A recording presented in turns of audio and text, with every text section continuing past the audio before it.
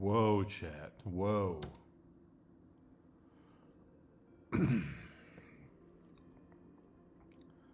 Good morning. On this, the 18th of April, in the year of our Lord, 2024, in which I, Daniel Warren, not Johnston, shall render all day. Wow.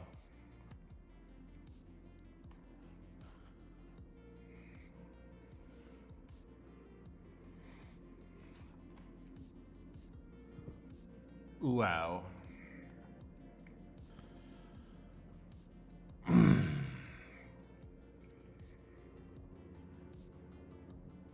Let's see here.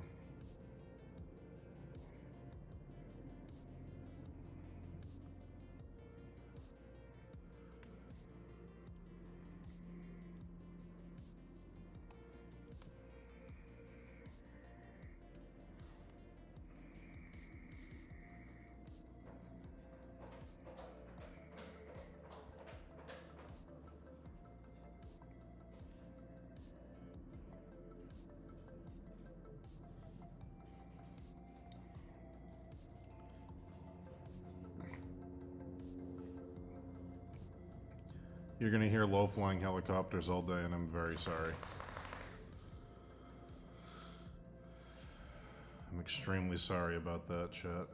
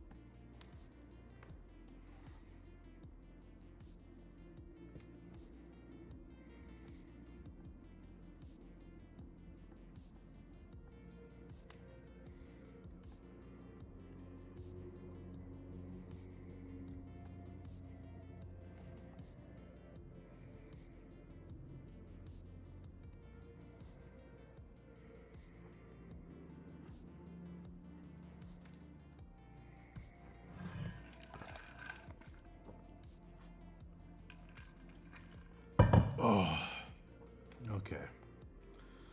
All right.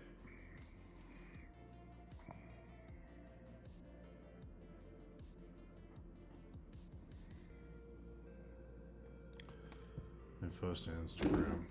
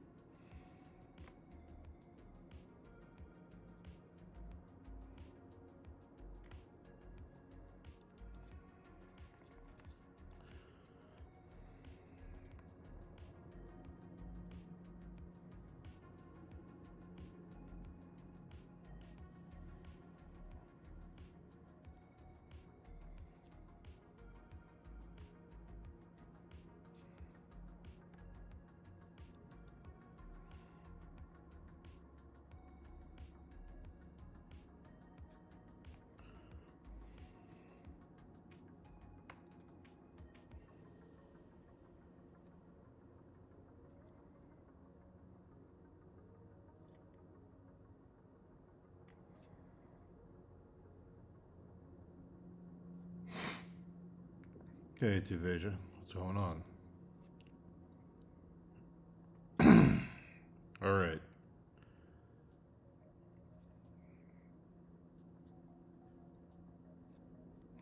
Cool. I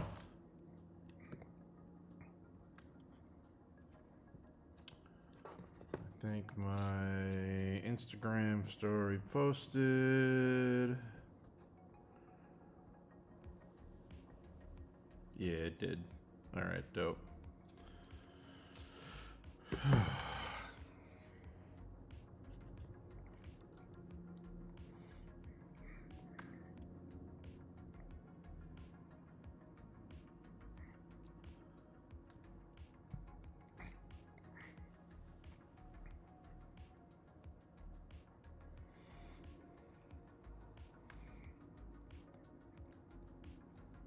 So it's different over here. This little weirdo's different over here.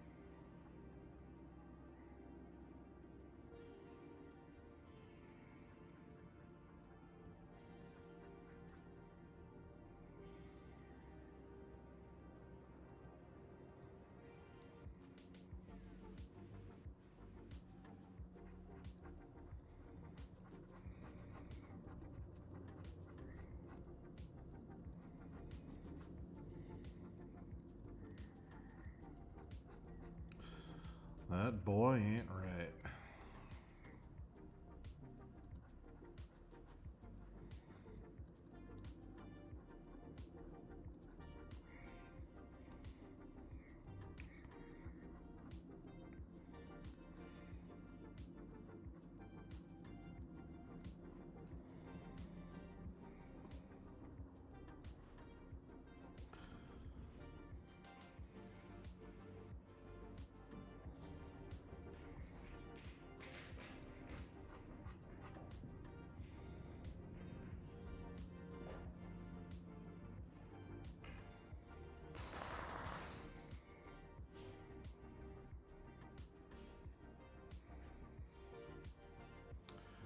Let's see.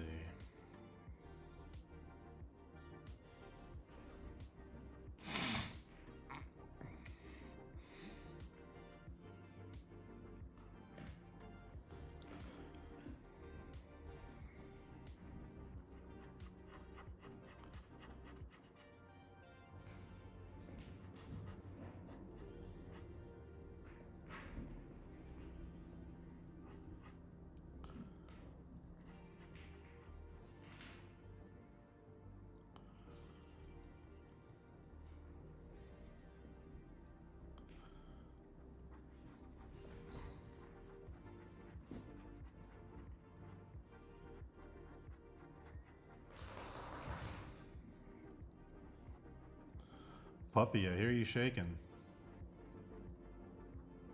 What's going on?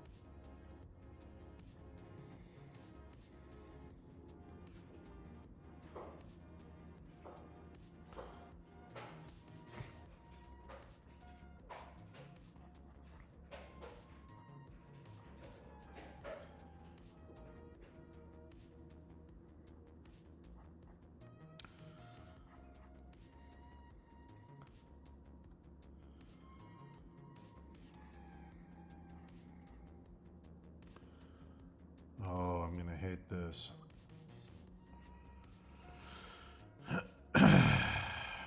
Let's see.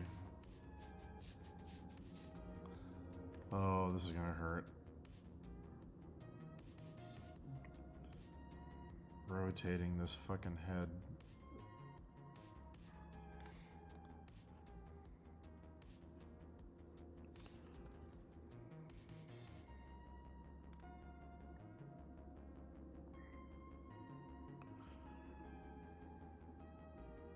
What's up, Juan? You're just in time to watch me very badly try to rotate. A baby's head. This is gonna be a nightmare. Oh no. I'm trying to save as much painting I've already done.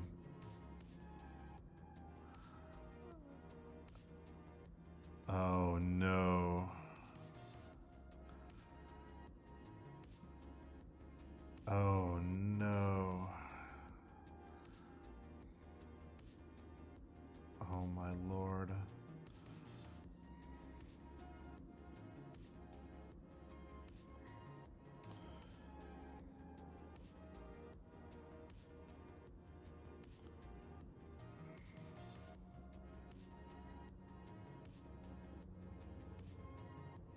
The nightmare is real. Alright, that at least gives me a base I can use. It's not perfect. Whew! I hate it.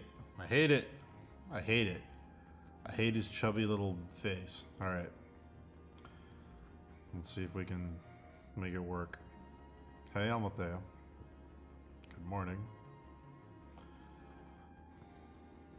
Alright.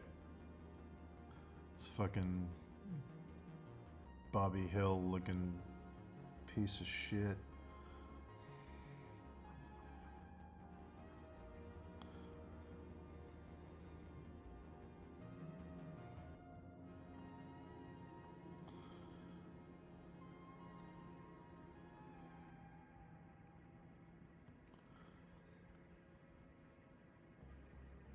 My goodness.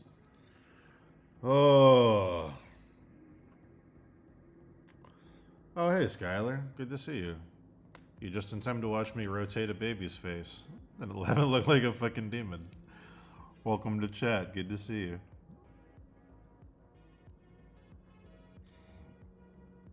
Oh, my lord.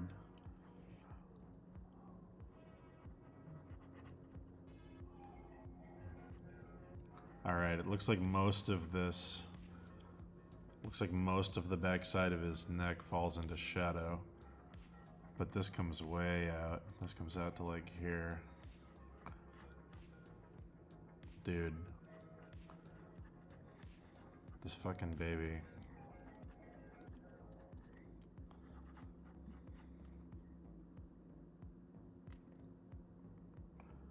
I hate him. I hate him so much. And yet when he's done, something tells me I'm gonna miss him. I'm gonna miss these days. Trying to fix a goddamn baby.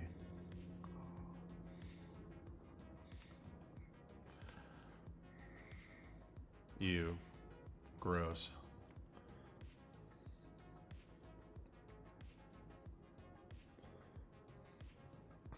Don't know how or where to start. Usually I reverse engineer stuff like that. I go, okay, what's the solution look like? And then I write down where I am, and then I try to figure out all the spots in between. But yeah, good luck.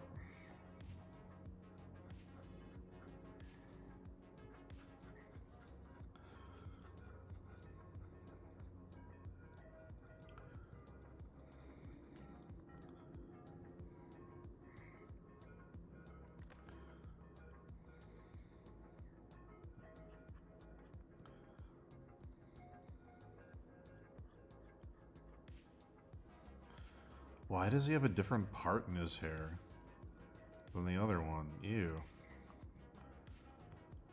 Are these babies like styling their hair when they wake up?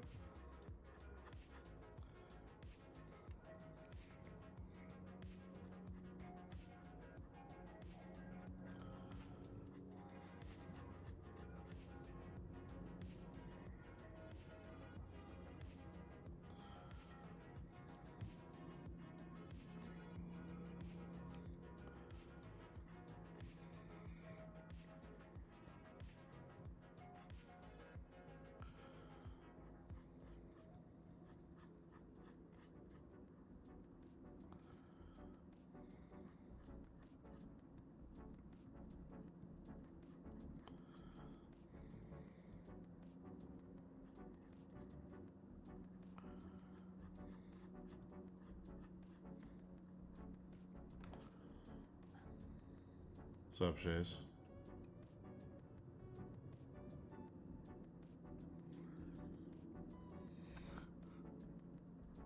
Well, I'm happy to be a palate cleanser for you, Juan.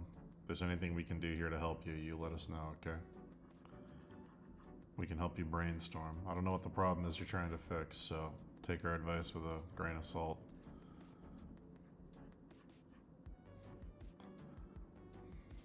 This kid's too happy. He's getting away with something. He knows he's getting away with something.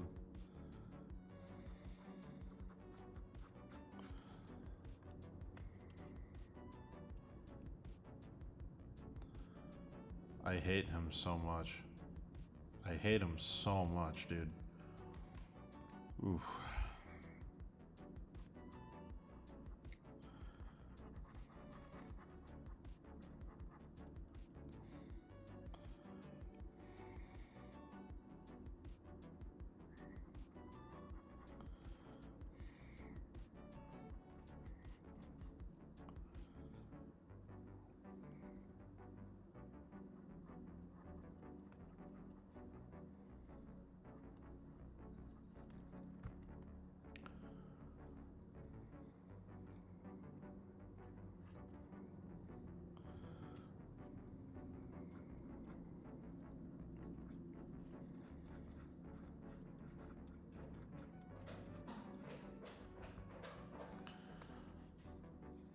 Hi, puppy.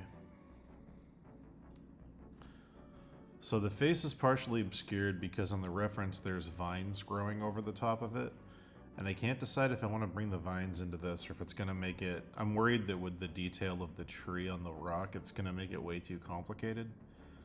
And it's going to make it just read as noise when it prints out on a t-shirt.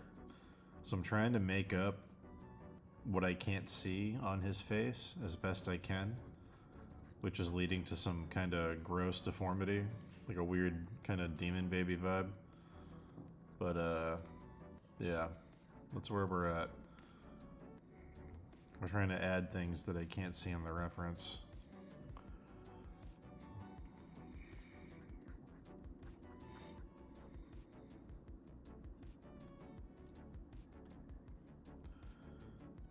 Weirdly enough, there's some light in the nostrils.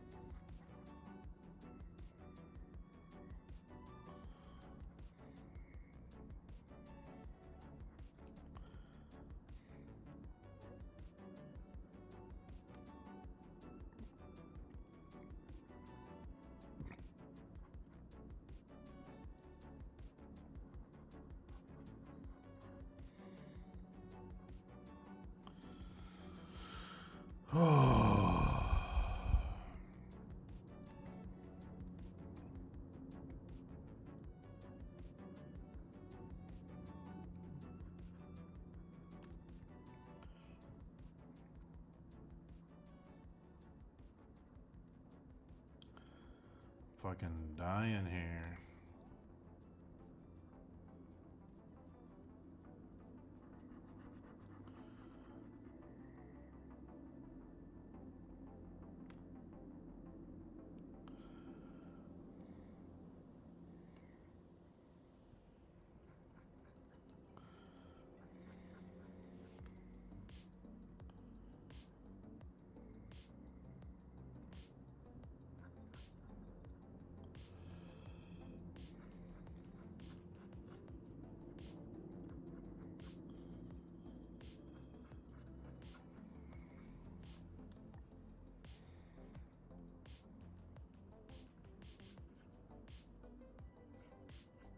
I really hate painting little babies. I hate it quite a bit.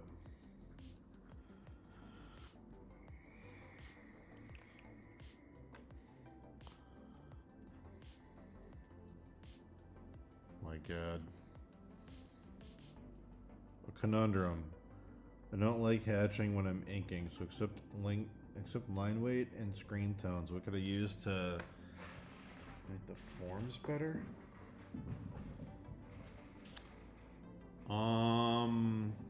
You could go Sin City and just do brushwork and just do solid black, like kind of like Hellboy. You could just do like planes of light and shadow, and then like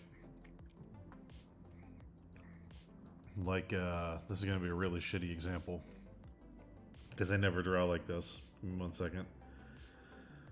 Oh, don't sneeze. But if you did a skull and only the parts of it that were in the light were the white of the paper. Don't sneeze, don't sneeze, don't sneeze, don't sneeze. Don't sneeze. Alright, try not to sneeze. If you had a piece of paper and the only parts that caught the light were the white of the paper, so some white of the paper here and down here and down here, and the rest was ink wash. The parts that are in the light you could detail, and the parts that are in black obviously you wouldn't detail. So the parts that are in the light you could do some light hatching around the edges to give it definition and shit, and then the rest could be, you know, sinking into solid black. You could do like a rim light type thing over there.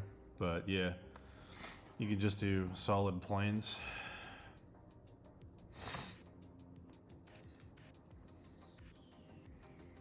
He looks like a goddamn homunculus. I would say check out Hellboy and look at that as an example.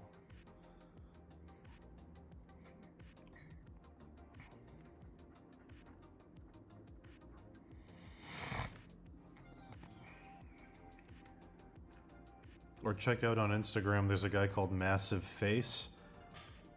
Check out Massive Face. I don't think he does a ton of hatching, but I might be misremembering. Apologies if I misremembered.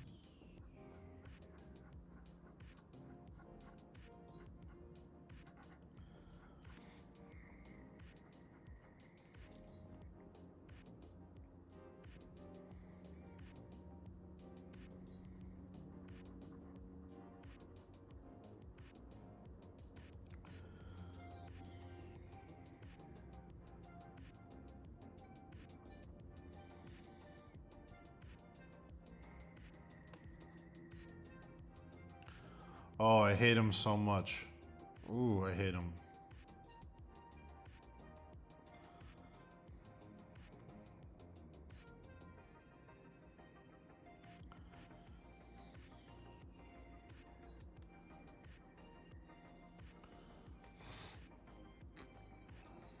A lot of hatching. My bad. Yeah, look at Mike Mignola.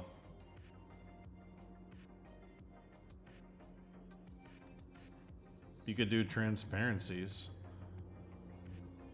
You could take an ink wash and do, you know, dilute it down.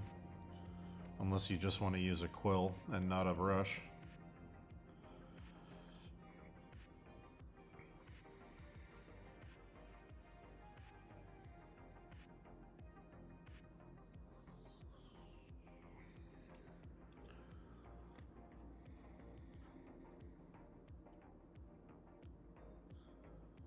My God.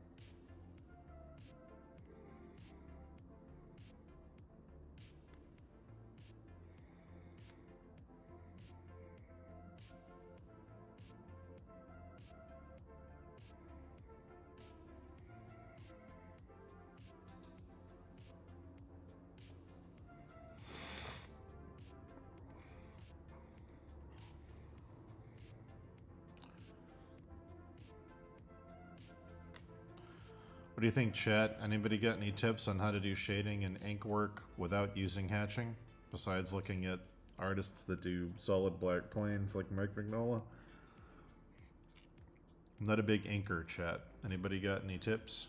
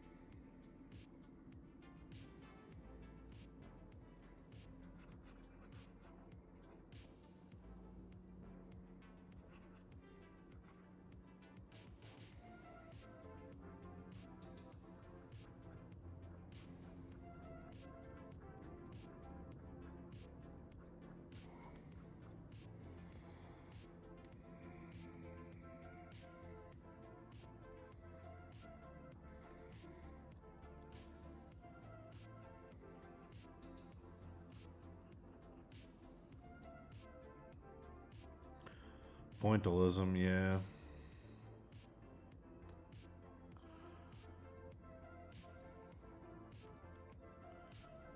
Some stippling. I would go Mike Mignola personally. Unless you want to switch to some kind of digital inking and find textured brushes that do the hatching for you.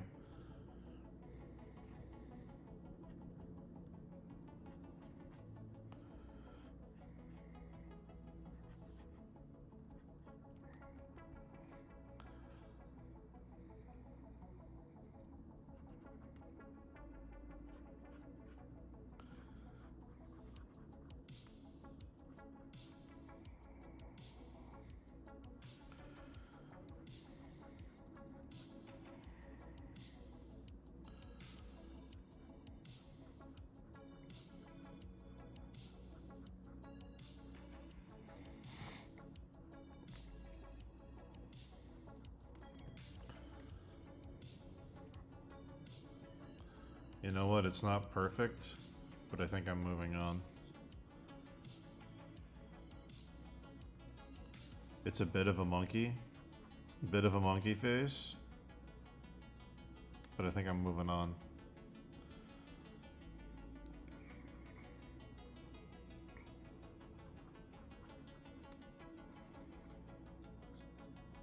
Alright, now what else is asymmetrical in here? This guy is asymmetrical. Let's fix him. Oh god, another little weirdo.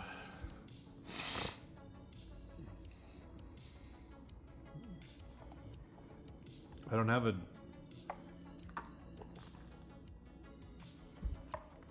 I haven't updated my portfolio in a while. Here's some finished work though, on top of this work. You can go to my Instagram, Daniel Warren Art with underscores between the letters. Daniel Warren Art with underscores between Daniel and Warren and Art. Here's another one. I'm doing a third piece in this set right now. So, yeah.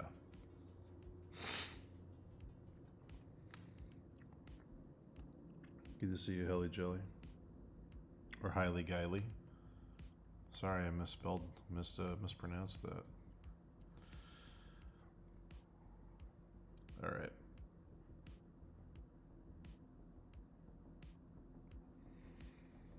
Thank you. Oh boy.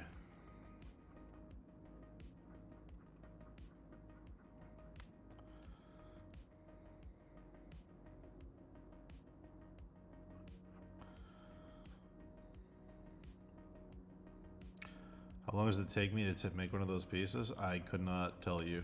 That's why I'm streaming this one, because I want to look back and see how long it actually takes. The problem is with the other ones, I was working on a lot of things at the same time, so I would work on it for like an hour, then come back the next day for a couple hours, then take a week off to work on a different thing. So it was like, it took a long time to complete them, but I don't know how many hours they actually took.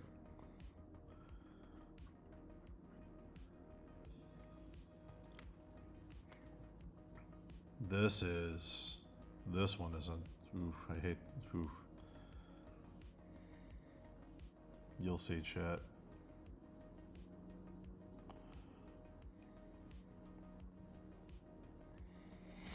You'll see.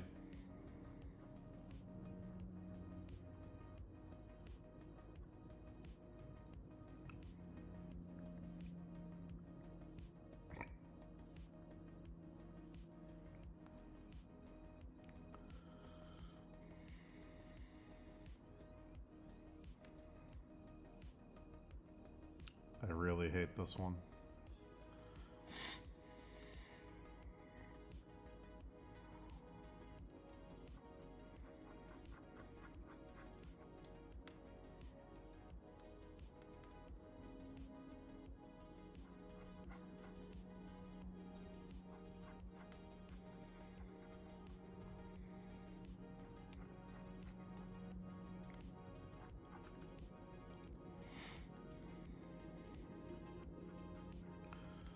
Don't sneeze.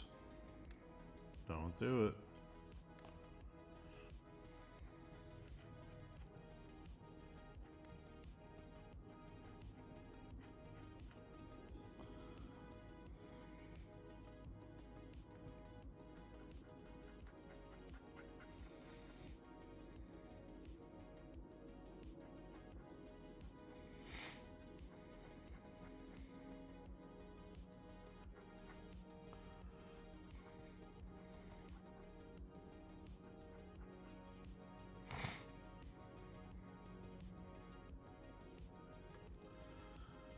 Oh.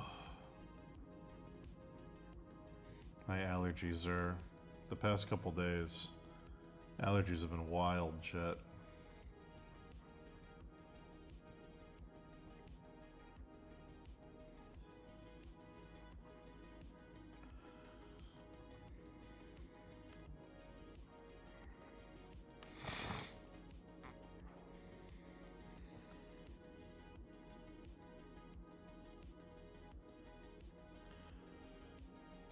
NDAs are tricky, yeah. I pulled it off by telling my client they'd sell more stuff if they let me stream it, which seems to be true.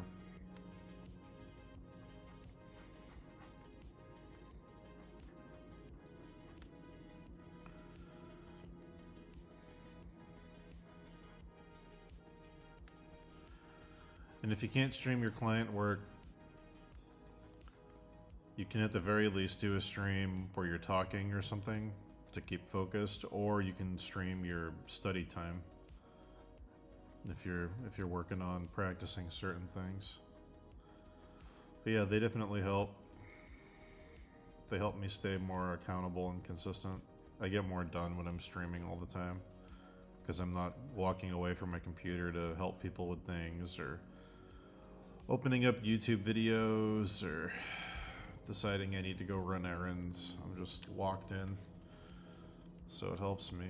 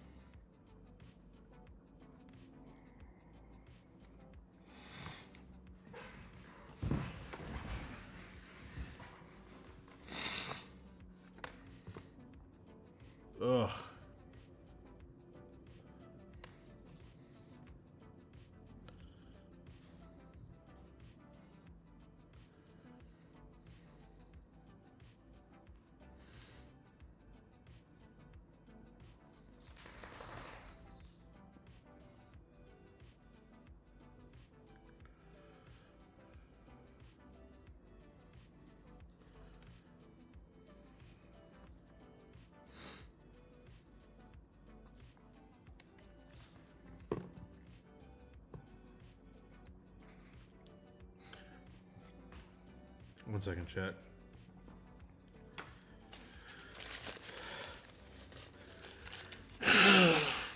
Oh, I'm sorry.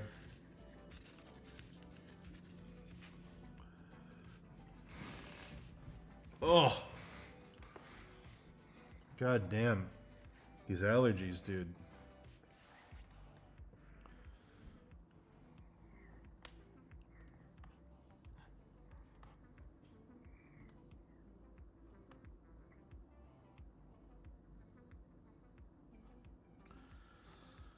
Look at this little fucking weirdo. Look at him. What are you so happy about?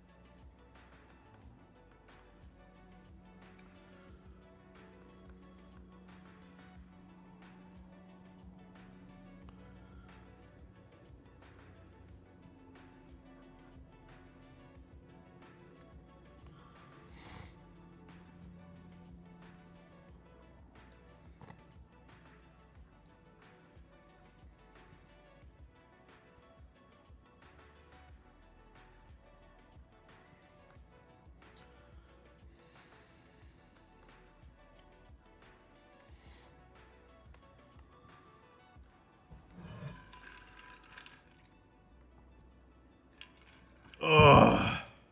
It's all good, buddy.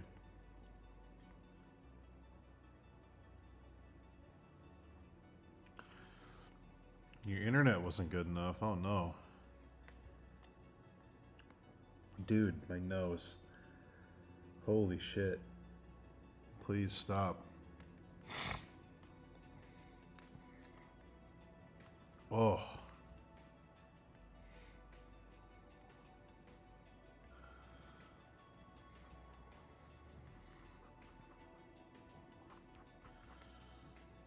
I hate these little dudes.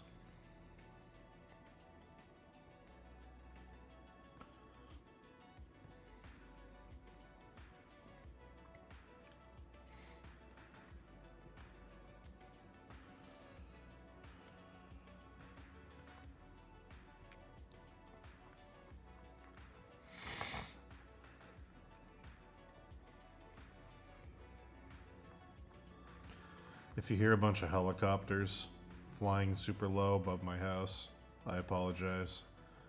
They're spraying the woods for mosquitoes today. It's gonna be an all-day thing.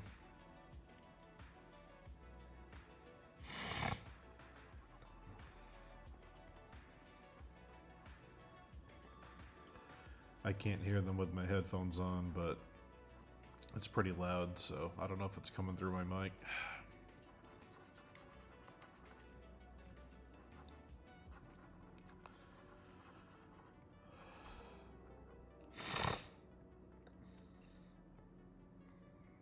Fonts. Nice.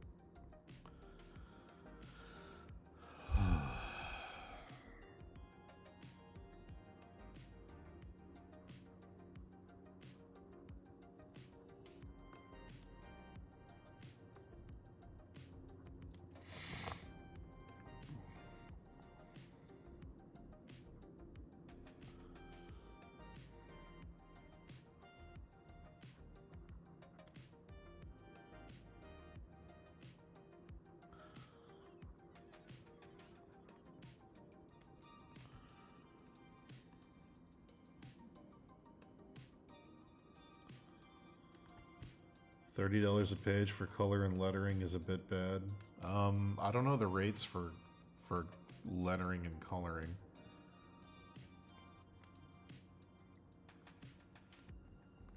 But if the pay's not good, don't do the job, man.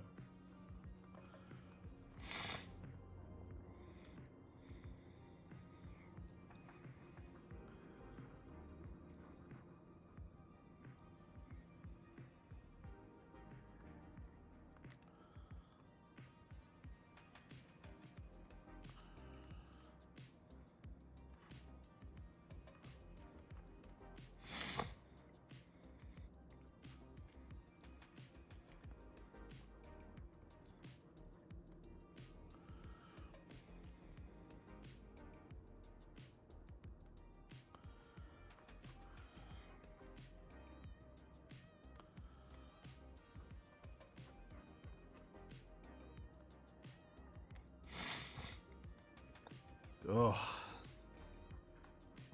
Jesus Christ, my allergies.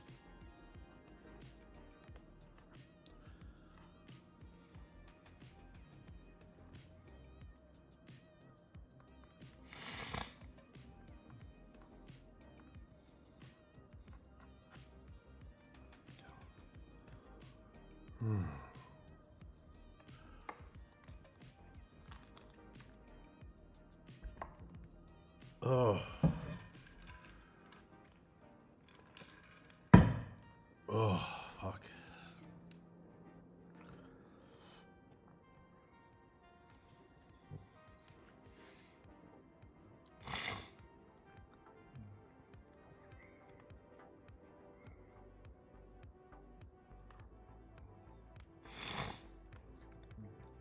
Chad, I'm sorry. I don't want you to hear this much of what's going on inside my nose. This is like fucking horrible.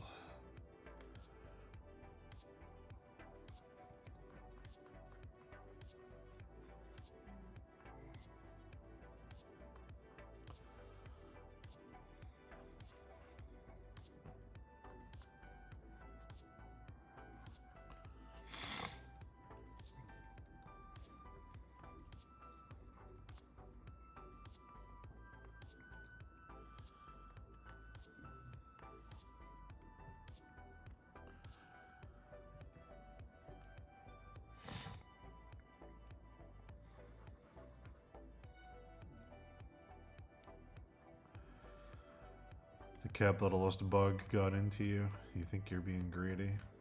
Speaking of the capitalist bug, you check how the stock market's doing today.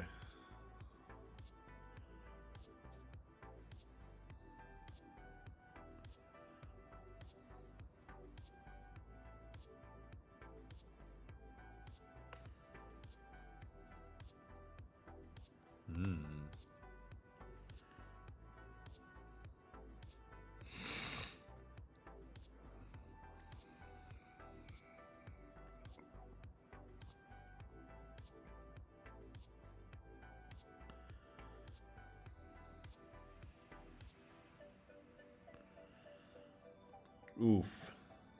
Oof. Oof.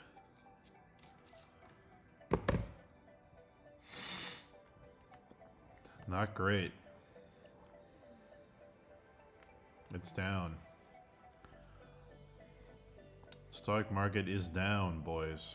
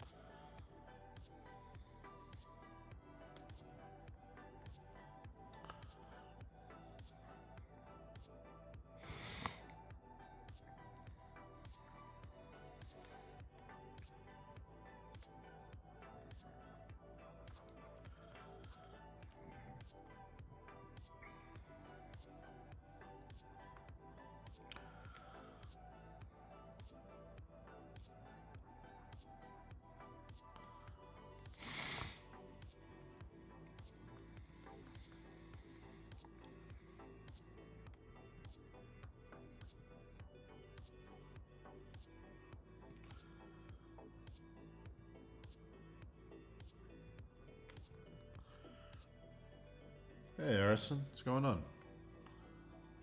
Good to see you. We're painting gross little weirdos today. Weird little chubby nightmare boys. Little chubby nightmare boys that I hate. That's what today's all about. God damn it. Why did I zoom in on him? Get out, get out, get out. Abort.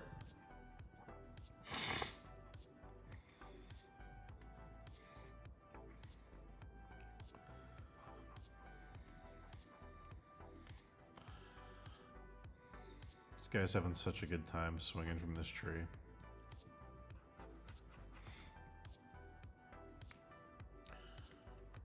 Alright.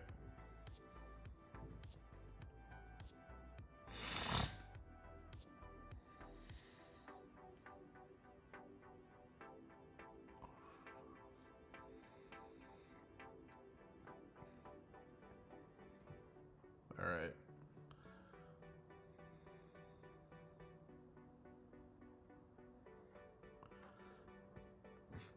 That's weird.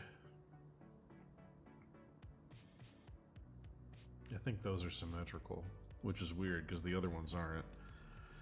Let's see if this one is. Yeah, I think it is. Okay, so that one's symmetrical over here too. That's good. Let's work on this area.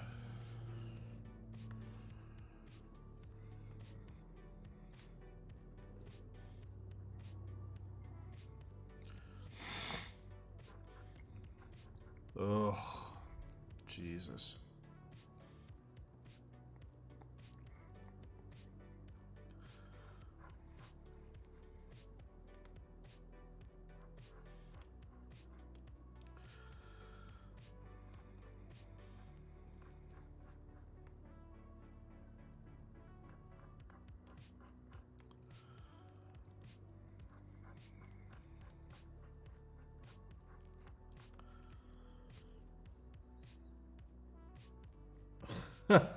Yeah, I'll show you. I'll show you.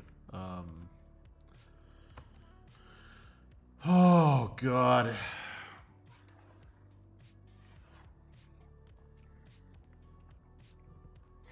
Here they are, folks.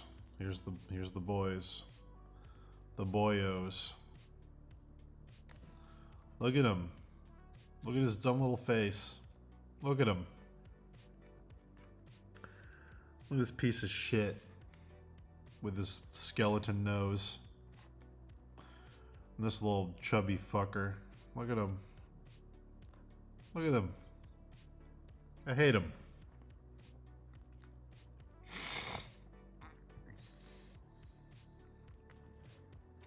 Be right back.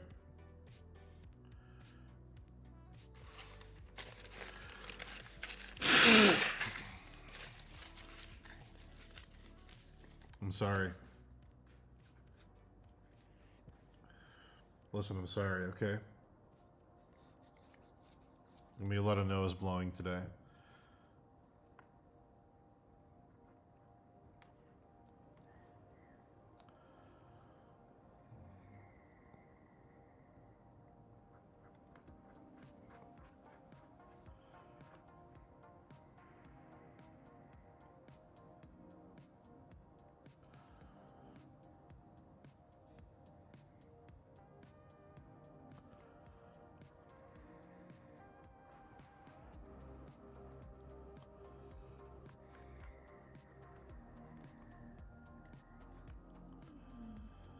Oh.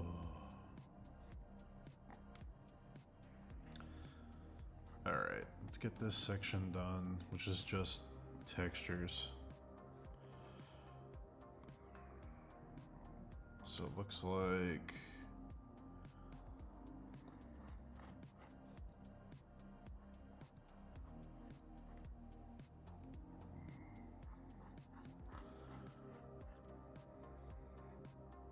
You working on anything fun today, Arson?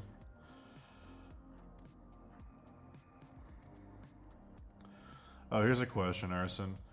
To help Shays in chat, do you know any pen and ink artists who create volume in their drawings without using cross-hatching? Or screen tones? Do you know anyone who has any weird, like, inking tricks? I was thinking Mike Mignola, where it's just like the solid black, solid white. But if you know anybody...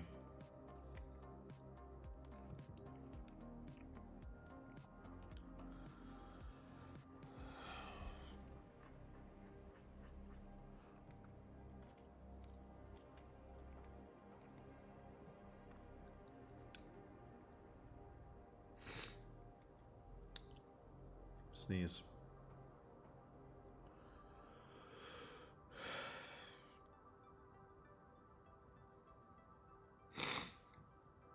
All right.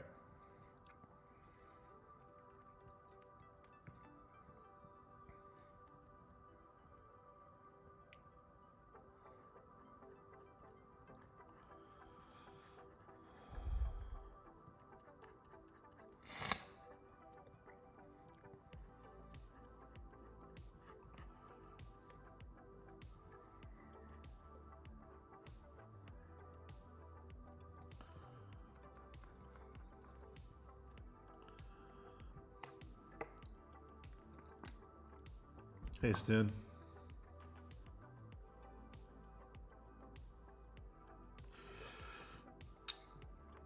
Oh, does Kim Jong-Ji not use hatching? I guess when you're that good at drawing, you probably don't need to.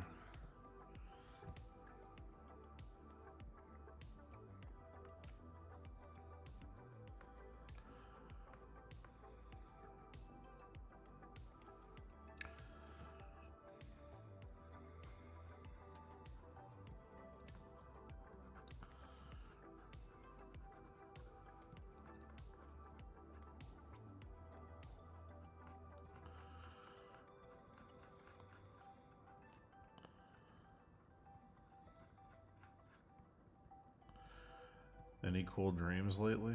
No, not really. Couple weird nightmares, but my nightmares are never like scary events. They're more like I'm trapped and I can't wake up.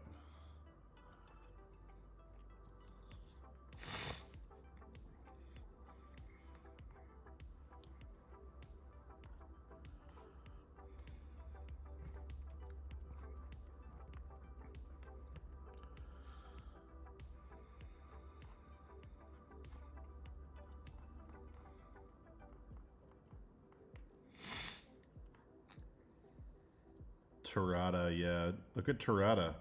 Actually, that's a great idea.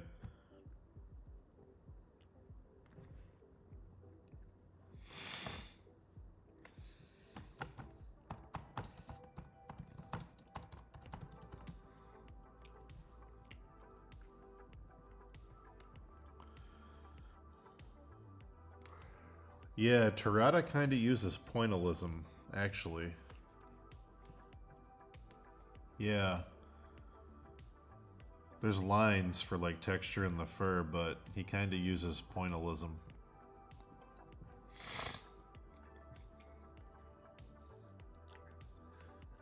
Katsuya Terrata.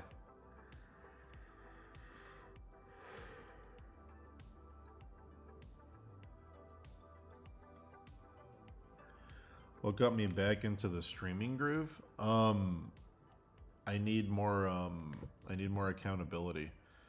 I was working all the time, but I wasn't getting anything done because I was constantly jumping between different things and doing a little bit here and a little bit there and a little bit here.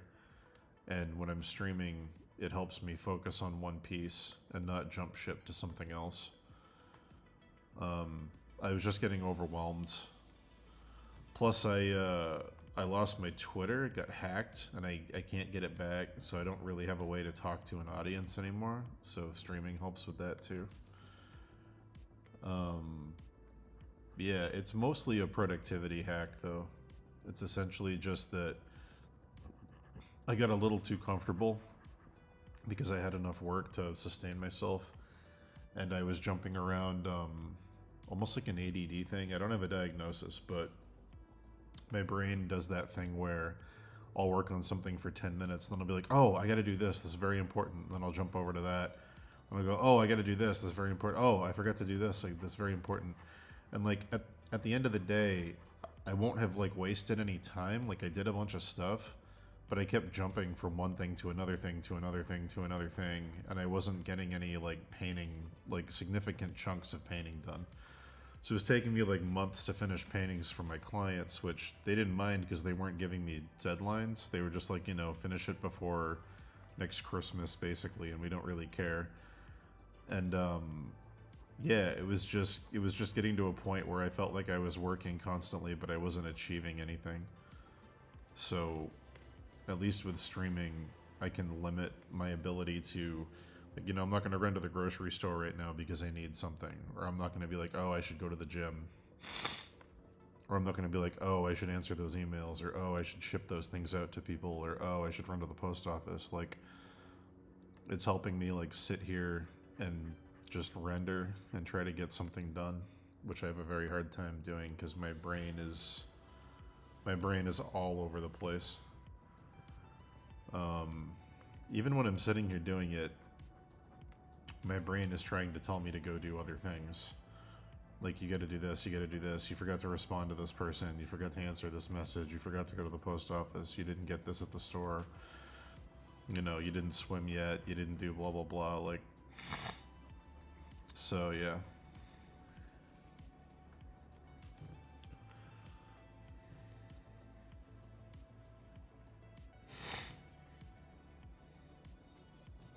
I had a dream yesterday I was flying a UFO that was masking a World War I warplane and it turned into a giant anime girl. Hell yeah, dude. Now that's a dream I can get behind.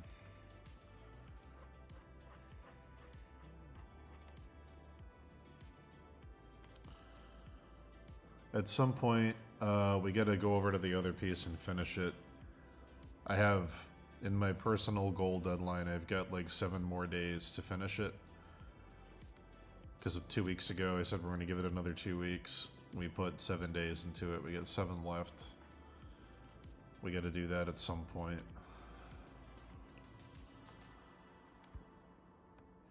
But not today.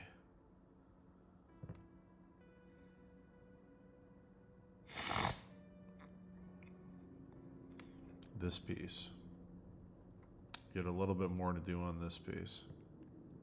I say a little bit, but it's a lot. We got like a week left on this piece, and then I gotta stop.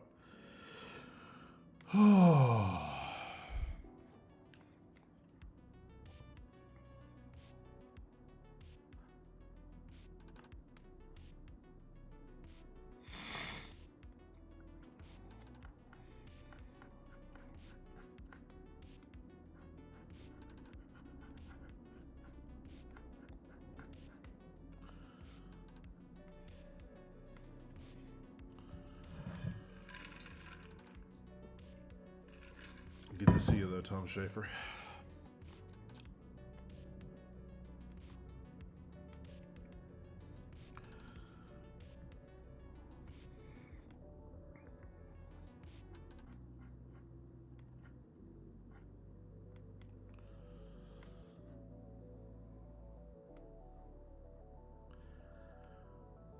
now that we've done like a month of streaming consistently, more than a month, I'm probably gonna start doing a schedule with multiple things where it's like a 2-hour warm-up in the morning, whether it's a study or a drawing, and then work for like 6 to 8 hours, and then maybe a cool down or portfolio reviews or something. Now that I know I can do streaming every day, I have to start to diversify what's on the stream. Now that I have a baseline, I'll try working on that in the coming weeks.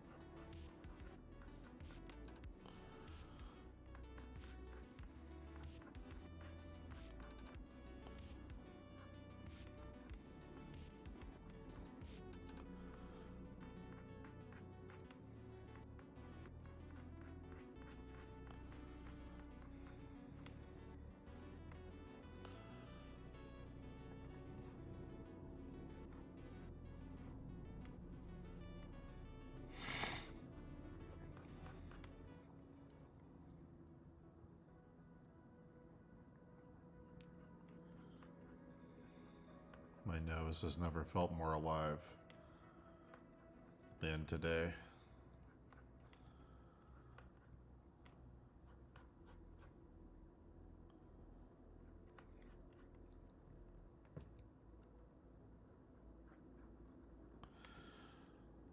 Alright.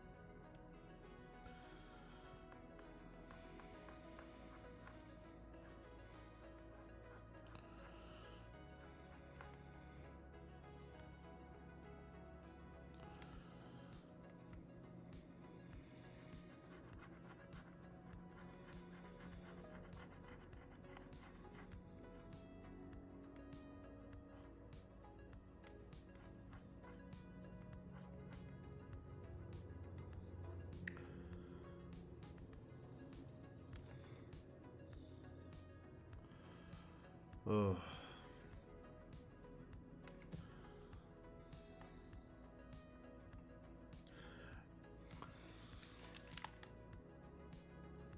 Can you hear it? They're spraying the woods to kill all the mosquitoes.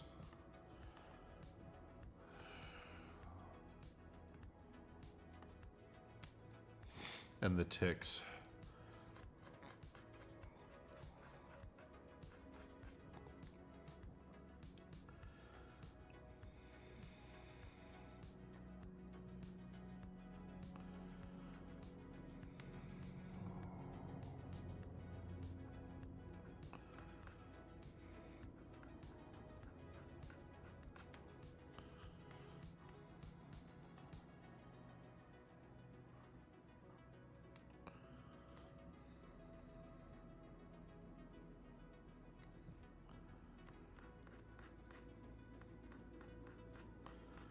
It's a very American day over here. The bald eagles are out on the lake. The helicopters are killing all the mosquitoes. Very, very American. So American.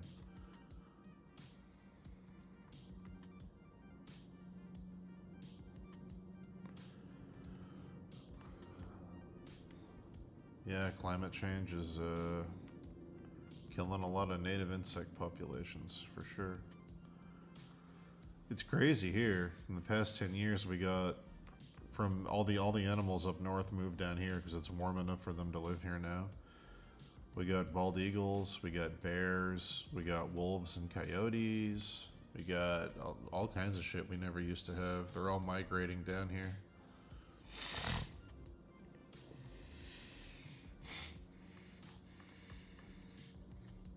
Lots of local wildlife that used to be here is all going extinct. Like horseshoe crabs and things.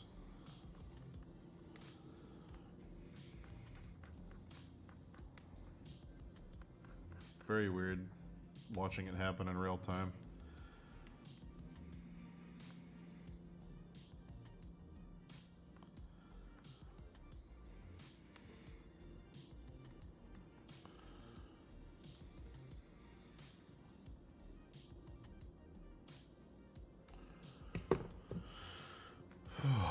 I hate country music. No, thank you.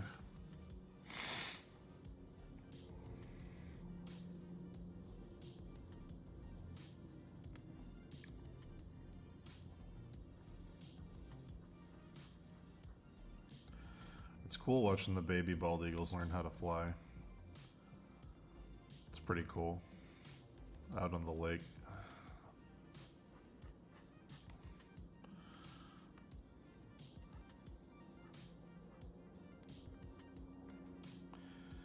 Alright, let's render this tree. Or at least get close.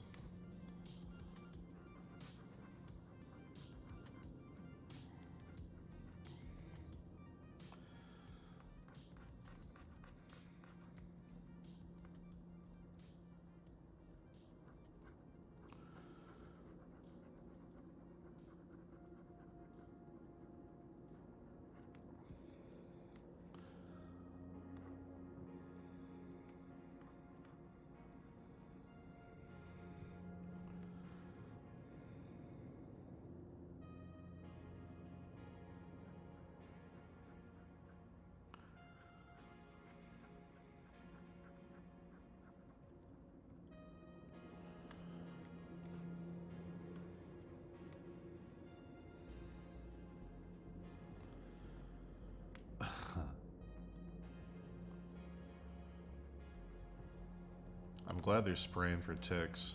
I fucking, ugh. When I was a kid, I would play in the woods every day, with a machete, every single day. And I would never get ticks.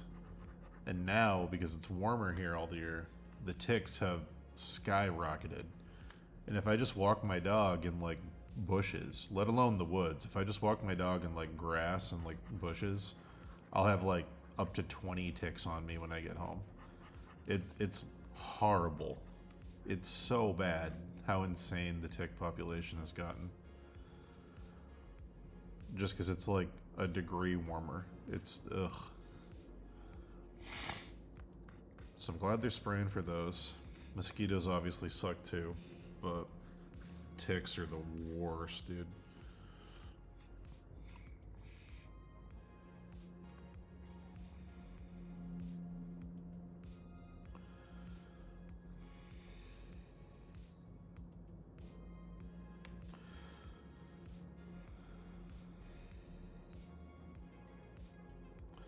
Yeah, I played in the woods every day. We never got ticks when I was a kid, ever.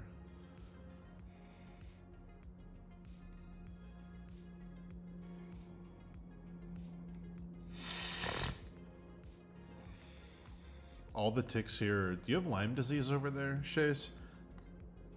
Or is that native to the U.S.? Ticks aren't the problem. I mean, ticks are gross. Having a spider on you sucking your blood sucks. But the problem is the Lyme disease. Ugh.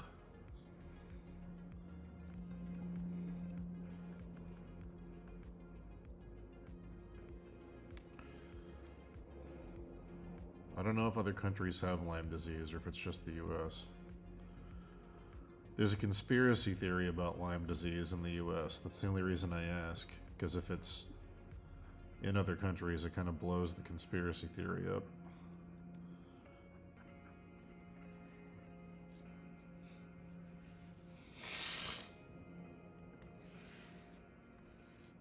It says you do? Okay, never, yeah. There's a conspiracy theory in the U.S. that Lyme disease started in Connecticut at a research base called Lyme Island, and that it was a government-created thing they were researching as a bioweapon, and it got out into the animal population. But if it's in other countries, that kind of destroys that conspiracy theory.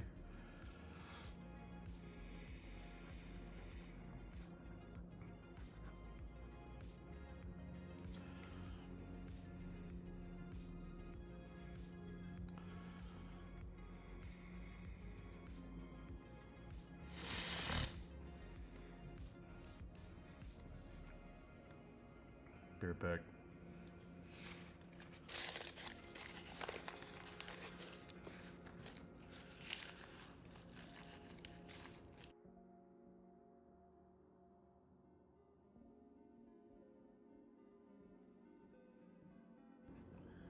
See, I muted the microphone that time. You guys didn't hear me blow my nose.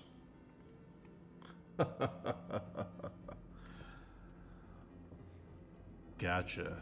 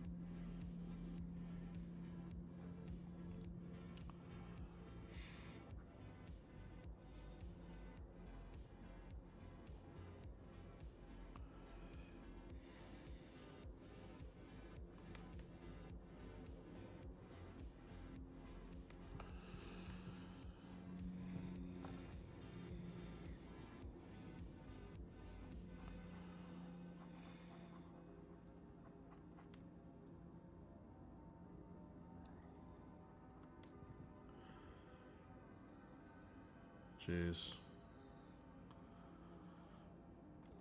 When we went to Bali to teach, Dave got detained in Japan because on his layover in Boston from Colorado, he got bit by a tick, and he got Lyme disease. And he didn't know he had it, but when he got to Japan, he had a big bullseye rash, which is what you get from Lyme disease. And he went to get it looked at, and the clinic didn't know what it was. And they were like, we can't let you board that plane. You're a bio-risk. And they quarantined him. And they made him stay in Japan. Which is very funny to me in retrospect.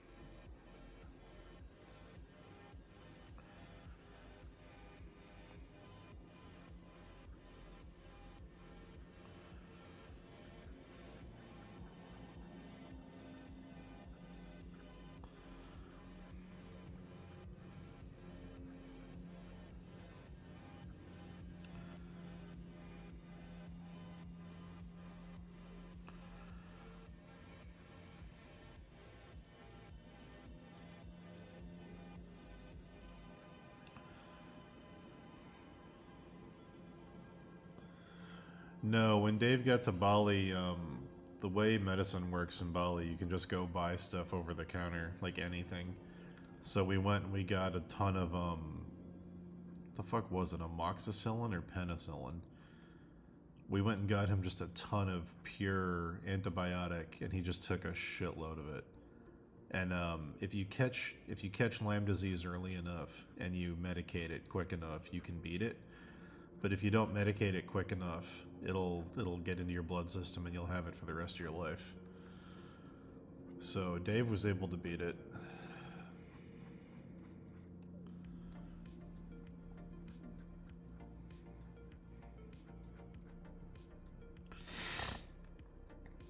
Lyme disease is an autoimmune disease, so it'll give you joint pain and migraine headaches and other symptoms for the rest of your life.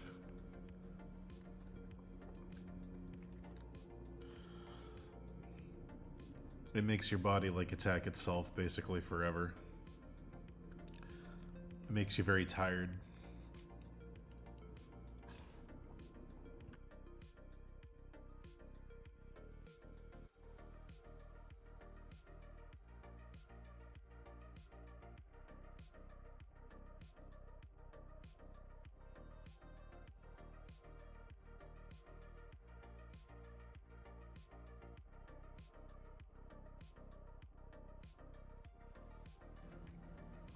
Holy shit. At this point, we might just have to do a music stream today. If I'm gonna sneeze every minute.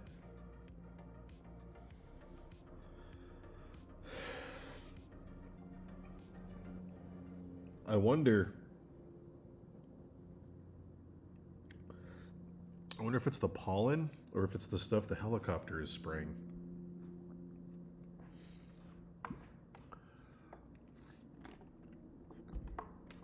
Because I had allergies yesterday, but not like this.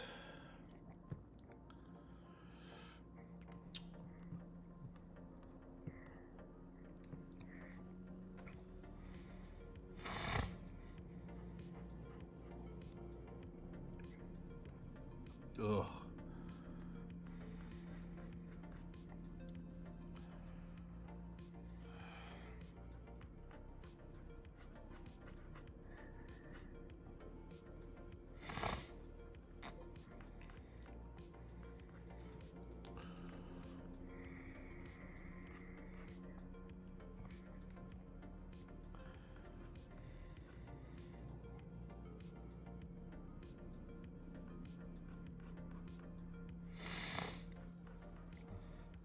Oh. Hey, Henry.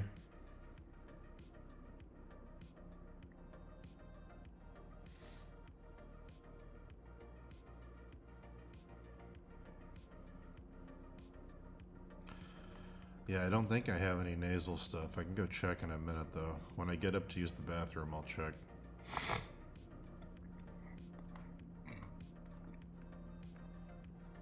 Because, yikes.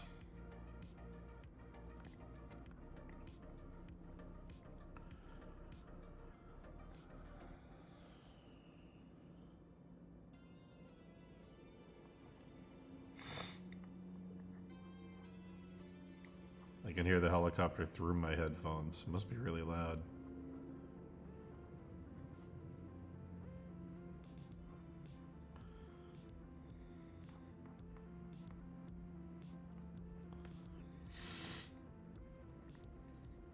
Oh yeah, allergies got me bad. They're also spraying for the mosquitoes today, and I don't know if the poison they're spraying is bothering my nose.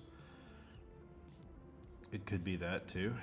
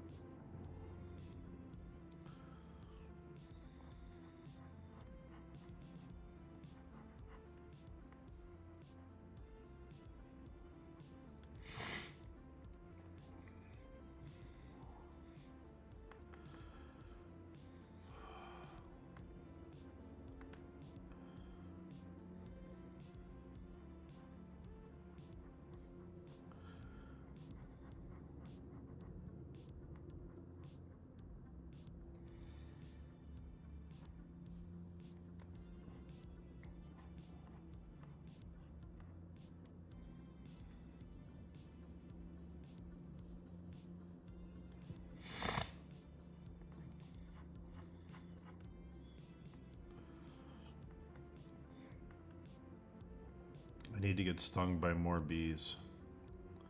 I need to build up my immunity.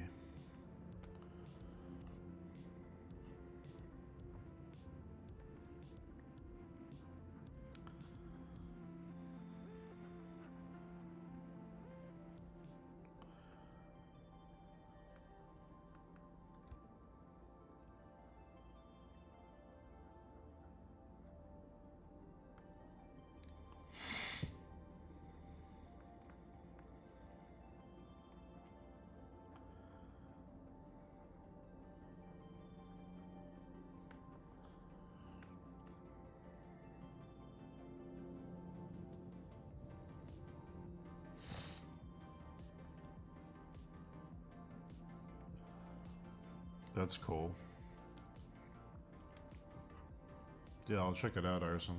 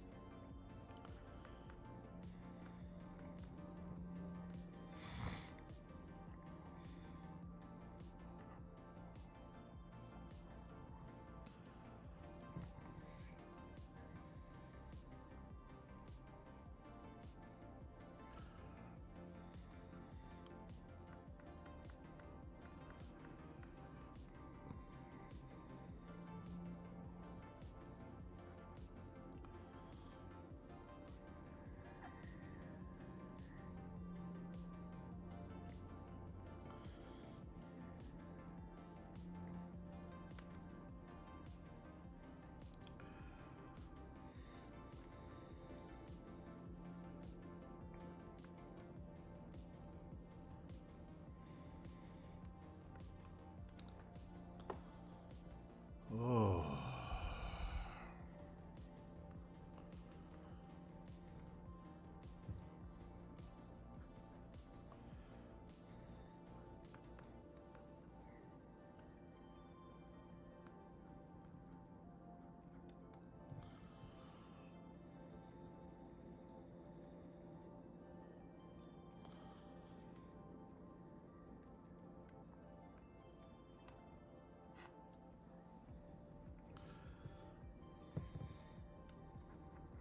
These little dudes.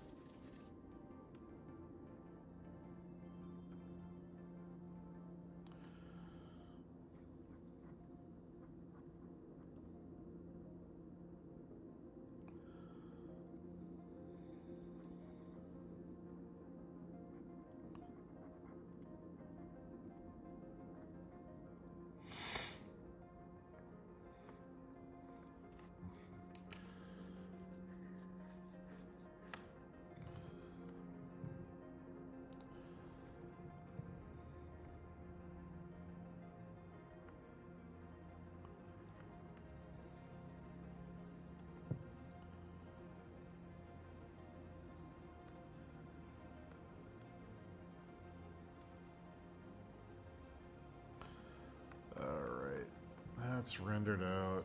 That's rendered out. Oh.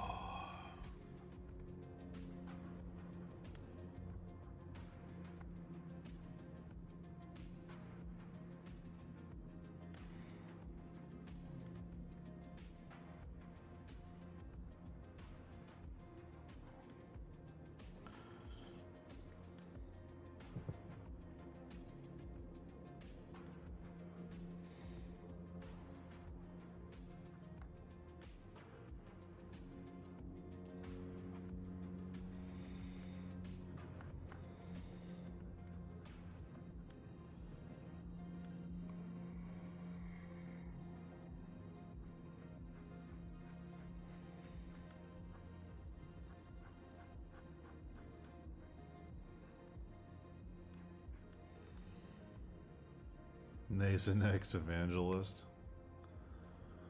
Neon Nasonex Evangelion.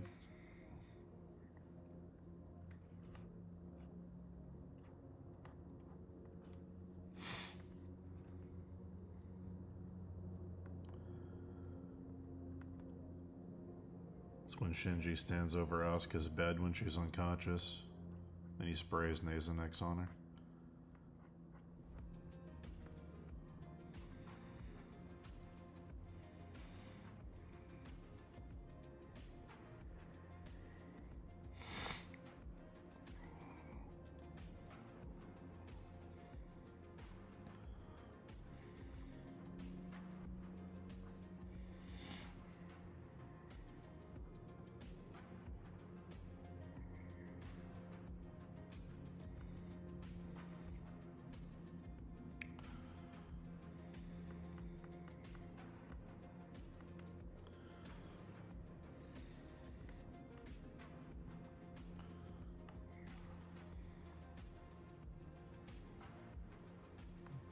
Nemanja, you know what's really funny?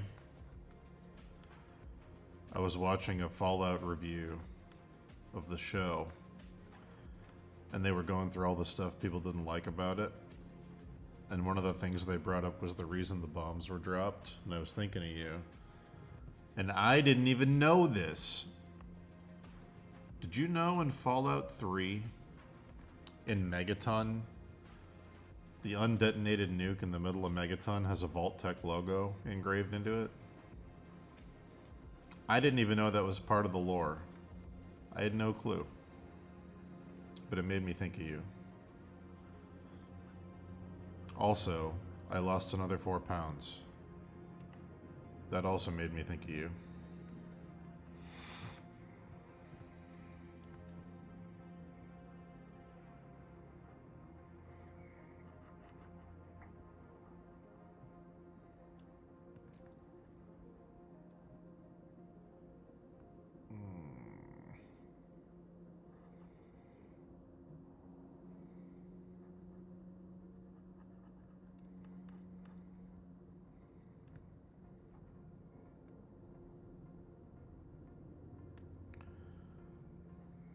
I think 7 out of 10 is a perfectly fair score.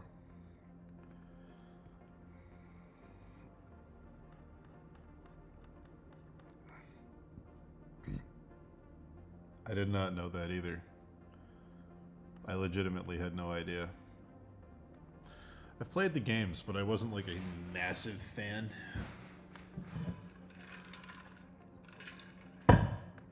All the Bethesda games are fun for me for like a couple days, and then they get really repetitive really fast, and I'm like, alright. And then I kind of just stop. I never end up beating them. Best part of Fallout 4 was the building stuff. I was like, they should just make a game where you can build bases and fight other people's bases. Like, do like what Metal Gear Solid 5 tried to do, where you like infiltrate and stuff, but do it with constructed bases. That would have been a fun game.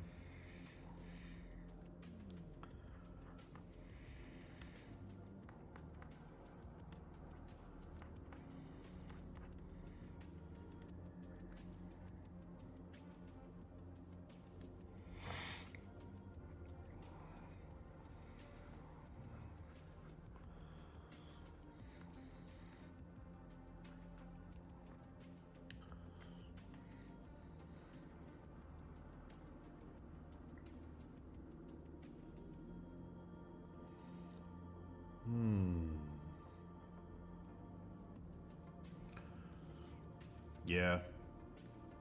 I'm not going to defend any lore here. I mean, it's Bethesda.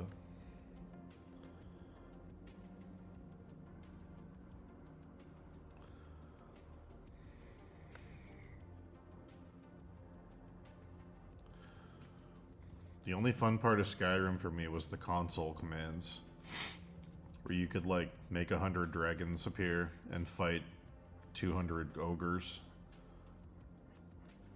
Just to watch the AI see who wins. That shit was very funny. But not the rest. I didn't really care much. I don't know. I tried to get into it. When it first came out, I tried to get into it. I just couldn't.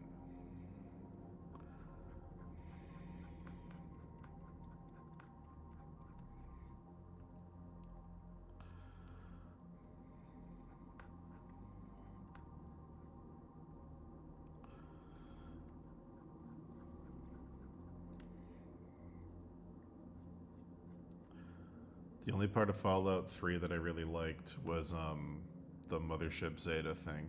I thought that was very funny, where they had like cryogenic pods inside the mothership from human specimens they had abducted from different eras. So there's like a knight, and there's like a samurai, and then there's like normal people. I thought that was very funny. I thought it was very funny that the samurai guy only speaks to you in Japanese, and if you kill him, you can get his katana. Like that was very funny to me. I liked the Operation Anchorage part where you like go in the flashback VR thing to Alaska in the past. I thought that was cool. I don't really remember anything else from Fallout 3. Those are the only two things that really stand out in my mind.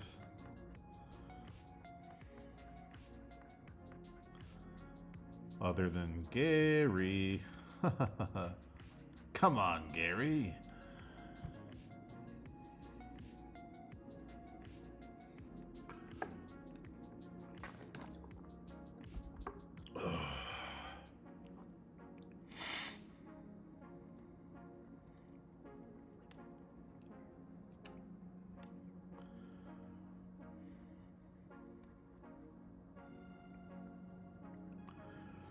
It was kind of the definition of like a mile wide and an inch deep.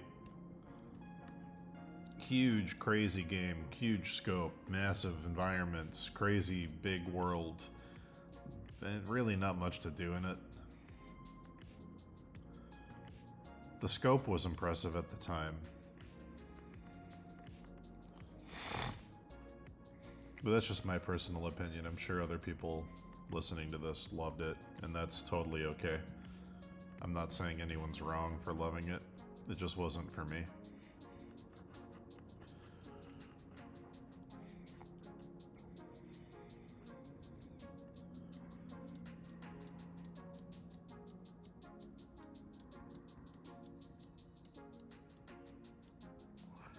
Yeah, them paying big bucks to get Liam Neeson. It was like them getting Patrick Stewart in Oblivion. Bethesda, well, I say Bethesda, Todd Howard's whole thing was making those games break out of the bubble of video game people play these to everyone play these. And a big part of that was trying to make games seem more mainstream and legitimate by attaching known actors to them. And say what you will about Todd Howard, but it definitely worked. I mean, it did the trick. He was able to make Bethesda games get out of the hardcore gamer bubble and become a mainstream thing. How big a percentage Liam Neeson and Patrick Stewart being a part of the games, mattered for that, I couldn't tell you. But he definitely achieved his goal of growing outside of the video game bubble into the, mainstream culture.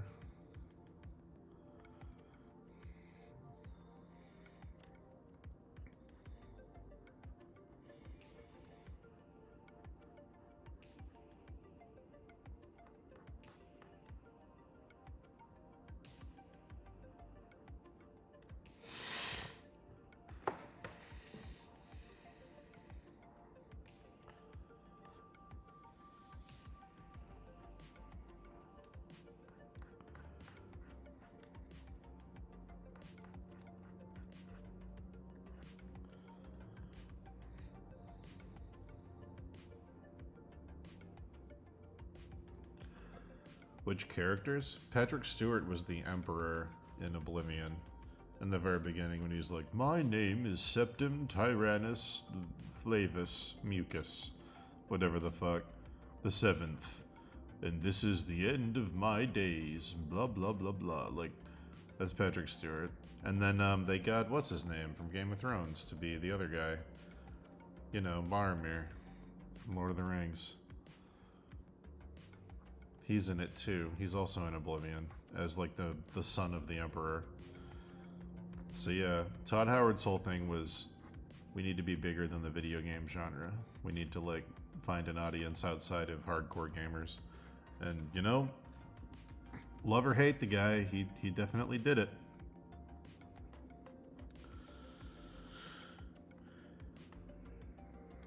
You are the one from my dreams. Yeah, that guy. It's Patrick Stewart. Ned Stark, yeah.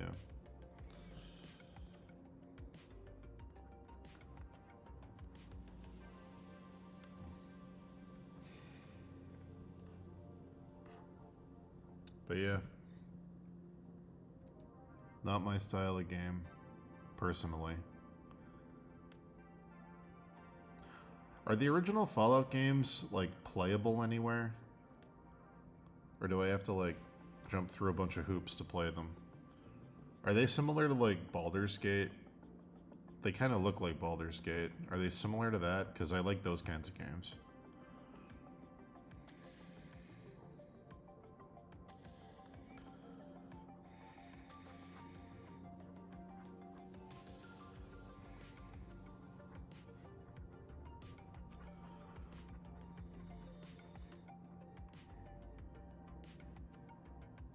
On Steam.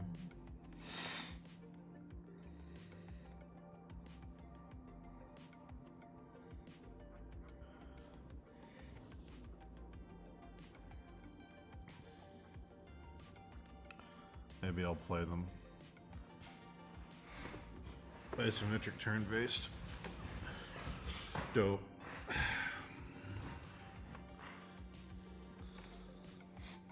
Yeah, I'd be down for that. I'd be down to play that. Maybe I'll play those on stream someday. When I'm not doing a painting, maybe I'll jump in and we'll do a blind playthrough. I know nothing about the lore of Fallout 1 and 2. Maybe we'll do that.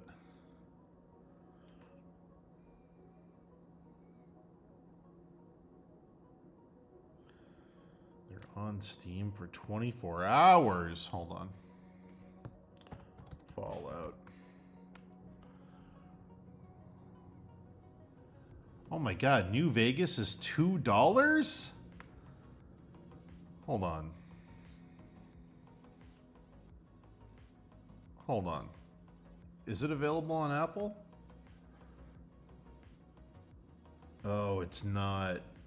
God damn it. I would have bought it right now.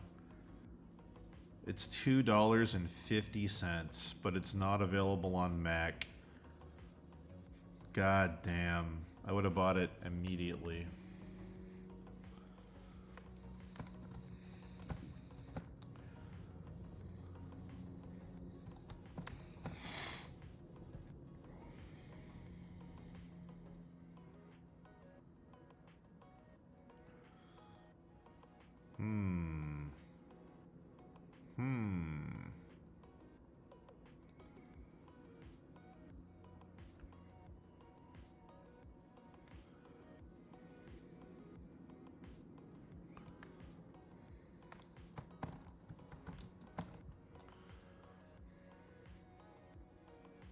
Oh, they're not available on Mac. Well, that sucks. Guess I'm not playing them, guys.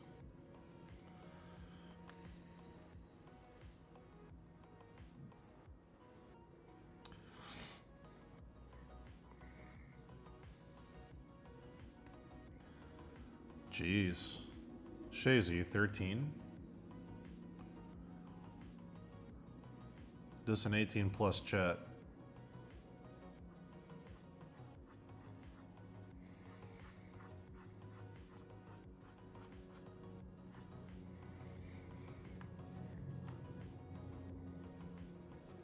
Unless that joke was ironic.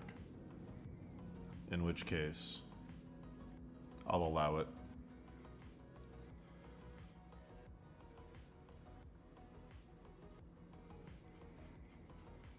We respect the YouTube TOS here, guys.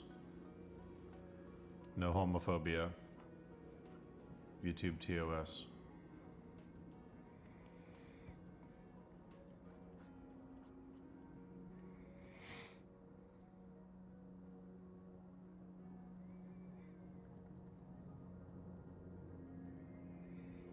I actually don't know what the TOS is. I know you can't say slurs. I don't know what the rules are for jokes on YouTube. I have no idea.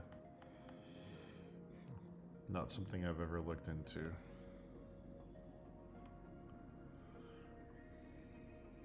You're full furbalgen? No, that's a slur. What up, you fucking furbalg? I could see that being a slur. Rolls off the tongue.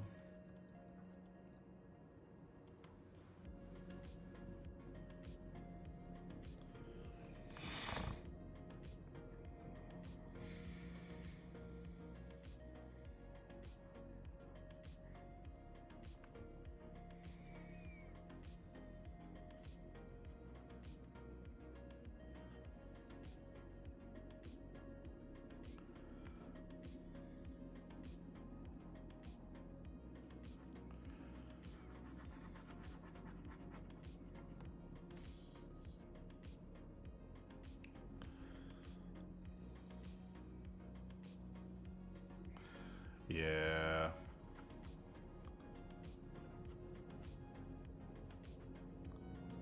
Steve Jobs, that weird Hollywood mindset of I know better than science.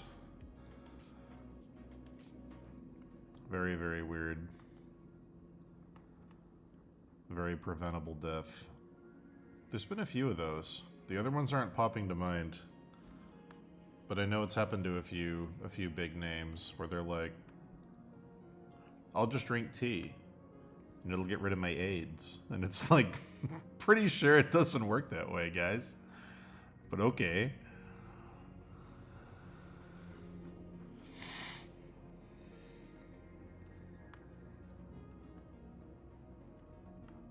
Hey, listen.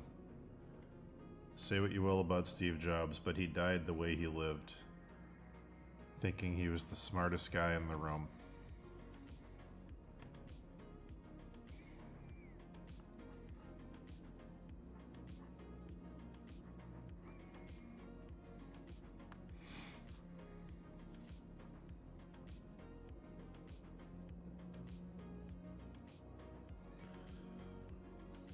I shouldn't say preventable death for Steve Jobs. I should say mitigatable.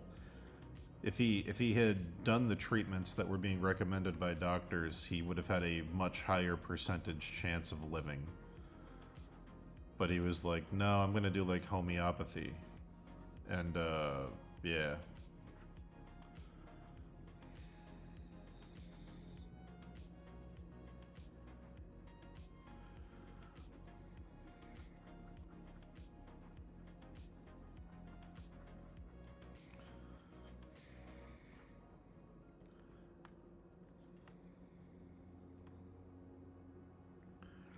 I mean, if I was Steve Jobs, I wouldn't take vaccines either, because everyone knows they're controlled by Bill Gates, his number one competition.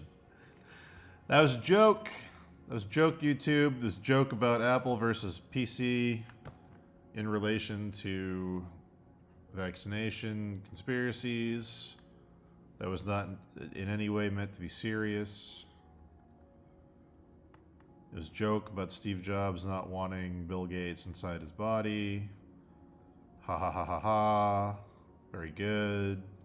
Not a political statement in any way. Please do not ban. OC do not steal.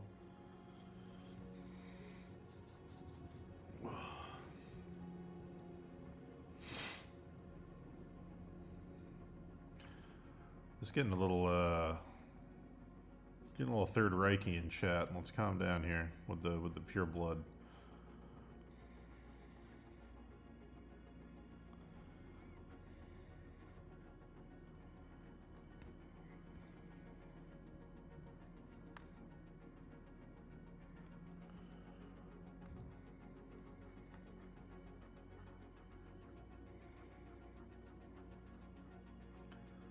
The only pure-blooded thing I am is pure-blooded American.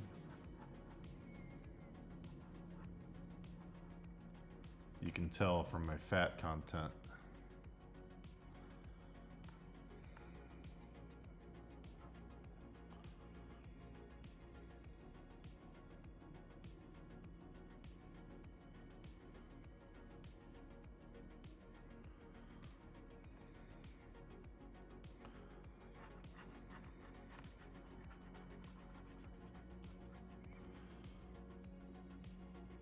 You probably did. There are bald eagles that live outside my house in the trees. You might have heard them.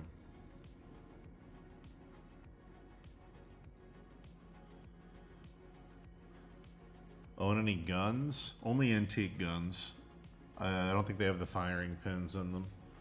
I own a couple antique muskets from a steel factory that distant relatives of mine owned in the 1800s, Warren Steel Works. And I own a couple replica firearms. I don't use any. I don't have any that shoot though.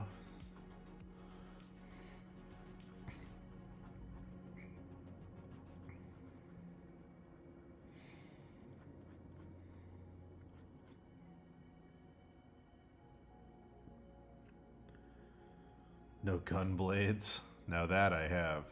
I have Lionheart. And I can do my ultimate limit break with it if I press L1.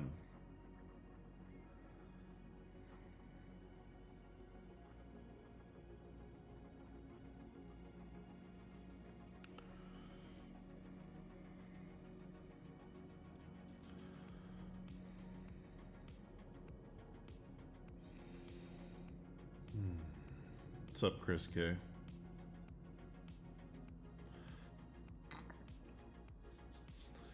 I don't have any World War II stuff. The only guns I like, I only like antique guns because they're like art pieces. Like back when like they treated weapons like beautiful things with like engravings and like etchings and like I liked when weapons were considered like an art form. So I have some replica antique weapons and some real antique weapons in my house, but they're mostly from eras where there was a lot of decoration. I don't have guns to shoot things. Like, they're not like tools. I have them because I think they're like cool artifacts. If I want to enjoy looking at it. Like, I have a musket that's hanging over my fireplace, but it's an antique musket covered in like filigree. It's not something I could ever use to shoot. I think it would probably fall apart into a million pieces if I ever tried to.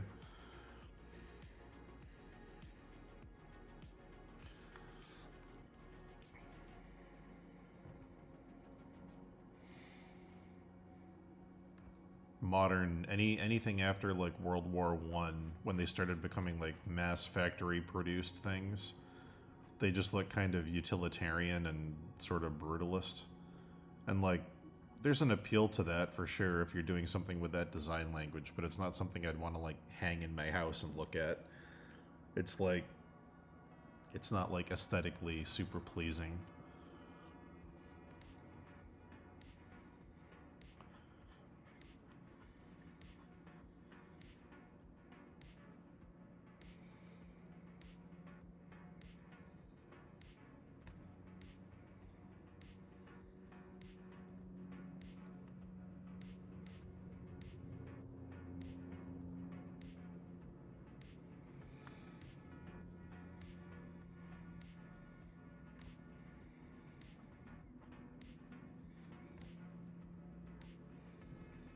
Art Deco I like. Brutalism is not so much my thing.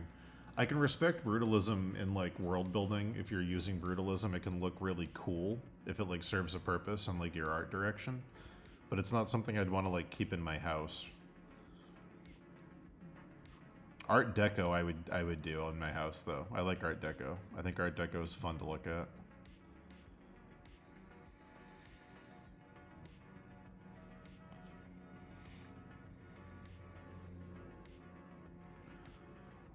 Are there Art Deco guns? I don't think I've ever seen an Art Deco gun. I don't think there are.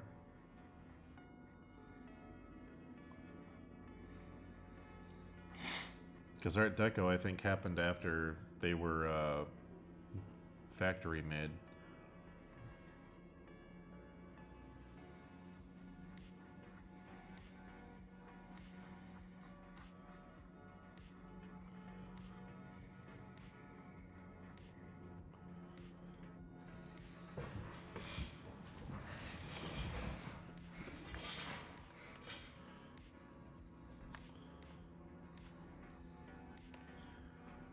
Yeah, Deus Exi for sure.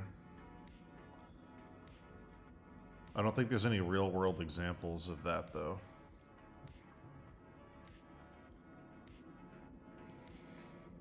You could absolutely design Art Deco guns easily.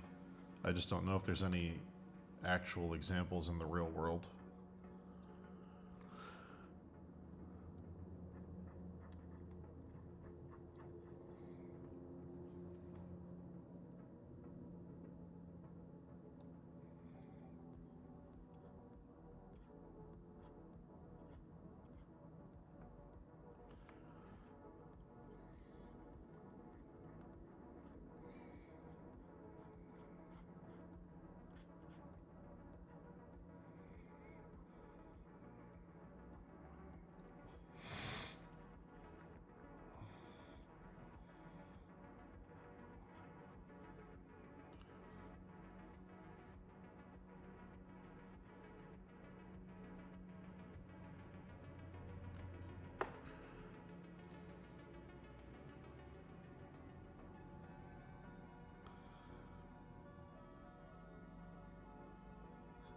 Oh, this is Art Deco bone. Yeah, they just look like guns. There's nothing special about them. That Twitter link.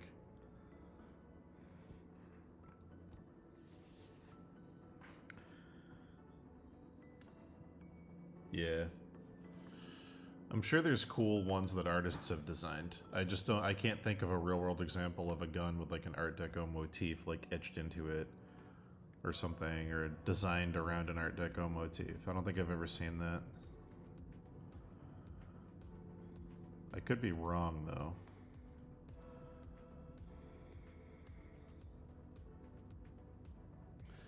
Give me 1 second. Chat.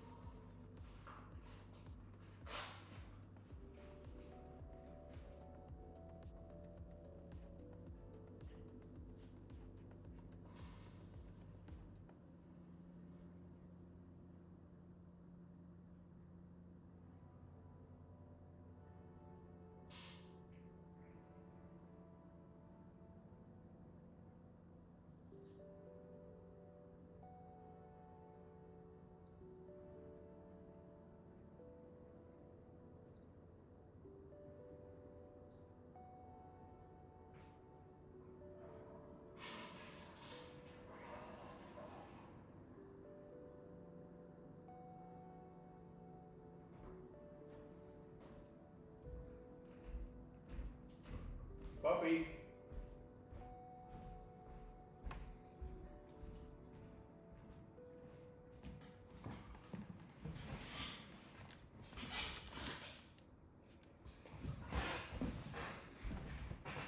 Popoli.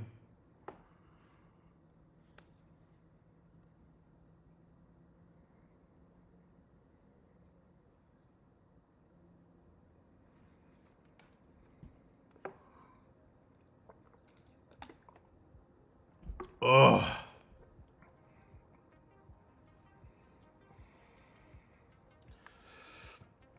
I was looking for a book in my bookshelf called Gun. Gun. Just a reference book. And I think it's in the basement. It's not up here.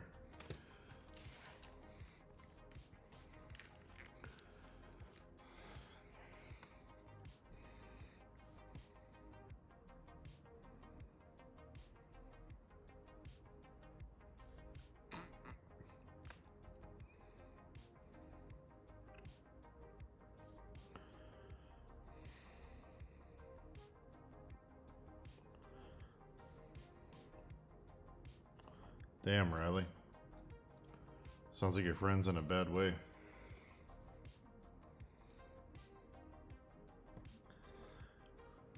Yeah, it's the Big Eyewitness reference book called Gun. I think it's downstairs. It's a great book.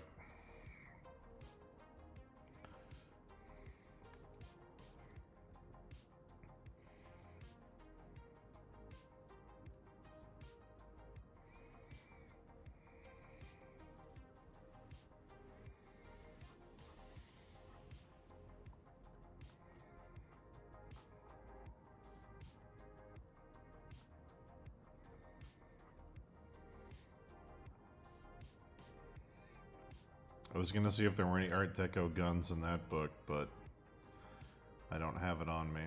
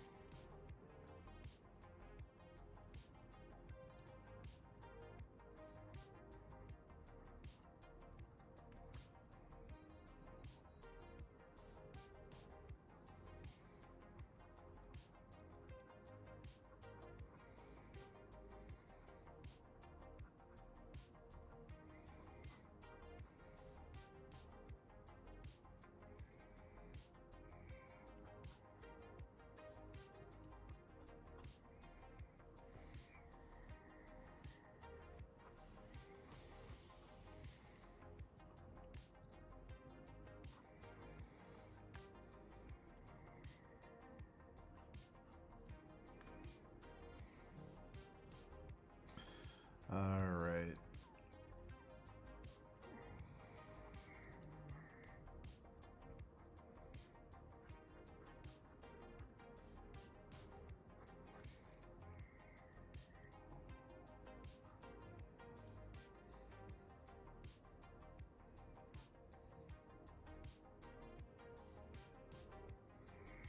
Yeah, I hope your friend's okay, Riley. Oh. Alright.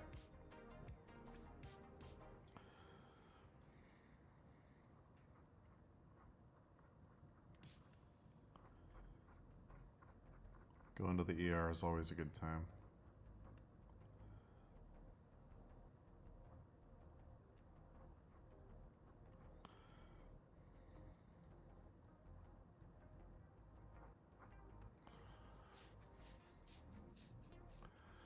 I just took a Benadryl to make myself stop sneezing and sniffling.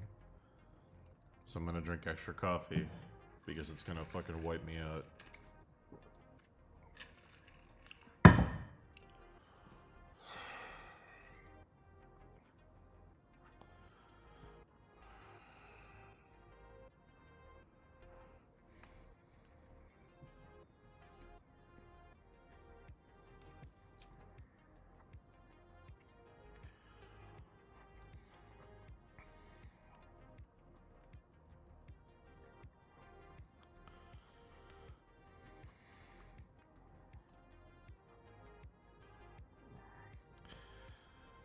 Okay.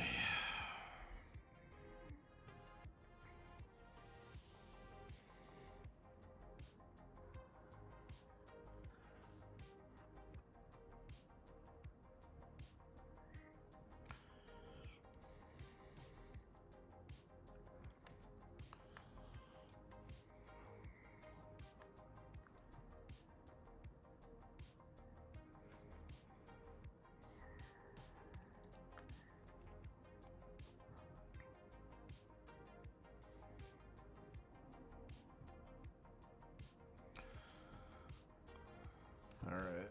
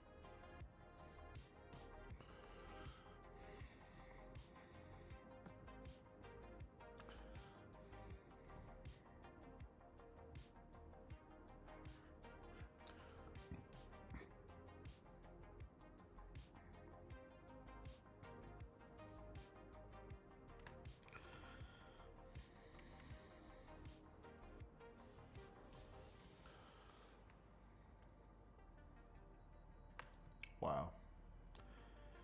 All right. I'm about ready to start a new section.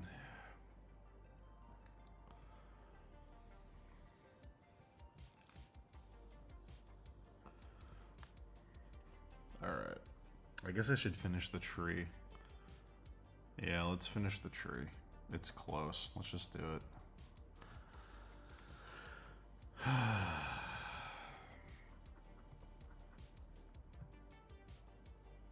Yeah, ER never changes. Gallstones. Oh no. So painful, dude.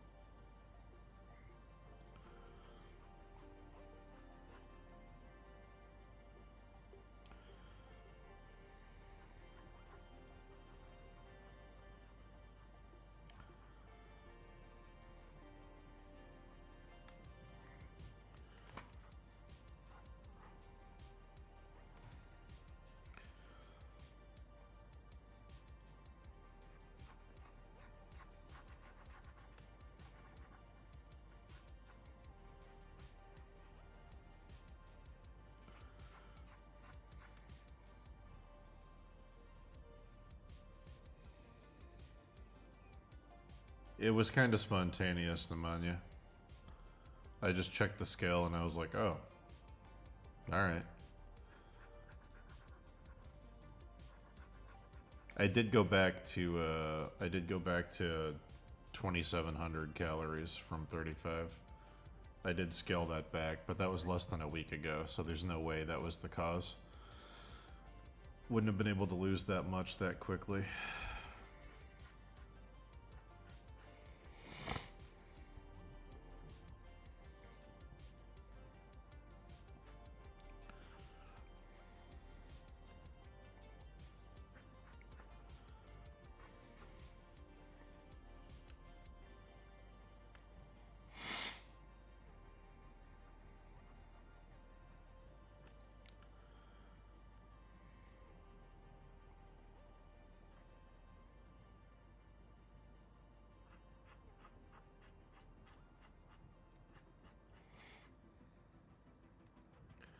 Meat, veggies, and white rice.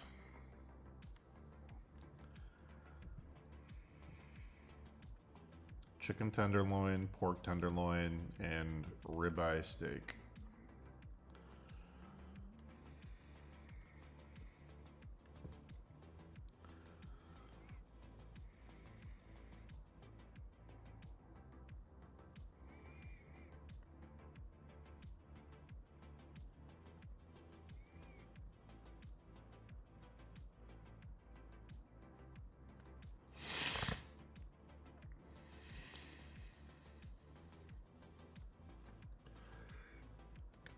All right.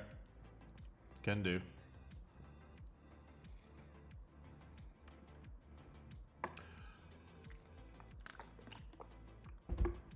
Sure. I can do that. I'll up it to 3,000 for today.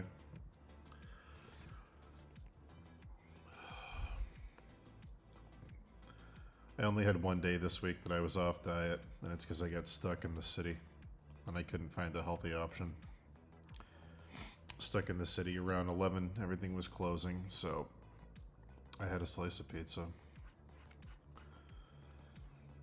Nice 400 calorie greasy slice of pizza that made me so fucking sick to my stomach the next day, yesterday.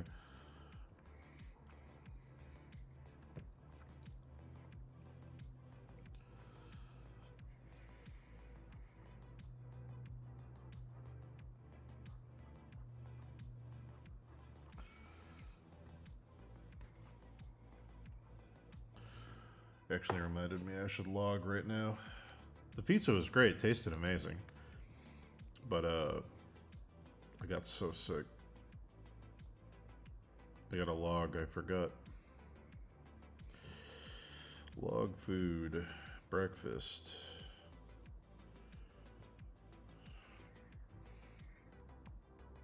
Add food.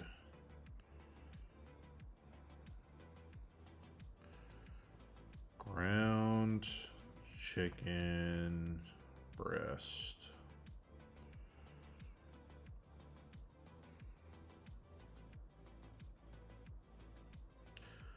£1.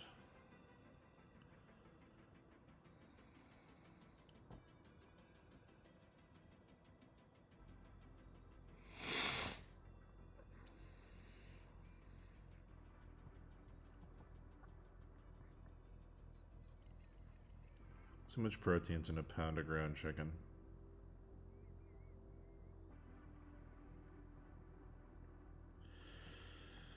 All right. That's so funny. 100 grams of protein in 1 pound of chicken. I'm almost at my goal for the day for protein just from breakfast.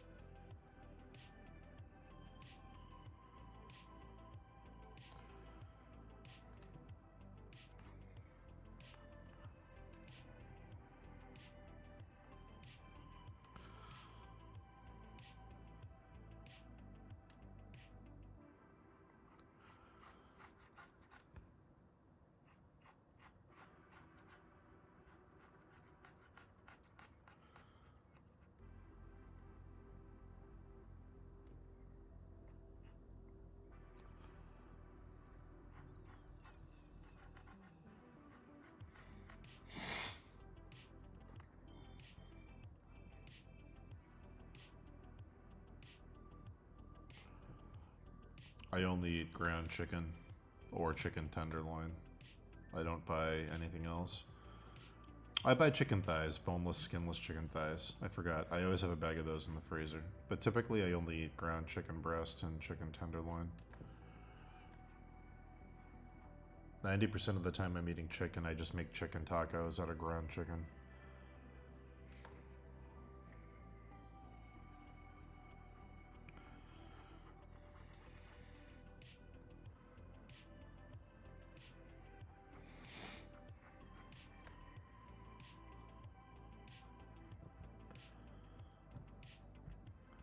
Lately for dinner I've been eating a 1 pound pork tenderloin, which I didn't realize was like the same calories as chicken. Pork tenderloin specifically has like no fat on it, so it's like super, super low calorie. Like a whole tenderloin is like 600. So lately I've been doing a roast tenderloin for dinner with rice and veggies. It's been good. I did like a teriyaki one last night. It was great.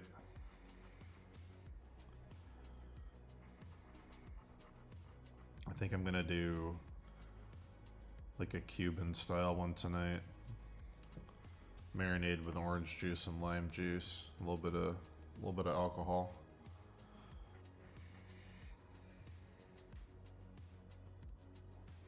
Yeah, if I could eat a steak every day, I would, but it's so expensive. If I could, I'd eat a ribeye for dinner every day of the week, but it's like $100 for like just dinner every week. Probably more if I can't find it on sale.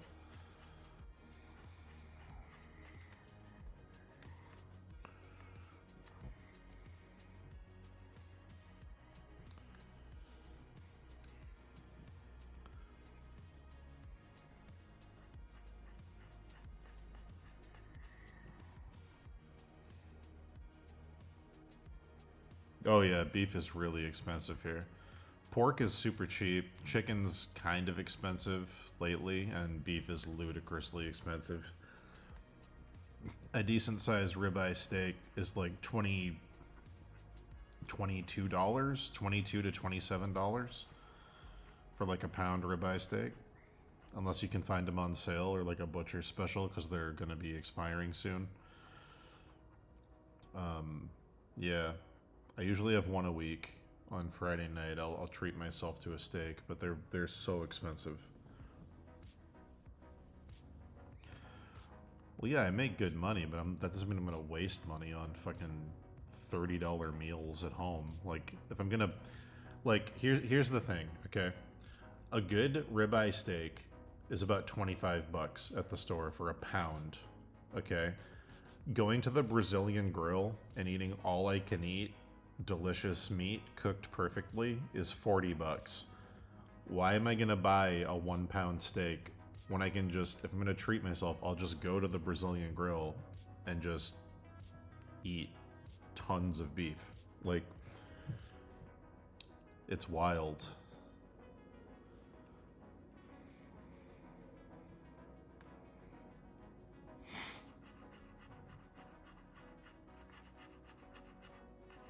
Yeah, just because you make money doesn't justify wasting money.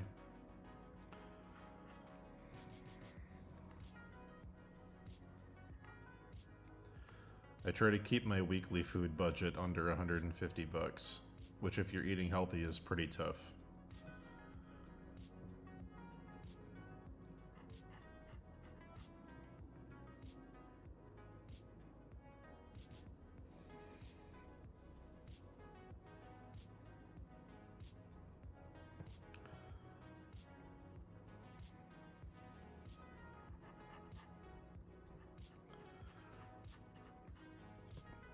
I eat about 2 pounds of chicken a day, and a pound of chicken is about $3.50.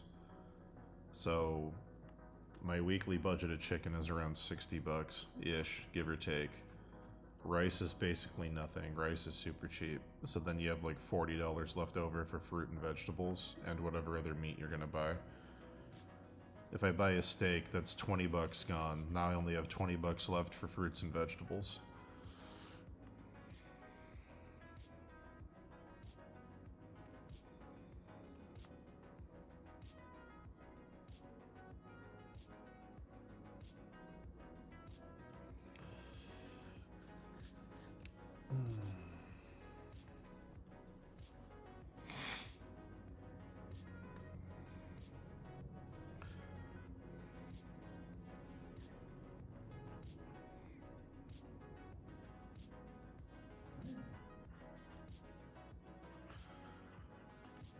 It's only a waste in the sense that a pound of chicken is $3 and a pound of beef is $24 for ribeye. Ground beef is about $5 a pound, give or take. It's only a waste in the sense of comparing it to other options. You know, it adds up really, really, really fast if you get good steak on a regular basis. Adds up super fast.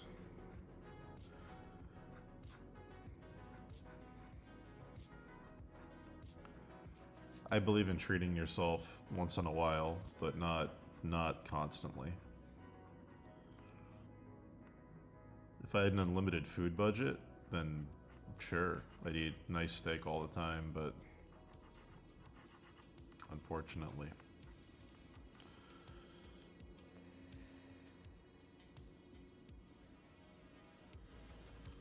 Yeah, pork is super cheap.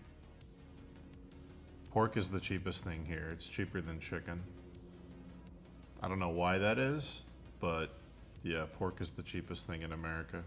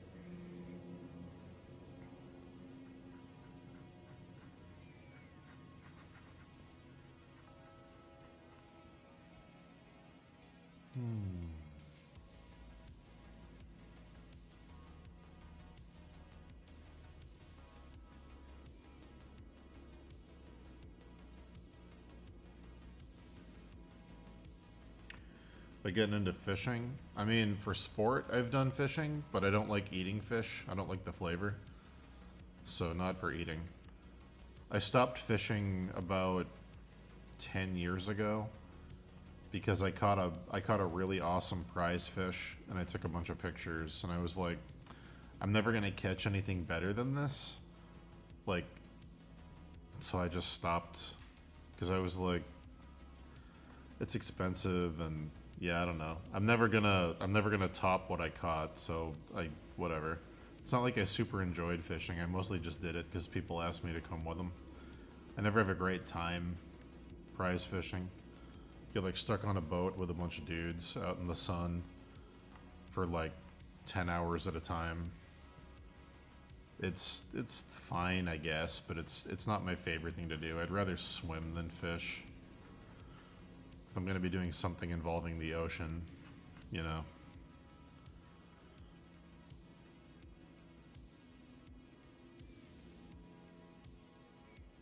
I caught a 9-foot white marlin, which is an endangered species of marlin in the Bahamas, and it took us 3 hours to get it into the fucking boat. And after we got it in the boat, I threw up from sunstroke because I hadn't drank any water while we were reeling it in. And then I went below deck and I passed out. And when I woke up, they said we had to let it go because it was an endangered species of marlin. And I said, just fucking kill me. And then I never went fishing again. That was it. Couldn't eat it, had to let it go. Endangered species. If we brought it back into port and someone saw it with us, we would have been arrested. So.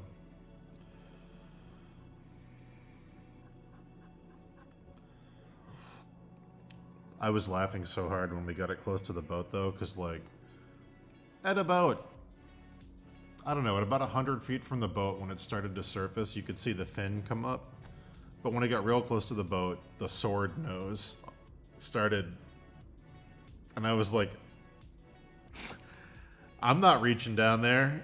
So we had to get the hook. We had to get the hook and try to get it by the gills. It took about half an hour. Yeah, that thing was fucking huge.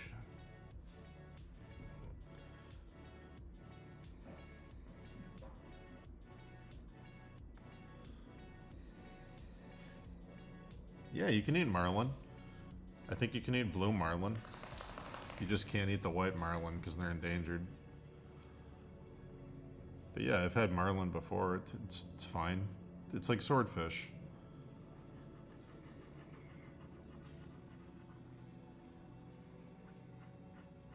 We were mostly down there to catch mahi-mahi, which when I used to eat fish, I don't really like the taste of fish, but when I used to eat fish, I liked mahi-mahi.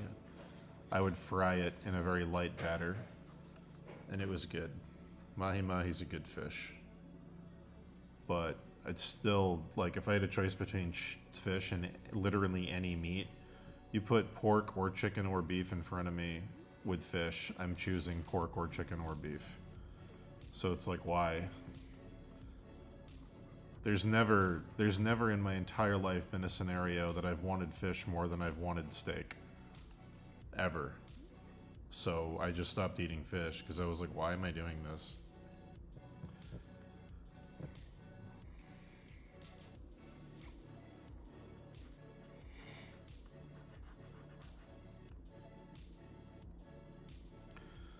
But yeah, there's good, if you're into fishing, Spitboy, if you want to go fishing down here sometime, there's really good black bass in Cape Cod Canal. Take the boat out and go fishing there if you want. There's really good freshwater bass in the lake that I live on. I don't know if you like eating freshwater fish, though. There's catfish in here, too, that are good. But yeah, if you're going to go fishing in Massachusetts, you're probably looking for striper. Yeah.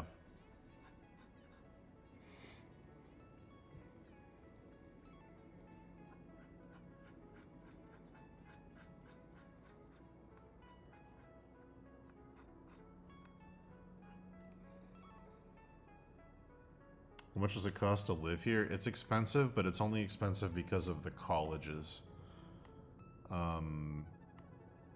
I don't know, like a one-bedroom studio apartment's probably $2,000 a month USD. I'm gonna guess. It depends how close to the city you are. If you're far away from the city, maybe like 1,500.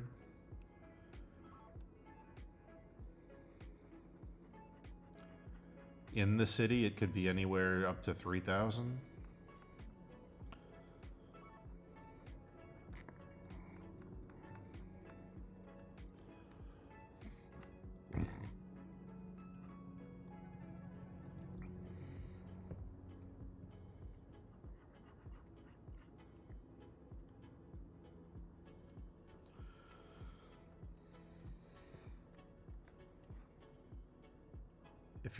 If you're like an hour outside the city and you're looking for a one bedroom 1,500, you could probably find one for 1,500. But in general, you're gonna find places that start at 2,000.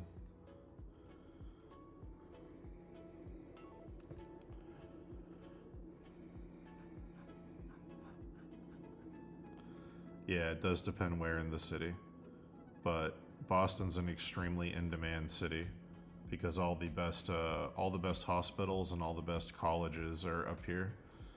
So because of the bubble of, like, you know, the competition of rich people going to the best schools, they're able to charge outrageous prices because, you know, parents who are sending their kids to Yale and to, you know, Dartmouth and to Harvard and Brown, it's yeah, they're able to pay extreme amounts of rent.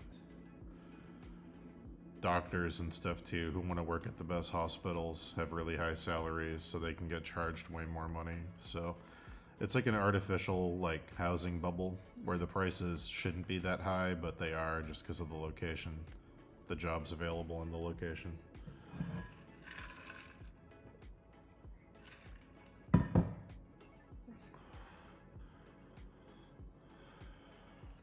You can pay in ribeye. Unironically, I'd probably do that. I do love a ribeye.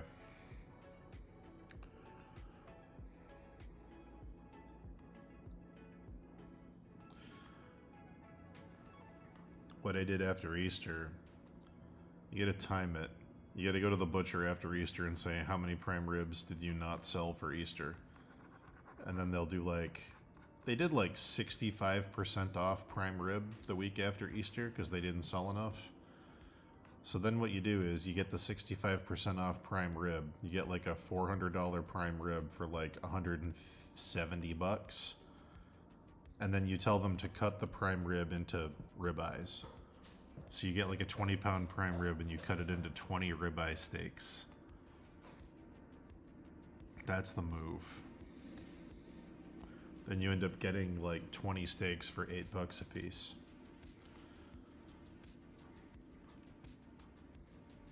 That's what I did.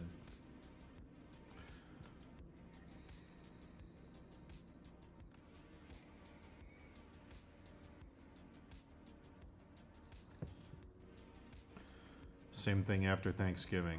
Buy your turkey after Thanksgiving and freeze it. Cut it up into portions like legs and thighs and freeze it.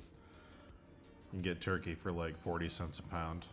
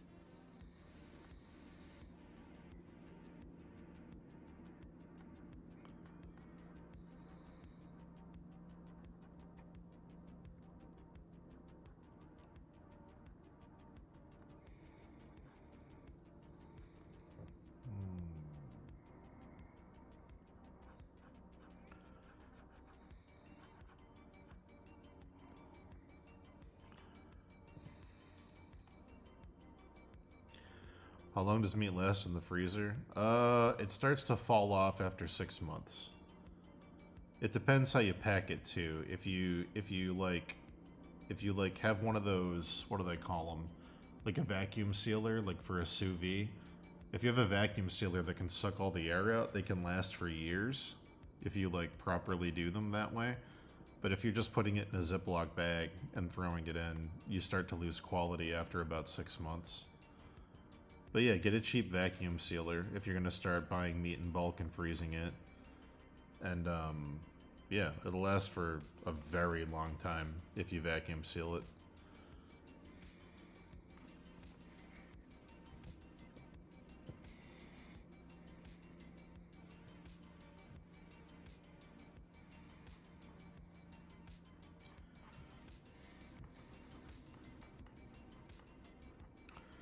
I've got like, because the day after St. Patrick's Day, I bought 20 corned beef, and each corned beef was $3.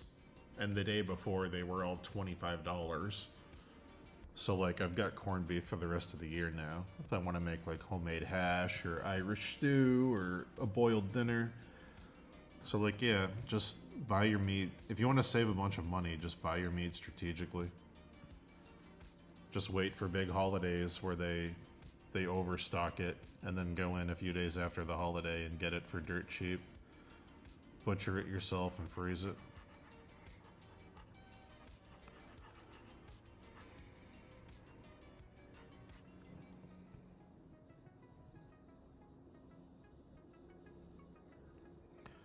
Organs are good.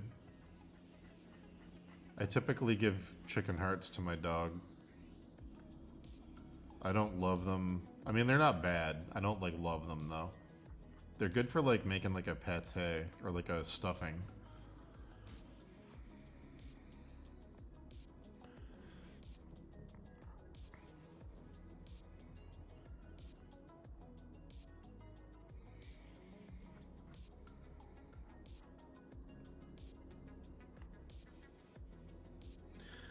I do love lamb. Lamb is great. Lamb was cheap after Easter too. I got 2 boneless legs of lamb. I think they're like 10 pounds each that I threw in the freezer. Those were super cheap too. I love lamb. Lamb's a super underrated meat.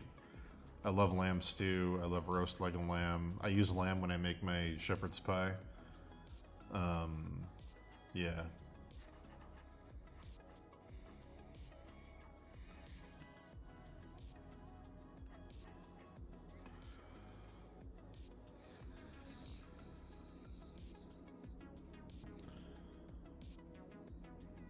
That is true. I had chicken hearts at the Brazilian grill and they were very good.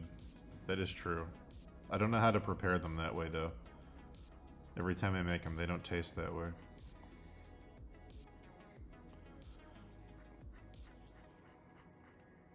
I don't know if it's how they seasoned them or if it's how they grilled them. They just taste way different.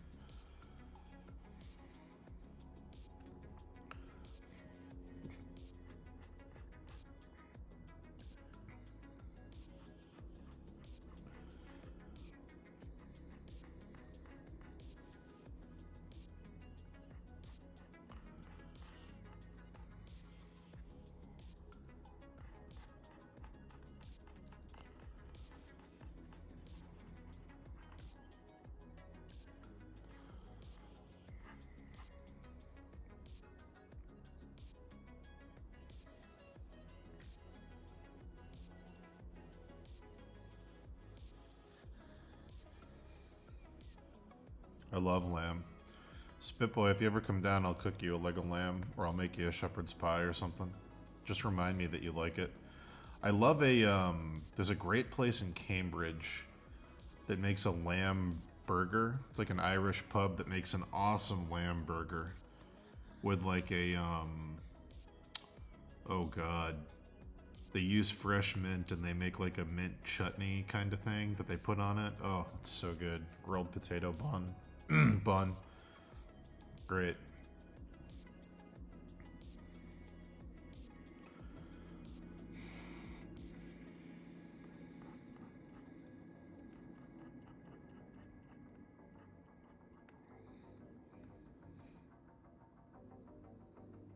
Nice, man. Yeah, I'll keep you posted. I know I'm doing, I'm hosting Memorial Day and I'm hosting 4th of July here, if you don't have plans for Memorial Day and 4th of July. If you want to come for either one of those, feel free. There's going to be a lot of people here.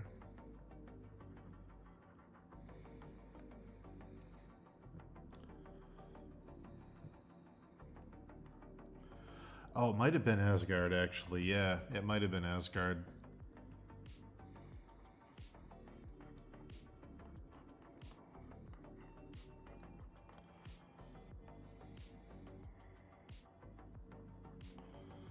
I'm actually curious now.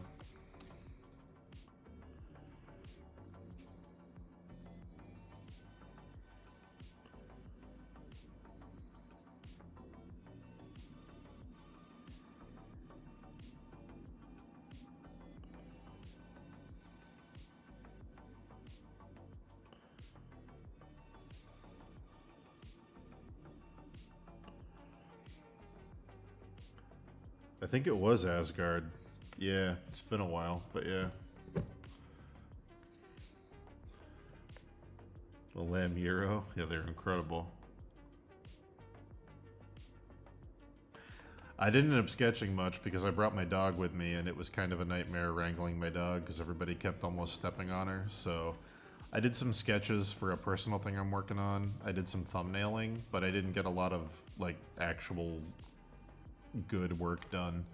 Because every time I would start to get into a groove with my sketchbook, somebody would come up to pet my dog or almost step on my dog or, yeah. So next time I'm definitely going to leave my dog at home, even though it's a dog-friendly bar.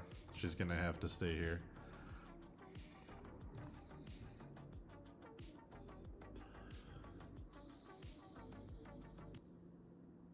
Whoa. Whoa. Why did you stop?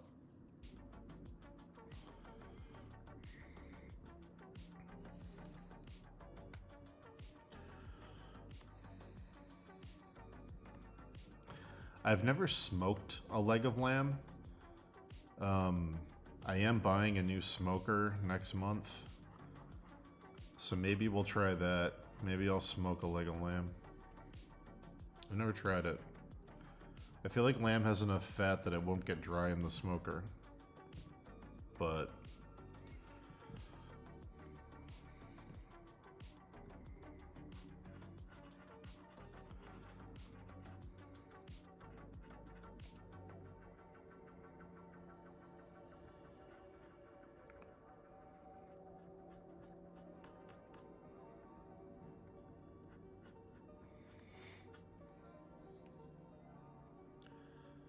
venison's good. I don't think I would choose venison over, like, steak or chicken. But if it's offered to me, it's good. I love wild boar, personally. If I'm going to eat game, I want to eat wild boar. There was a great restaurant in Boston that I think closed during COVID. I'd have to check, though.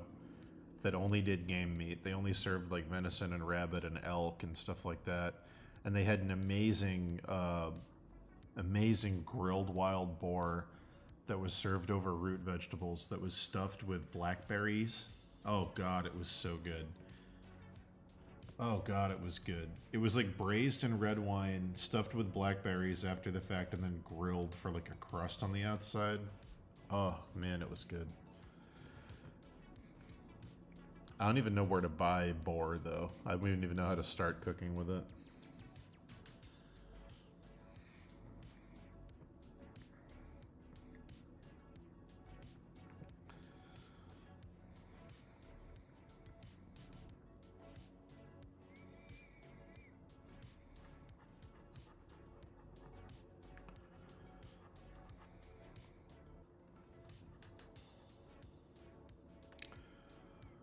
I think venison is deer and elk is elk.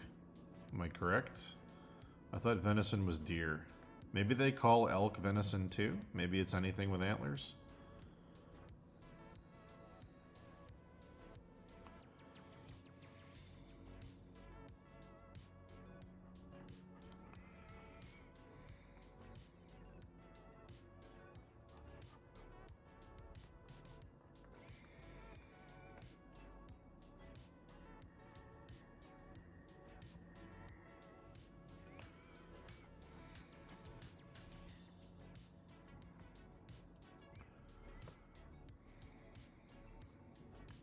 Alright.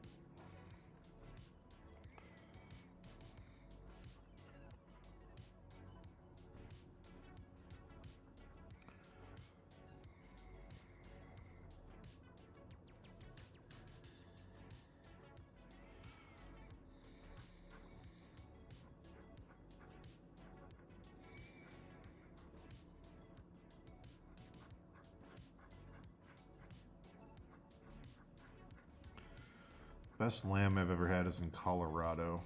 Colorado mountain lamb is just... Oh, it's good. Oh, it's good. Spitboy, have you ever had the pistachio crusted lamb with pomegranate sauce? Pomegranate molasses? I could make that when you come down. That's a really good recipe.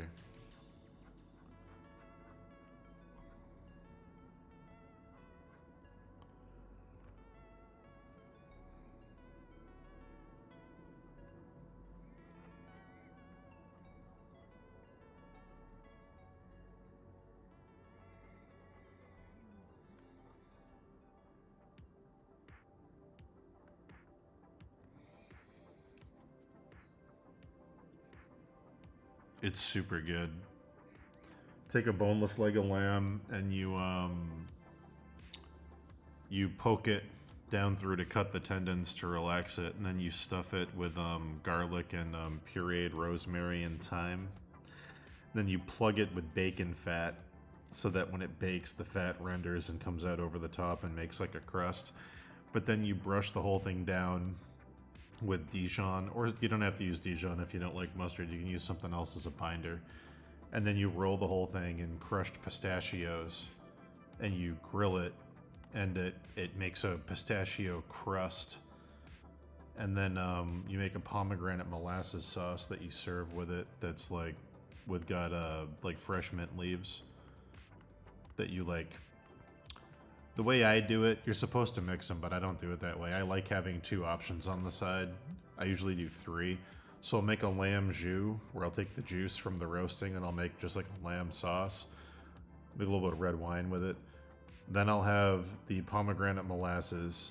Then I will make a mint pesto, and I'll use some of the pistachios that are left over, ground up with the mint to make a mint pesto. It's so good. So it's like lamb with 3 sauces on the side.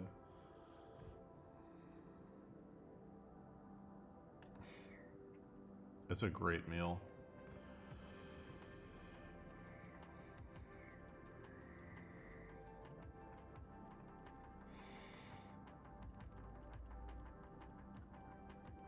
Do it with some fondant potatoes.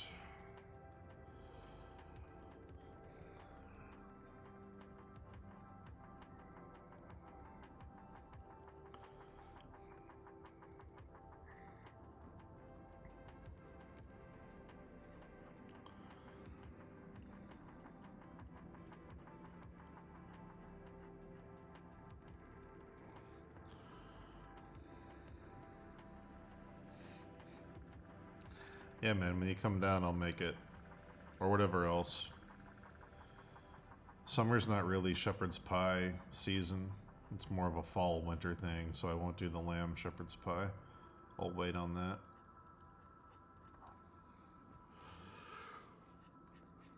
Oh.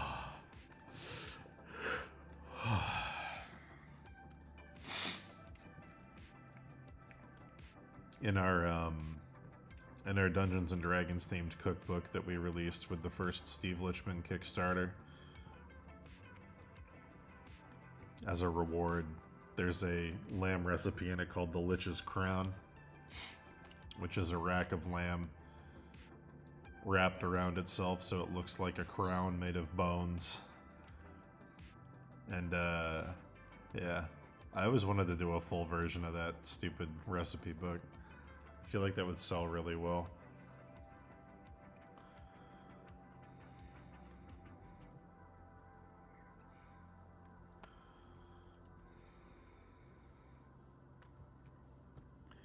My favorite one in there was the Eye of the Brie holder. And it was a puff pastry holding a thing of brie. So it looked like a beholder. And then the pupil was like, I forget. I think it was like a roasted tomato or something. It was very funny.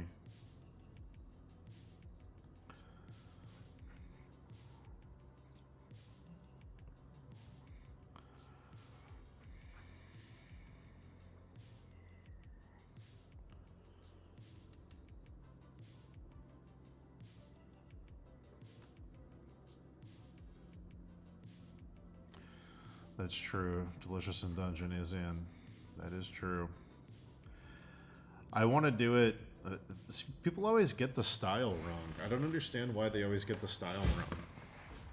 If you're gonna do a Dungeons and Dragons themed cookbook, you have to make it look like a monster manual. You can't use photos, like beautiful photographs of the food you cooked. You have to do like pen and ink illustrations that look like they're from the 1980s of the food, and the food has to have stats, and the book has to look like a grimoire. Like, you gotta make it feel like something that exists in that universe. You can't make like a sleek, fancy book that has like cool modern photography. Like, it's just lame. You gotta make it look like something somebody found in a fantasy world. All those books get that wrong. Every time somebody does one of those joke cookbooks, I'm always like, how do you guys not understand that half the joke is that it should look like it's in the universe of the thing you're making fun of? Why do they all look like fancy cookbooks? It's so dumb. Such a huge missed opportunity.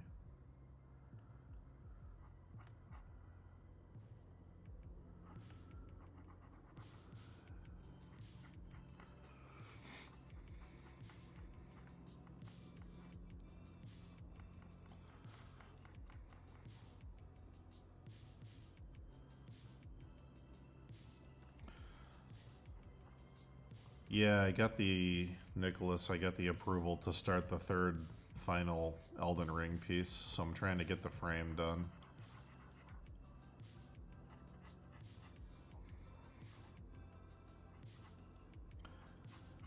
Been waiting for approval on this one, and I just got it a few days ago, so we're diving in to start it. Still got to finish the other one, but this one has a tighter deadline, so I wanted to get some kind of start on it.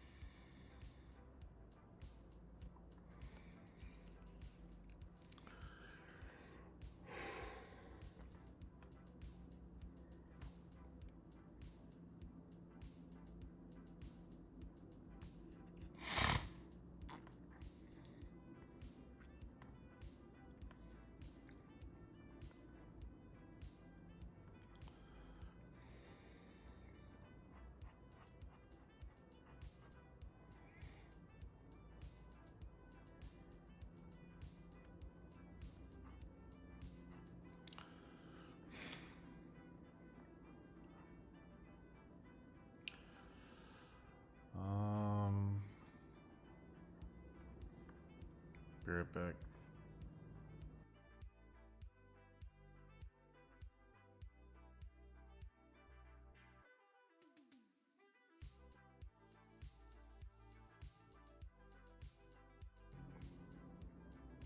A zoom lock. I've joked about that before. I'd get them done if I had a zoom lock.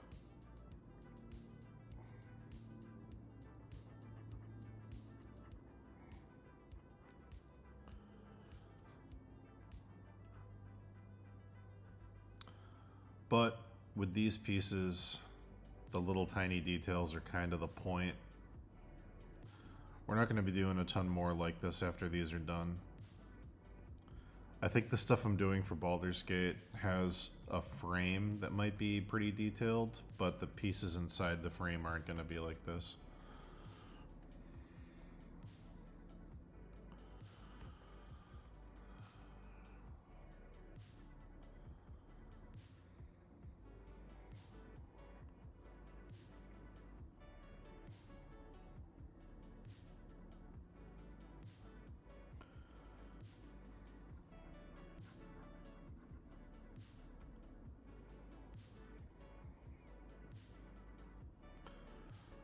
The Final Fantasy 16 piece, if it gets picked back up, we started it and then they paused it. If that gets picked back up and finished, that one's pretty detailed. But not like this. There's not like bas reliefs in the game I'm trying to recreate or anything.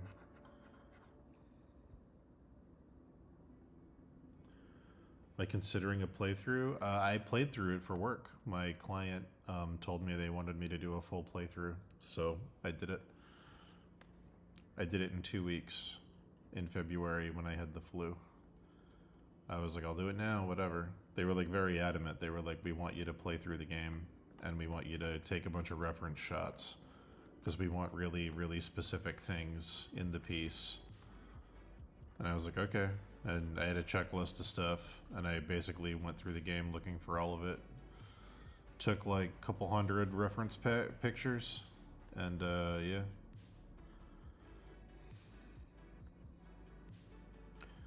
Baldur's Gate's great. Yeah, it's a phenomenal game.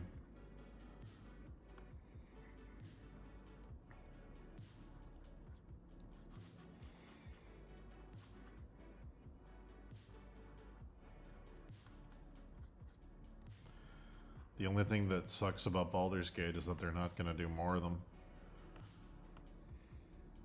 Because Hasbro kind of chased them off the IP.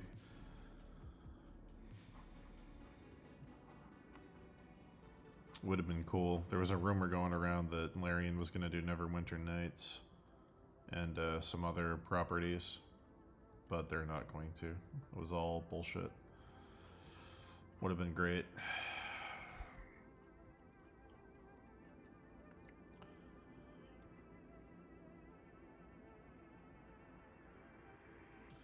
I just did the normal. I just did the normal difficulty.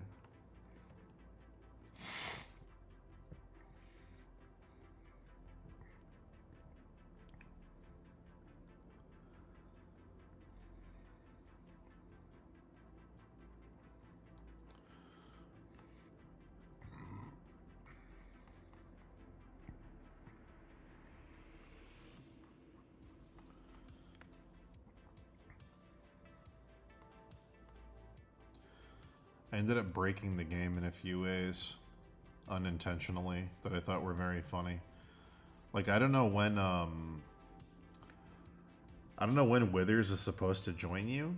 Like, Withers showed up for me automatically without an introduction. He was just at my camp randomly because I somehow got into the Underdark and went way further than I was supposed to really, really early. When I was like level 4 or 5 or something, I got into the Underdark. And then I rested at camp in the Underdark somewhere, and Withers was just there. Because the game had a flag where it's like, you're going to need to revive people. So they just put him there. And I was like, okay, like, what? I don't know how you're supposed to meet him naturally.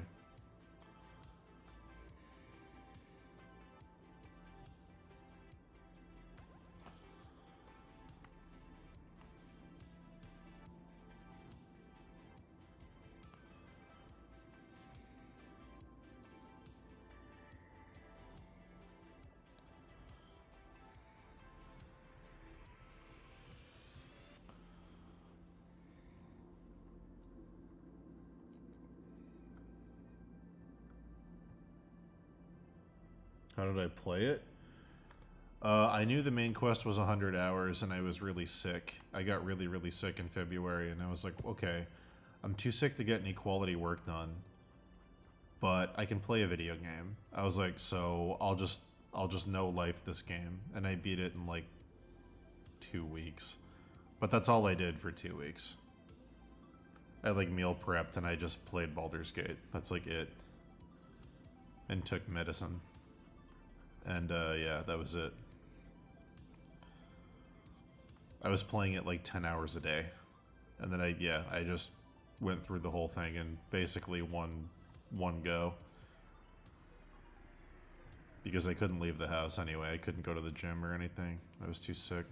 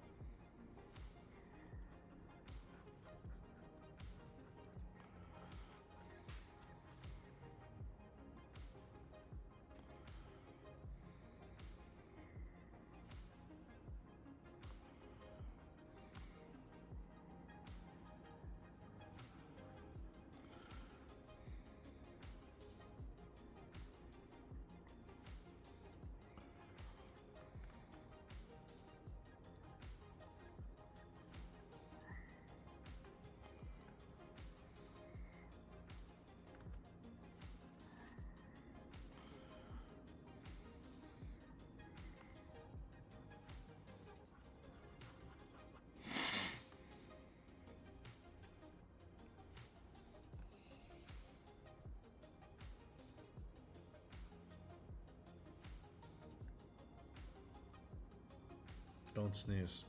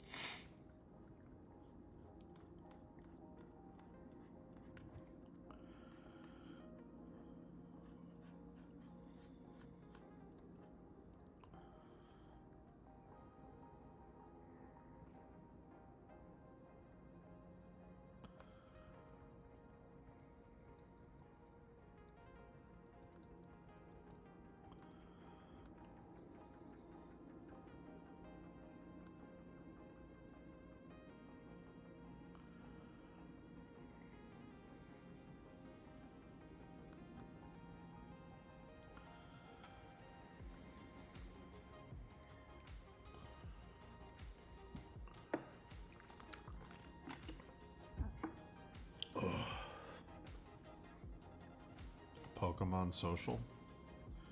I don't know what that is.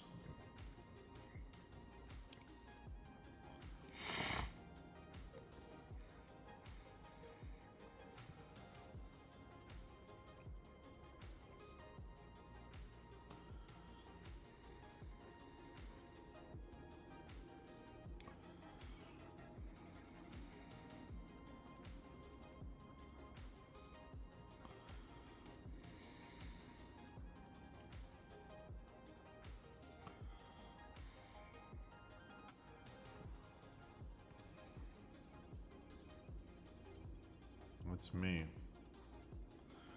My keg of water and my 2 liters of coffee.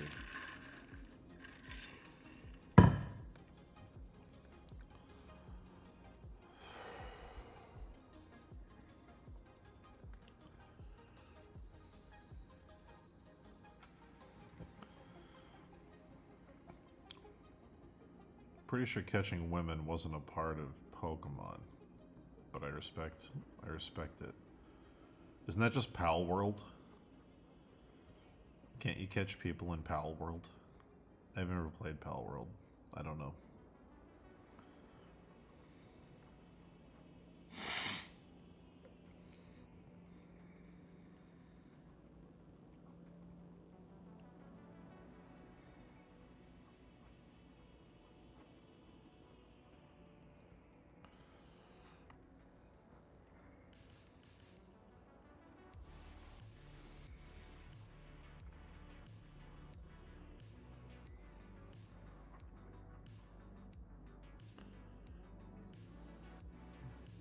Genshin Impact. I never played that either.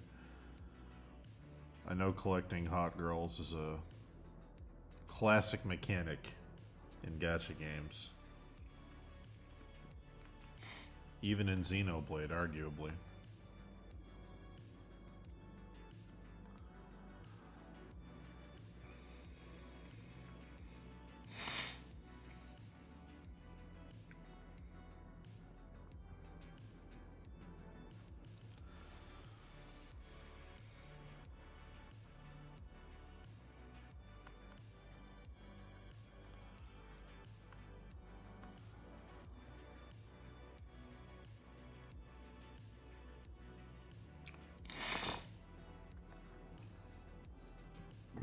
Vosh games.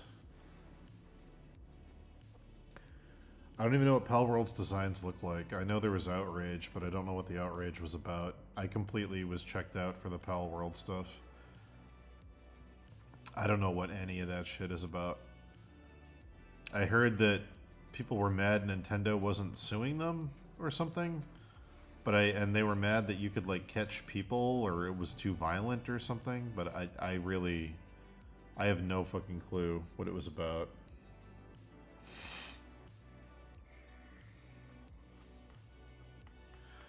Yeah, Vosh games. If anybody wants to briefly describe the Pal World drama, I don't know anything about it, so feel free to enlighten me. Was it just big boob people?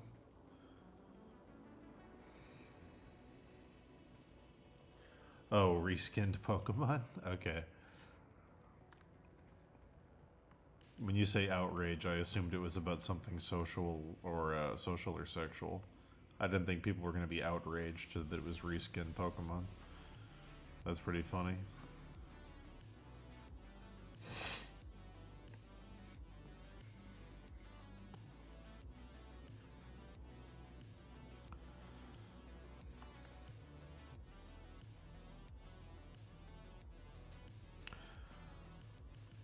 I don't know if Nintendo could sue them because Pokemon's weird. Pokemon isn't owned by Nintendo. It's published by Nintendo.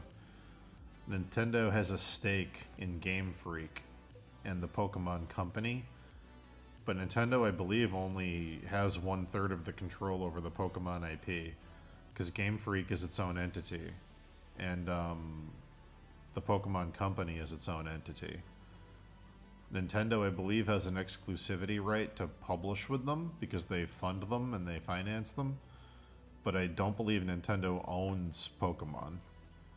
I think Pokemon is in its own weird area where they have a partnership with Nintendo, but they're not owned by Nintendo. Pokemon's the biggest IP on the planet. It's bigger than any other company. Pokemon's wild.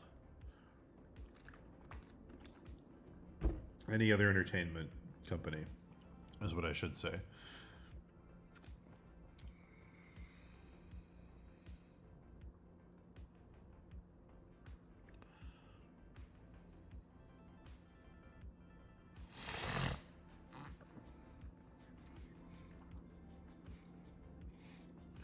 I think Invincible falls under...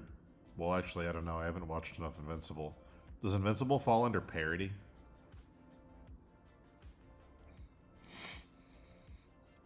Because the Venture Brothers had their own version of Spider-Man and Dr. Octopus. But because the Venture Brothers was satirizing comics, they get away with it.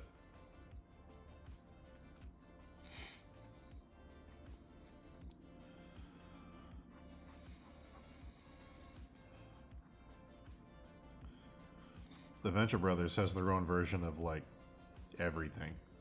They have their own Fantastic Four, they have their own Avengers, they have, like... They have Johnny Quest in the show.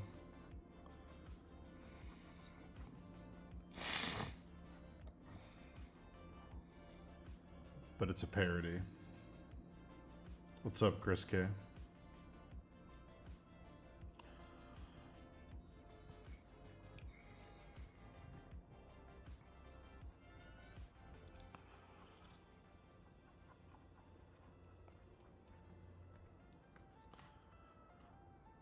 Oh boy. Such a small part of the canvas. It hurts.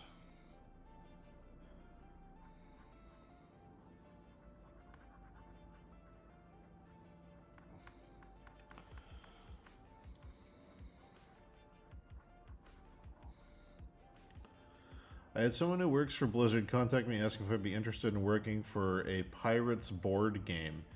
He gave me the brief, and it was basically 100 illustrations he wanted done within 45 months, including box cover art, board art, 20 characters, 10 ships, etc. I need to know what level of detail he wants the art to be. Well, what's the question? I quoted him $6K for that, for $1,500 a month for 4 months of work and haven't heard back. Yeah, that's fair. If anything, you lowballed him. Because he's probably going to take that board game straight to Kickstarter, and he's probably going to make over 100K on it. So I would have charged 10K. But yeah, if he's not willing to pay you 6K for the work, just don't do it. Or if he's going to take it to Kickstarter, take a pay cut and ask for a stake in the profits.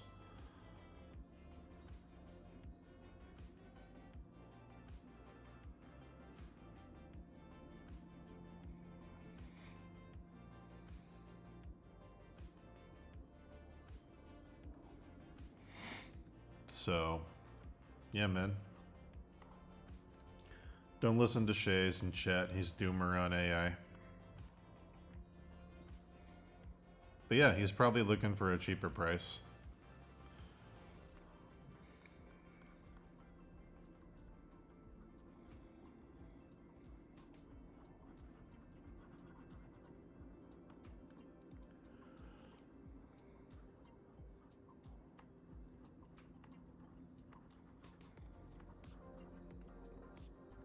You can send me the brief, but you didn't charge too high for that. For 200 illustrations in 6 months? Yeah. Under 10K? Are you kidding me? Yeah, you're fine, dude. He's probably going to look for some total beginner who's willing to do it for exposure or something. But yeah, it's not unheard of.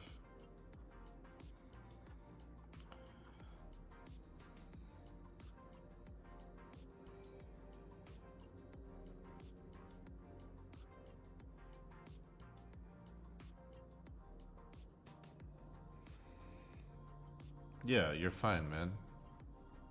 100 illustrations for 6K is what? $60 per illustration?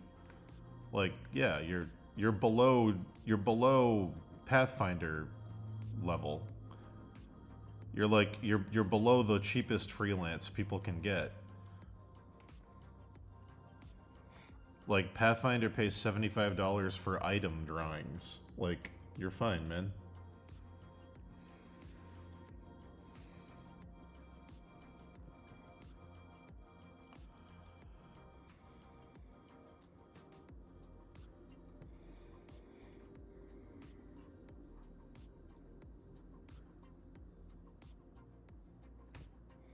Yeah, just it's better to just not do the job.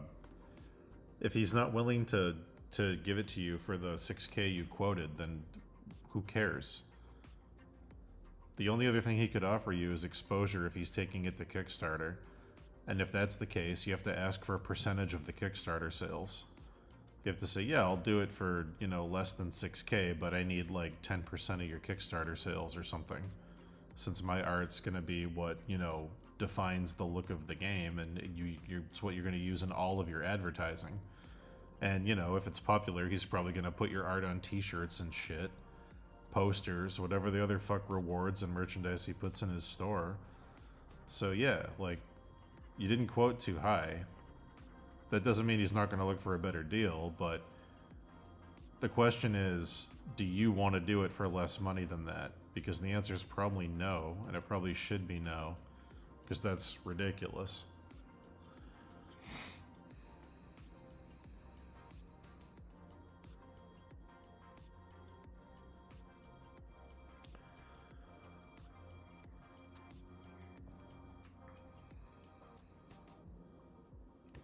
When you say he was a Blizzard guy, what does that mean?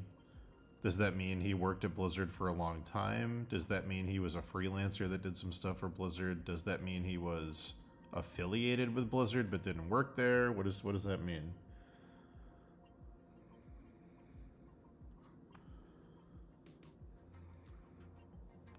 Also, Chris K, if you want to throw your Discord in the chat, I can just call you in and we can talk about this on a phone call through Discord, if that would be easier for you.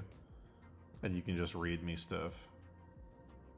That's also totally fine. Just let me know.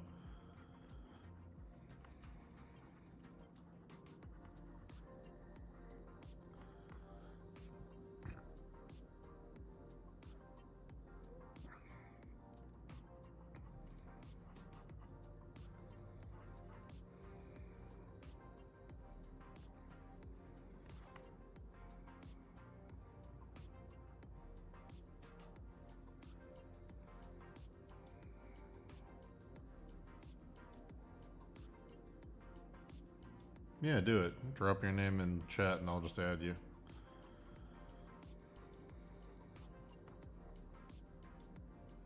You added me on Discord? Okay, 1 second. Agree. Don't switch.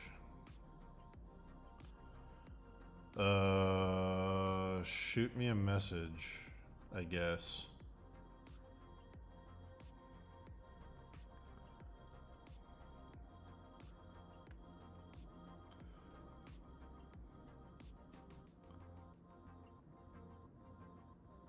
I don't see you pending.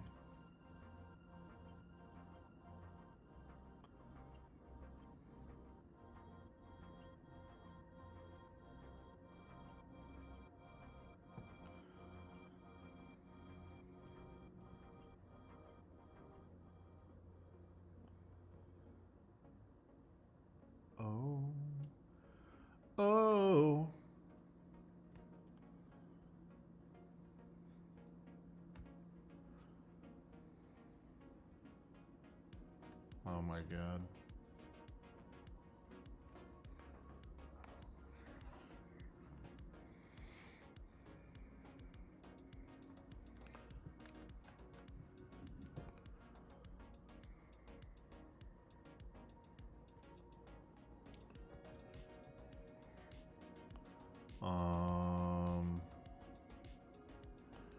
Mention.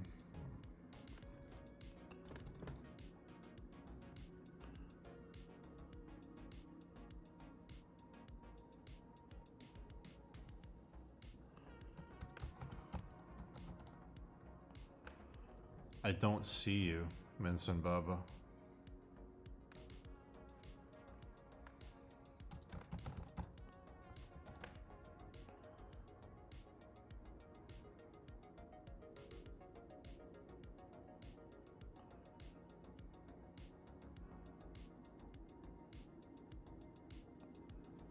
There you are.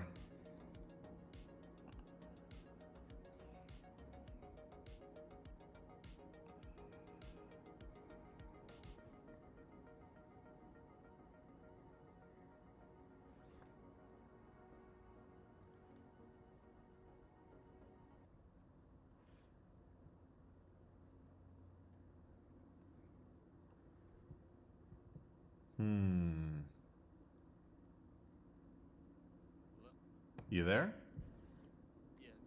Yeah, what's up? Is this you? Yeah, this is Chris. I'm speaking to the Dan Warren. That's me. What's going on, buddy? So tell me everything about this. I turned you up, but if you're still too quiet, check and let me know.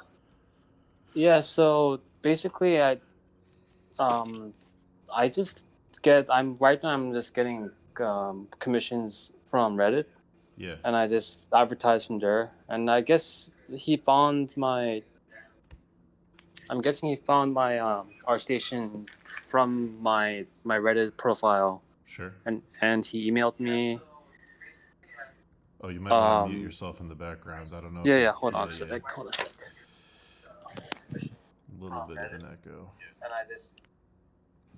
Yeah, and the guys works for Blizzard basically, I think, because his LinkedIn says he works for Blizzard currently. Yeah. And yeah, he just sent me an email asking if I'd be interested in working on the art project for a Pirates board game. Okay. And I said yes, and he gave me the brief and basically 100 illustrations Yep. for everything, box cover, back box cover art, board art, everything like that. And I quoted him 6,000 because I thought maybe that would be a fair price for 4 months of work. I wasn't trying to be greedy or anything. I thought maybe since it's like 6,000's for commercial. 100 pieces of work. 6,000 is reasonable. You got to figure the lowest paying freelance company. Well, not the lowest, but one of the lower tier freelance companies for tabletop is Pathfinder. And Pathfinder pays not even the lowest paying thing at Pathfinder is $75. They don't pay anything below that, and that's for item illustrations. And if you did 100 of those, it would be 7,500. So you're still underneath that. So yeah, you got to think about it that way. But anyway, so you think he's an ex-Blizzard guy because his LinkedIn said he's a program guy. He's probably been affiliated with Blizzard. Okay, he said he wanted it done in what? 5 to 6 months? Is that what you said? Yeah, around 4 or 5 months. I think he says he wants to give me a 1 month on just getting the key concepts out, and then another 4 to 5 months or 3 to 4 months to finish everything off. Right. Okay. Yeah. And can I see your portfolio? Can you link it? Yeah, sure. I already sent you on Discord. Let me take a look. Just like a couple of weeks ago, I think. Let me scroll up. Oh yeah, I see you. Give me 1 second. Oh yeah. It's you. Yeah. I got you. I remember your pieces. We did a pan over. Yep. Yeah, man. I mean, so I guess my question is, are you concerned that he hasn't reached out to you because you want to do the job? Are you like afraid you're gonna lose it to somebody else? Yeah, because I'm not getting any work right now. Right. So any job would be a plus for me, Sure. even though it's very low pay. and maybe I'll increase my skill during the time. Sure. So, but it's Okay. not a, yeah, it's not that bad if I don't get it either. But Sure. And it's been but about a week since he reached out. yeah, Okay. And in your email, when you wrote back to him, did you say like for something like this, I would probably charge around this much, and then like let me know your budget, or did you leave any room for him to like counter offer? yeah, for sure. I said just I wasn't even like very forceful with my quotes. I just said this sounds fair to me, but let me know what works for you, something like that. Sure. And yeah, Okay. Um. Yeah. I mean, it's possible he's looking at other people. It's possible he hasn't budgeted it out yet, and he's gonna get back to you because it's only been a week. It's and maybe he's busy. It could be any of those things. It also could be that he doesn't want to pay that much, or he found somebody else. But I mean, I would wait till probably the 2 week mark, and then send yeah, a follow up and just be like, hey, before I take on other clients and put more work on my schedule, I wanted to circle back because this project seemed interesting to me. Like you'd be my first choice of stuff to work on but if you still want to work together, but if not, it's cool. Just let me know so I can plan my schedule out. And then yeah, if he brings anything up about the price, don't be the first one to like whatever you do. Don't email and be like, hey, actually, on second thought, I'll do it for 5,000. Like if he wants it okay, cheaper, let him be the one to ask for that because you already staked a claim. It's on him to make a counter offer. yeah, But yeah, yeah, I'd say wait another few more days at least 10 days, and then be like, hey, I'm gonna start filling up my schedule for summer freelance work. You're my first choice. If you'd like to still do this, let me know. If not, I'll start talking to other clients. But I'd say ideally, yeah, if it becomes a discussion, um, it's hold on, I'm looking at chat. Well, anyway, so I'm trying to think here. If he reaches out to you and you guys talk and he says like I can't afford that, then you're gonna have to say, well, what's your budget? And he's gonna go one of two ways. He's gonna say, well, I can't afford what you're asking for, and then it's gonna haggle down. He's probably going to. I mean, typically people do half. He's gonna go, well, I thought 3,000 was fair. People usually just take half your offer and then they meet somewhere in the middle. So he's probably assuming he can get you for like 4,000, 4,500. hmm Just say like, hey, for 100 pieces of art that are going to be reused in our contract, I'm sure that if the game takes off and succeeds, you're going to reuse my art not just for the board game. You're going to use it for the merchandise, for the advertising, for any additions you do on the game, for any future things. Like, I'm giving you 100% of the rights to the work, and for that much money, it's basically only $60 in illustration. An illustration typically takes me this many days to do, so the hourly rate comes down to like super way below, a livable wage. So then you can yeah, say like, I'd be willing to take a hit since you're Blizzard affiliated. I'd be willing to take a hit on the pay for a stake if you're taking this to Kickstarter. I'm assuming he's going to crowdfund it if he's making a tabletop game. That's my assumption. I could be wrong. mhm, But yeah, if he's taking it to some sort of crowdfunding thing, you could roll the dice if you feel comfortable doing that and say that I'll take less pay for a stake in your thing. He might not be willing to give you a stake in the thing though.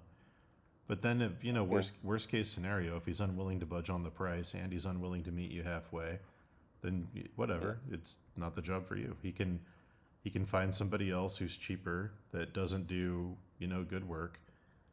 Um, hmm but yeah, it's like So yeah. if I were to Connor, I mean, accept as, I mean, offer him a stake in the Kickstarter, Mhm. how much would be a reasonable percentage? Would you I say? wouldn't go below 5, but I would personally ask for 10 because you get a fig. You Oh, look at comparable board games. If a board game makes $100,000 on Kickstarter, that's only $5,000, but that would be mhm, double what he's offering you if you got that plus the money you're asking for. yeah, An average board game on Kickstarter that makes a good amount of sales is going to be a hundreds fairly low. Some games go into the hundreds of thousands, some go over a million. So it really yeah, depends on how popular they think the game's going to be, how much reach it's going to have. I wouldn't go under 5. 5 would be the lowest. I'd probably ask for 10.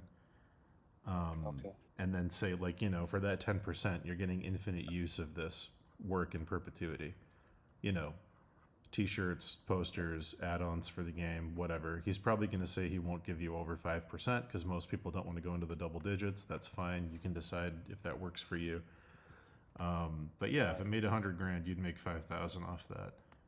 And then any other Kickstarters he does with that work, you would get your percentage again. But the fact that he came to you, so your work doesn't look like, just to address the AI thing that people in chat were talking about.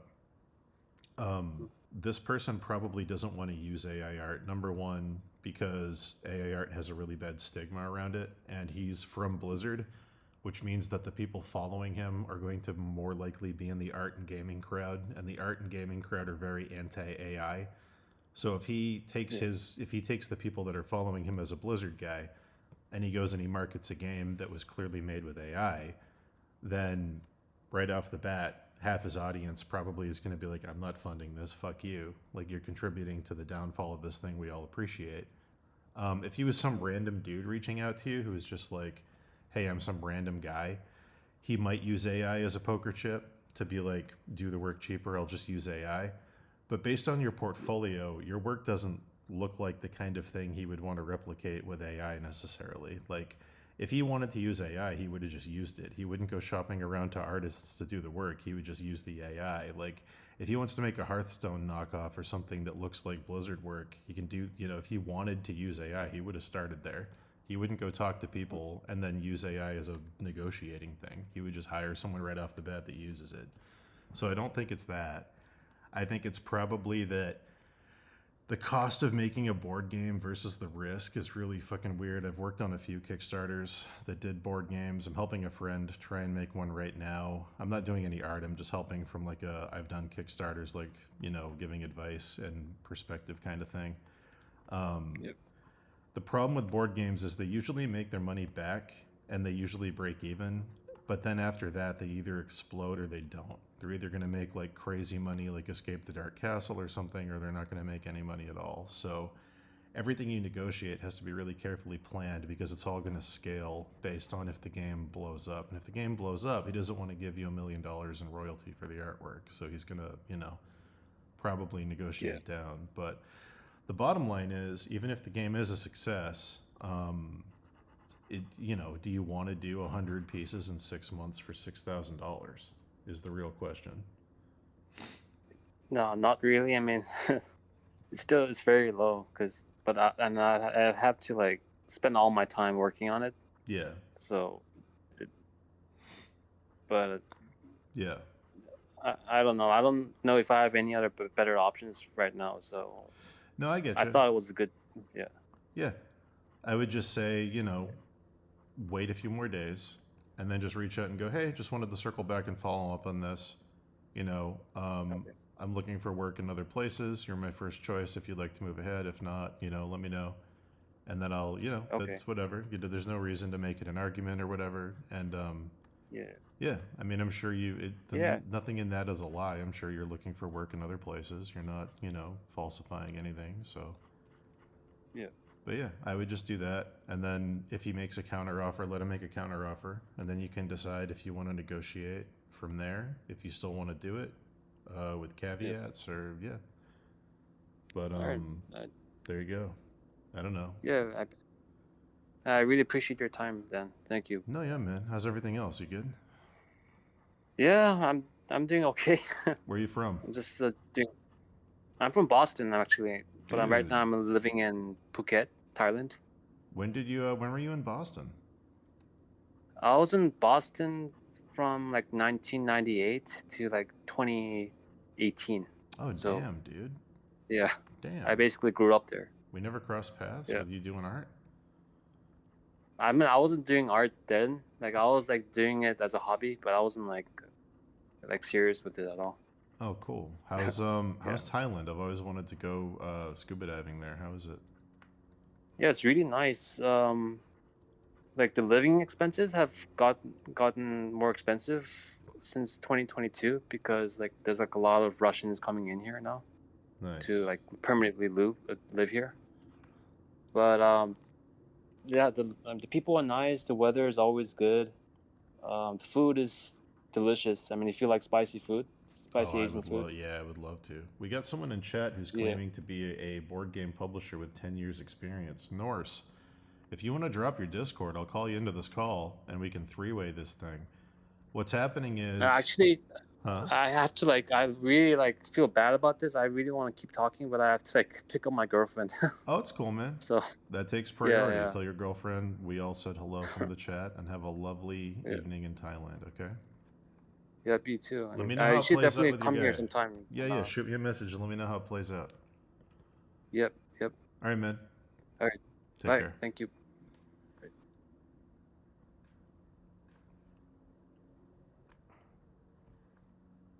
All right, there you go. We did it.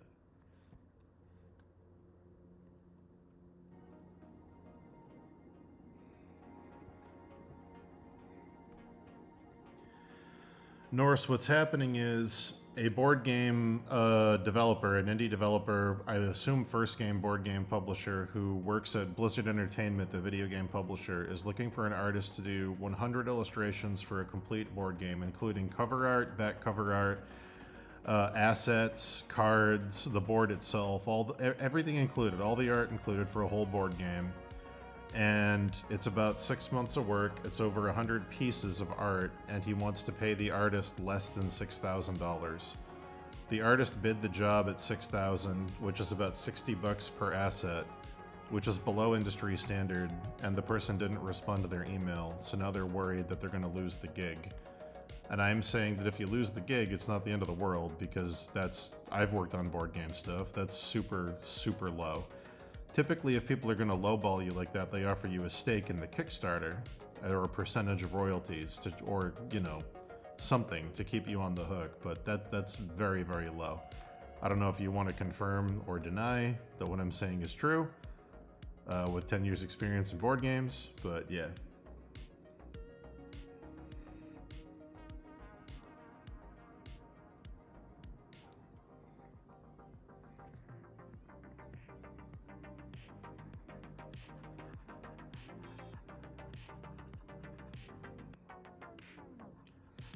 The art style is like a knockoff, I'm assuming they want something similar to Blizzard but with plausible deniability so there's no conflict of interest. The artist in question who was just on here does very Blizzard style stuff, kind of like Hearthstone, but it's different enough that they wouldn't get sued while they work at Blizzard for doing something behind the company's back. So yeah, rendered illustrations, not like pen and ink, like 100 rendered illustrations.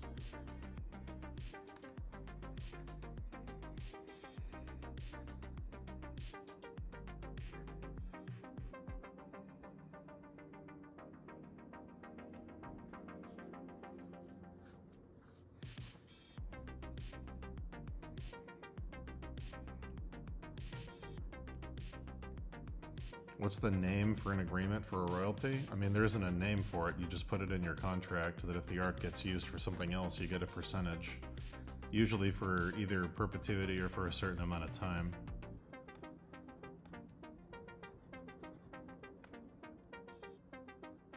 Sometimes they call it a rights sharing agreement or just a royalty agreement, but yeah.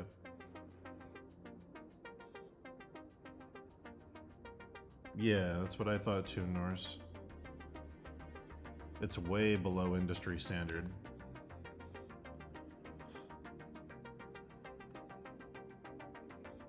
What's up, Husky Claptrap? Love you, buddy.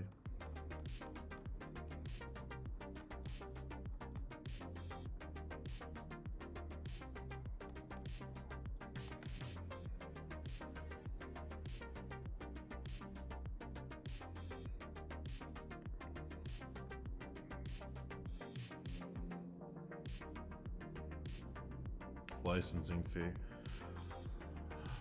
Norse, what's your thoughts on AI art affecting prices in the marketplace? My stance is that most board game publishers aren't going to use AI because the work has no personality and the fans of the game will probably have a backlash against it. Also because AI still has legal liability. But yeah, what are your thoughts on publishers of board games potentially using AI art as a chess piece in negotiations. Where if an artist bids $10,000, they go, I could have AI do it for free, why should I give you 10? To me, that seems silly, because if they're willing to use AI, they would just use AI and never reach out to artists in the first place. So it sounds like an empty threat.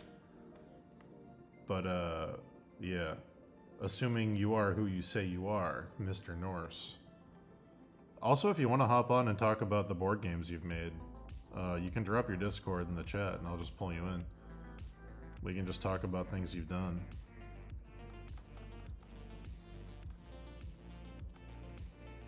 I've worked on a few Pathfinder expansions. I've done some Warhammer style miniature stuff. I'm helping a friend develop a card game right now. Yeah.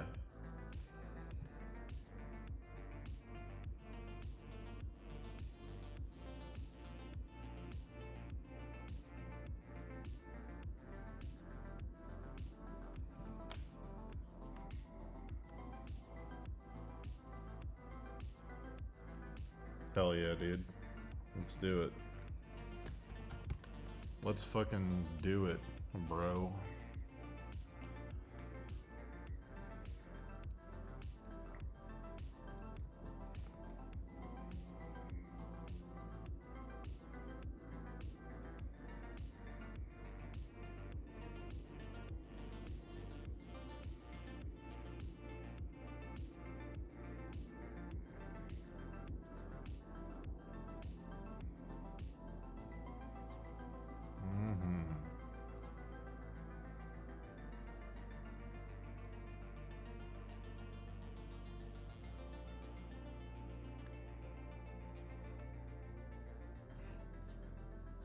Alright, I'm adding you. I sent you a friend request. My god. You're a fellow Massachusettsian? Oh my lord.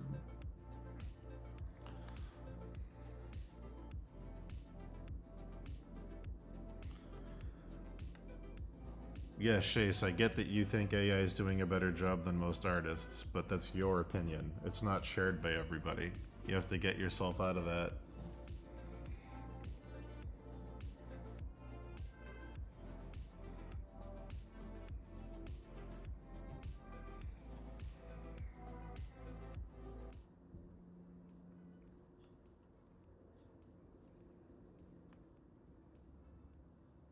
Alright, we're going.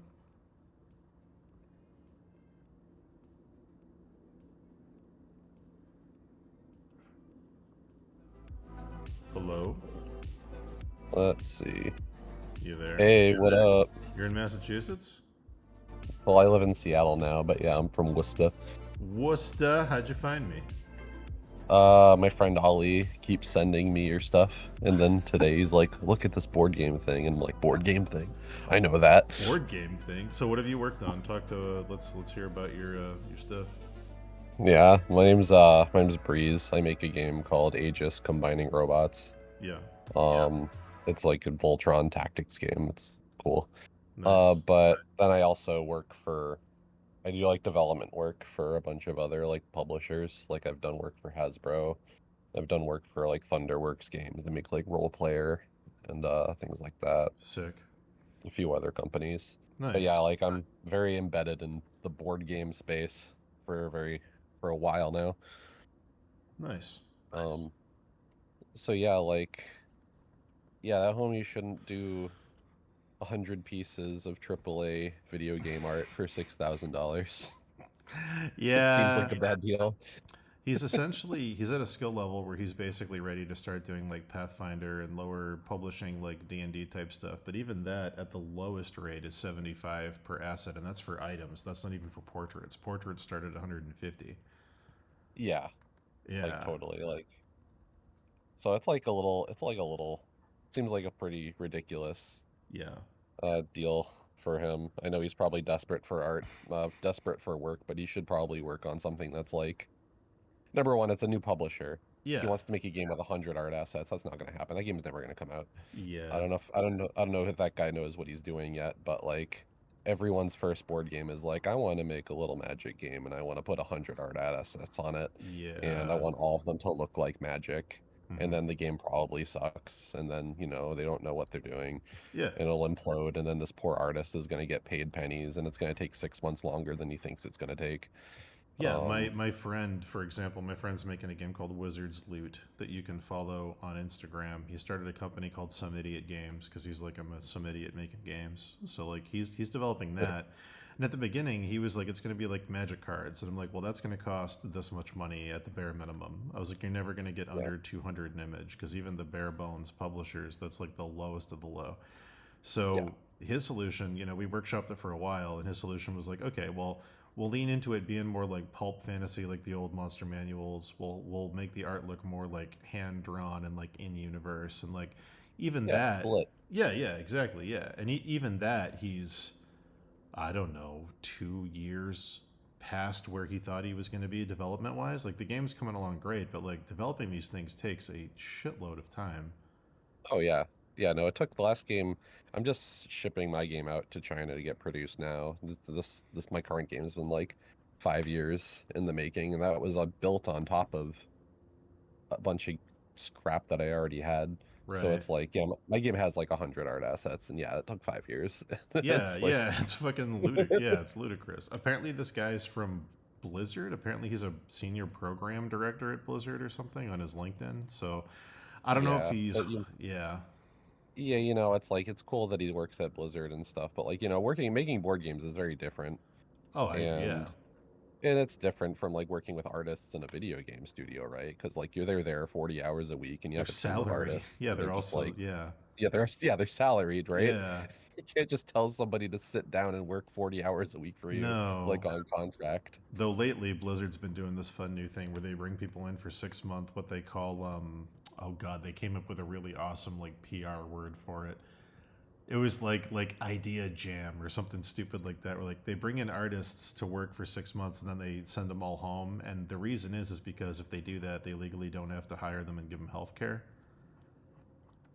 They bring them in for just long enough that they can pay them not under the table, but pay them without benefits. And yeah, not make them full-time employees, and then they send them away. And I'm like, way to go, Blizzard. Very smart. That tracks. Yeah. That tracks. I watch that guy Pirate Software. There you go. A lot, and he always tells these like these Blizzard horror stories. Is he the guy whose dad worked at Blizzard? And he's yeah, I know the guy. Yeah, he has great videos. His dad being the guy in that South Park episode was the funniest thing I've ever heard. When he showed the photos, I was like, "What? That's a real guy." Yeah, he lives right around me too. He lives like 30 minutes from me or something. That's amazing. And that's really funny. Someone said that we should talk about Wild Arms. Dude, I fucking love Wild Arms. The original, or all of them, or what? I'm like a Wild Arms super fan. I own all 7 of the games. That's right, there's 7. No one ever. I gotta talk to you about this weird realization I had. I replayed Wild Arms last summer for the first time in a long time. Not Alter Code F, the OG. Yeah. And I realized this game came out before Final Fantasy VII. It was the first RPG on the PlayStation. Why are there so many parallel ideas between FF7 and Wild Arms? What were the creators all watching? There's a flower girl who's the last of her ancient race that is dedicated to healing the planet. There's an alien referred to as Mother who crash lands in a frozen northern crater who can shapeshift and wants to become whole by absorbing all of her fractured pieces of herself. The main character is tainted by the villain and is revealed to, in fact, be basically one of them. There's a guy who's, I mean, this is more of a trope that's in a ton of stuff, but like Jack is essentially Barrett. Yep. I'm like, what is this? Like, there's so many ideas in Wild Arms that are also in Final Fantasy VII that are so specific. I'm like, there had to be something in the media in Japan a few years earlier that all those people were watching, right? Yeah, no, I wouldn't doubt it. Like, I know the Wild Arms guy, Akifumi Kaneko, is like, he's like deep into like pop culture stuff. Like, he's very big into like various things. Like, he likes like Sentai stuff and like kaiju stuff. Yeah, And so like they must have like the random 20, 30 somethings that he probably went to college with, like who also worked at Square, probably like all grew up on the same stuff, right? the golems So and they the must have been like weapons, puzzles. yeah, all the Yeah. golems in Wild Arms are essentially just the weapons, where it's like these ancient things Yeah. were created by the ancients and we buried them underground and they're supposed to defend the planet, but they might be bad guys if they wake up and they're angry, and it's like it's literally that. Like, Yep. Yeah, I don't know what the seed of that was. Much as like it was probably like some some subplot in like season 0 of Kamen Rider or something that they all watched when they were teenagers. yeah, like the It's only just like missing spice really is because the whole game's about identity too. Both games are about figuring out who you are in the world, and like, you know, the only missing spice is like that weird Blade Runner corporate angle that FF7 leaned into with Shinra, but everything else has a parallel, almost down to crazy amounts of detail. oh yeah. Well, anyway, Wild Arms. The Wild Arms. Let me tell you how bad I wanted Alter Code F to be as good as the original. And I coped for a long time. I was like, this is good. OG's where it's at, man. Yeah, I think the OG has like a spirit It to does. it. Yeah. It does. I do like that while like Alter Code F had like content like with a capital C. Like the strategy guide for that game is like as thick as a telephone book. Oh, I have There's it just so much in the bookshelf stuff. behind me. Yeah, I have that. Yeah. I still have it to this day. Oh yeah. So I was like, I wish they ever got to do the Wild Arms 2 remake that they kind of always wanted to do. Oh, that would have been great with Lord Blazer. That would have been great. Lord Blazer, Yeah. what a name for a villain. It's so good. What so are you of the opinion, I've had this opinion for a long time, that if they just did a pixel art RPG and made it the best pixel art anyone had ever seen, because the towns and the environments and everything in that game look incredible to this day. Yeah. But then the battles aged terribly because they used that weird early PlayStation 3D. If they just made a pixel game with pixel battles, are you of the opinion that it would be an all-timer and it would be like up there with the greats of the greats and not be like a cult thing? Do you think it was just the 3D that turned people off? It would probably have aged a lot better. Yeah, if it didn't use like the really rudimentary early 3D for sure. Yeah. Like for sure, because that's why like Suikoden. Oh, my favorite game series of all time. Yeah. Yeah, my favorite RPG series of all time, Suikoden. Yeah, I kind of wish they because they're doing the Wild Arms revival, right? And they're also doing that Suikoden revival. Yep. And I kind of wish they did for the Wild Arms revival, just did like this 2.5D thing that the Suikoden one's doing. Because they like, what is it, Eiyuden Chronicles, which I did back on Kickstarter, which will be arriving in like a week. I'm very hyped. Yeah, it's finally out. But yeah, they like did this super cool like sprite and 3D mix. Right. Cost effective, you know.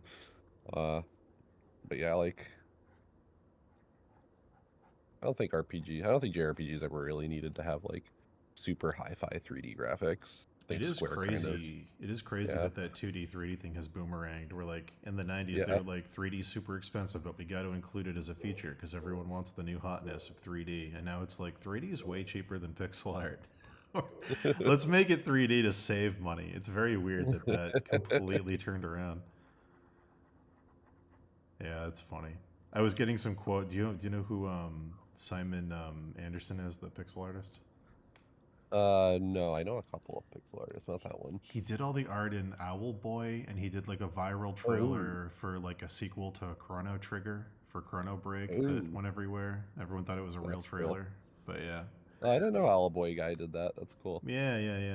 Yeah, his stuff's amazing. He, I was getting some rates from him to do some stuff for a potential game, and I was like, pixel art, good pixel art costs money, but it's worth it.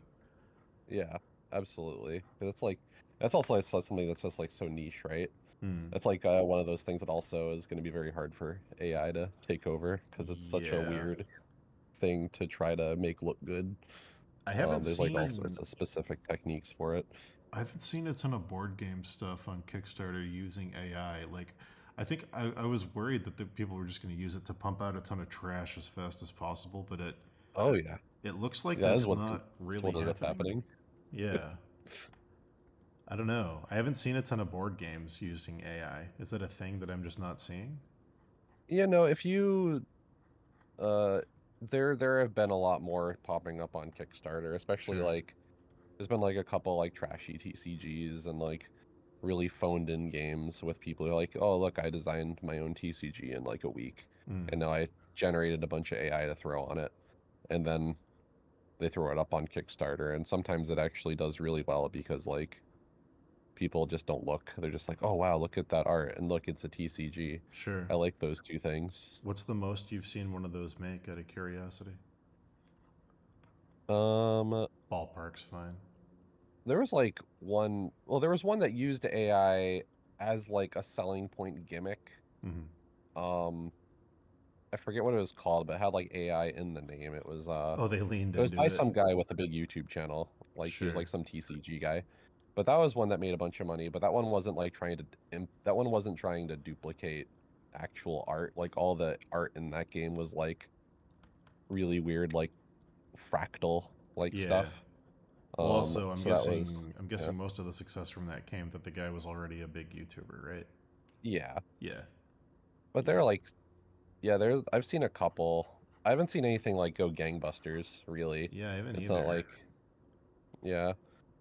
It's, I don't know, like you said earlier, it's like, usually, AI is also only as good as the people using it. Right. Like you can't use AI to generate a good idea or a good art style. Well, the you other can only thing, tell the AI to generate what you have in your head. The and other, all these people, yeah, don't have those ideas. The other weird thing I've noticed, also there's a delay on my Discord, so if it feels like I'm tripping over your words, I apologize. I'm not trying to interrupt. No, sorry. It's just a strange delay. I don't know why it always does this, but there's this weird thing that no one ever considers with AI where the kind of person who's like, I don't want to do any of the work, so I'm going to use AI, is also the kind of person who's not going to make a Kickstarter usually, because I don't think people understand how much work a Kickstarter is. Even if you use AI to make the assets, a Kickstarter is a shitload of work.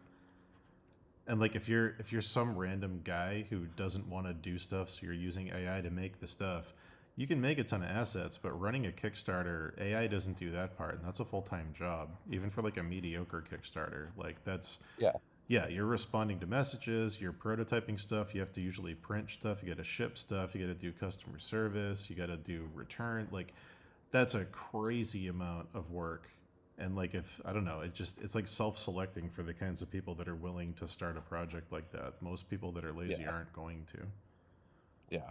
But and you're gonna see like I think you're gonna see more and more projects where somebody does like half-ass a project and use AI, and they're gonna run into the rest of those challenges and completely like fold in on themselves.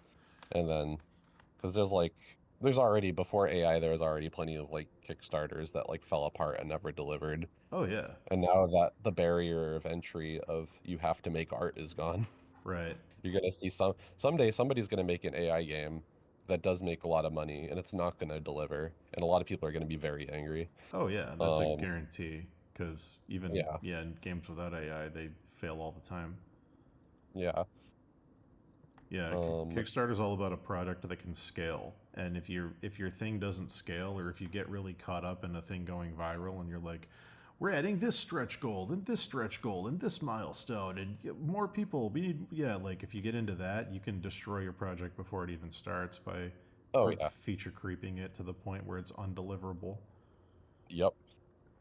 Absolutely. I think I've worked on 12 Kickstarters at this point. Yep. I've done 2 books myself with my partner Dave Raposa. We do these graphic novels called Steve Lichman, a webcomic that we did hardcover Kickstarters for. I've worked on a bunch of tabletop games. I've worked on a couple card games, a couple t-shirt things. Yeah, it's Kickstarter's an interesting thing. It's high risk, high reward. Yeah, absolutely. Well, like we did our Kickstarter last year, and it was like, I definitely overscoped things quite a bit. But like, you have to be really, really bad to like screw up and not deliver, though. I have seen some catastrophic ones where somebody basically like promises the moon. Yes, those are you can see them. Do you ever watch Breaking Bad? Yeah. You know the scene where Walter's trapped in the car in the final season, and he's screaming, "Hank, no! Hank, run, no!" And the guys are coming to kill them all. Yeah, That's how I see some people on Kickstarter make posts where they're like, "We're adding this," and I'm like, "No, no!" I'm just like screaming at them, like, "You know, you're all gonna die." There was that Rainbow Six game that was up last year, and Yeah, that actually did finally deliver, but I was like very convinced it wasn't going to. sure. And that game had like so many random things. It came with a laser pointer. It came with and unique plastic molded doll furniture to customize the board with, and like all these extremely superfluous, expensive, awkward things. Yeah. And it like got delayed, and they had to. It was like a whole mess. They probably got like an injection of funding from like Ubisoft themselves or someone else to like make them be able to fulfill. I think the scariest things I ever see on Kickstarter, where I like, it just makes it like hurts me in my soul when I see it happen, is when they don't deliver a Kickstarter and it's like 2 years overdue. And then they do a big post and they're like, "Guys, I know it's overdue, but when it does deliver, we've added double the content." And you're like, "What are you doing, dude? What are you?" They're like, "It's all going to be worth it because we made it even. The thing we couldn't deliver on, we made it even bigger. So when you do get it," and it's like, you guys are out of your minds. I see that one the most. That's like the most common, where they're like, "Don't hate me. We're going to give you even more free stuff you're never going to get." And it's like, ugh. Yeah, for sure. Anyway, what are you working on now? Just wrapping up the project. Yeah. Just overscoped, but we're delivering. Nice. So it's just like I do like all the graphic design and everything, and it's like it takes me forever. I just do everything manually. It takes me forever to like set text and draw rectangles. Sure. But yeah, the somebody in chat's like, didn't Wild Arms abandon the Western theme after a while? I don't think it abandoned it. I think it just leaned more into the text, because Wild Arms always been half Wild West, half tech, and the original 2 found a really cool balance where it was like steampunk Wild West, but I think it started to become more futuristic. But I don't think it ever dropped the. Did it ever drop the Western thing? Not really. Like 3 was the most West. 3 was basically just a Trigun JRPG. Like that was the most Wild West. For sure. 4, 5 leaned hard into fantasy, but they still had like the music and the thing. Guns and stuff. No, 5 leaned hard into sci-fi. Okay. And then 6 was like, not 6, XF, the PSP one. That was like the least Western overall. It was like more Fire Emblem-y. It was weird. I don't really know why they. Should I put up? Should I say spoiler alert for a game that's like 30 years old? Does that matter in chat? The first one? I don't know. So like, probably not. Yeah, the first Wild Arms, spoiler alert for anyone who wants to play a 30-year-old game for the first time. It's like, it's a Western, and like from the very beginning, it's like, it's very anime Western. There's trench coats with fringe jackets, and there's like people have guns, and you're playing like a knockoff, like Ecstasy of Gold, Ennio Morricone song, and it's great. But it's also demon robots from outer space that control a metal moon that's actually a starship. And the main character is a robot, and you don't find that out till later. And like there's tons of like, you have like a giant airship that looks like a flying bird made out of metal, and like there's a lot of technology stuff in it. It's not just Wild West. Yeah. And the game itself, like the countries and stuff you go to, are like, they're all castles. They're all very medieval. It's like Arctica Castle, and like we're the knights of the it's all very, very traditional RPG stuff with like a little bit of Western flavor. And then they like drop all the cool like sci-fi stuff in like the background. It's really cool. Yeah, it's dope. Yeah, Chadwick Tenstein. Yeah, Wild Arms is cool as hell. You should play it. It's the shit. The original Wild Arms is really cool because it's like a Final Fantasy game from the Super Nintendo with like the pixel art and the overworld walking around. It's like really detailed, beautiful towns, lots of exploration, really cool dungeons. The battles are 3D. They haven't aged as well because it was like super early 3D. If you can get past that, you'll like it. But the other cool thing was all the characters had tools, like a Zelda game. So like you're walking around a town map like Final Fantasy, but you can bomb things and use a hook shot to go across gaps, or use a magic wand to talk to animals, or like every character had like 4 tools that you could find over the course of the game that made the exploration really, really interesting. Yeah, that's like always one of my favorite parts about Wild Arms is that it really leaned into like being like a puzzle dungeon game, and like the combat's always been like fine, but like the cool part is like it really feels like you're like dungeon delving and like solving all these traps and things like that. There were dungeons in the original that I legitimately could not figure out. I was like, this puzzle is so difficult. I don't know how to do this. Like I had to like go to the fucking game store and look at the fucking strategy guides for some of them. Specifically, the very first dungeon you go to with Jack, the Memory Temple, where the character, the only way you would know the password is later in the game. You meet the character who's in the hologram, and you see their name when you talk to them. You'd have to memorize the sprite, go back to the dungeon, notice that the sprites are identical, and then type in their name as a password. It's the only way to get through it. Yeah, it's crazy, the level of stuff. You have to use the note page on the back of the game manual that all the old game manuals used to have. Absolutely. Man, what else about Wild Arms? There's so much. I could talk about Wild Arms for a whole day. There's so many things I love about that franchise. The first game specifically, the second game too, though. Yeah. Yeah, I liked when I liked in 3 and Alter Code when they started just implementing like just those puzzle box dungeons. Oh, they those just were just great. started dumping you like here, come play Tetris every once in a while, and it was cool. Those were like brain busters. One of my favorite things, because Wild Arms is like a 60 to 100 hour RPG if you do everything in it, and the very first dungeon you go to within the first like 10 minutes of the game with Cecilia is this library that's underground, and every bookshelf, if you talk to it, has a unique text box for what books are on the shelf, where it's like Secrets of Magic Volume 5 sounds interesting, and it's like, Legends of the Guardians Volume 8, really cool.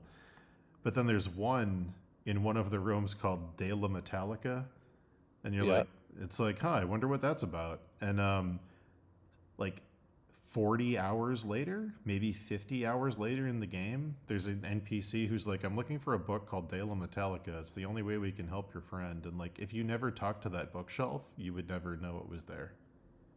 I love stuff like that. It's just it's so old, so old school RPG. Yeah, and like it's just the attention to detail. Something I always enjoyed about these games. Oh, it's great. Like the little things like that. It's fantastic. It's so good. I got emotional when I turned on Alter Code F for the first time, and the load screen was the dead golem in the field with the grass all over him. I was like, oh my god, that's my friend. I've been here before. Yeah, that's my. I gotta watch him die all over again. The only cringe moment in Wild Arms for me is at the very end when Mother eats Siegfried and they become Motherfried. And I think, what's the exact line? Do you know what I'm talking about? Where he goes, I came back from hell to beat you punks, or something like that. I've got to find it. Hold on. It lives in my head. Like classic, like PS1, like localization. It's just incredible. Man. Here it is. Where is it? I know it's here somewhere. Anyways, I'll find it someday and I'll share it with chat. I believe he says, I escaped hell or something, or like I was too evil for hell, so they kicked me out. And now I'm here to fight you guys. It's incredible. Oh, it's great. So good. You have to remember, like, all these RPGs were made by, like, random goobers that are probably younger than we are right now. Mm-hmm. And they were just able to, like, put all these goofy, like, little fun things because no one could stop them. It's the best. So good. Man, what are you looking forward to in the gaming space these days? I just played, haven't gotten to get very far into it, but I'm extremely hyped. I played, that game Unicorn Overlord. Oh, I've heard nothing but good things about that game. It's like goated. It's so good. Yeah. It's the best Fire Emblem game I've ever played. That's what I heard. I heard it's like the greatest like strategy, like one of those style games that anyone's ever played. For everyone I know who's played it says it's just the best. Yeah, it's like just meticulously, wonderfully crafted. It's like one of those like unrepeatable things because it took like 10 years to make, and I'm sure it was like a whole saga. It's good but yeah, to see. It's good. It's good for sure. It's good to see Vanillaware have a win. Yeah. They need a win. I hope Eiyuden Chronicle is good. It's such a shame he just died. Yeah, it's very depressing. I know. It's such a bummer. This weekend in games, I know every character, every piece of lore I'm obsessed with that franchise. Yeah. Suikoden, I mean, hopefully, I hope someone can carry the torch. I don't know. It's weird because it feels like Suikoden was like such a brainchild of like one dude. Oh yeah.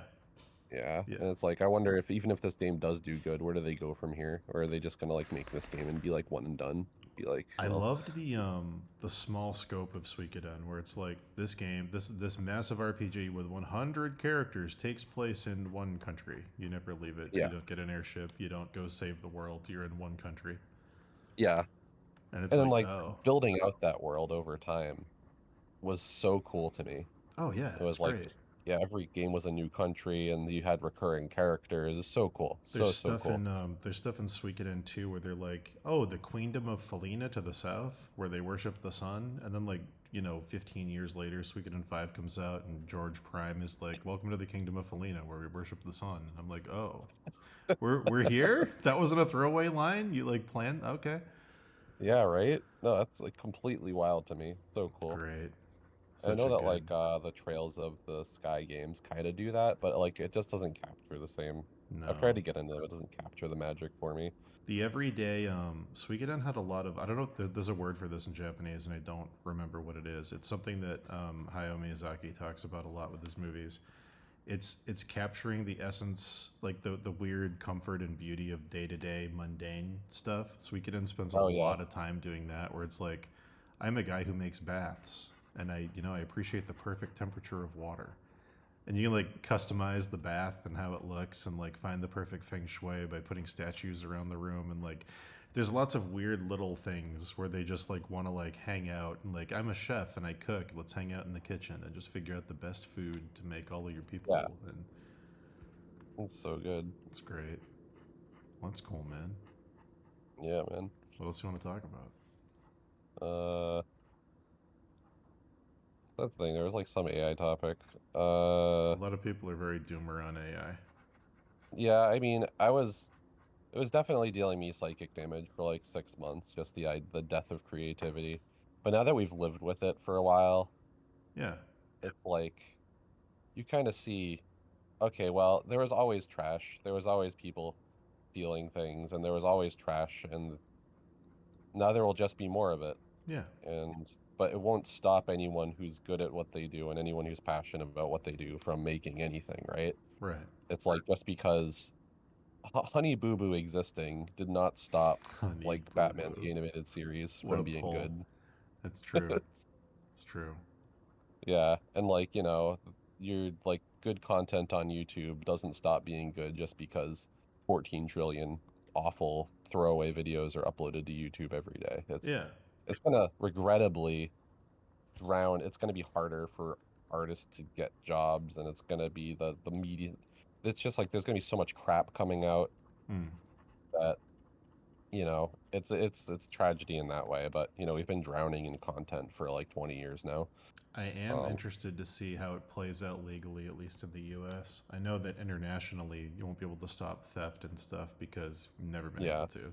I've had my work stolen in China probably 100 times, and there's nothing you can do really. I'm interested to see in the U.S. when the courts finally kick it up to I'm assuming it's going to go all the way to the Supreme Court of if an algorithm scrapes a website that has copyrighted material from Disney or something on it, and it goes into the algorithm and is used to generate stuff. Does Disney have standing to sue for use of their work in a commercial method they did not approve of?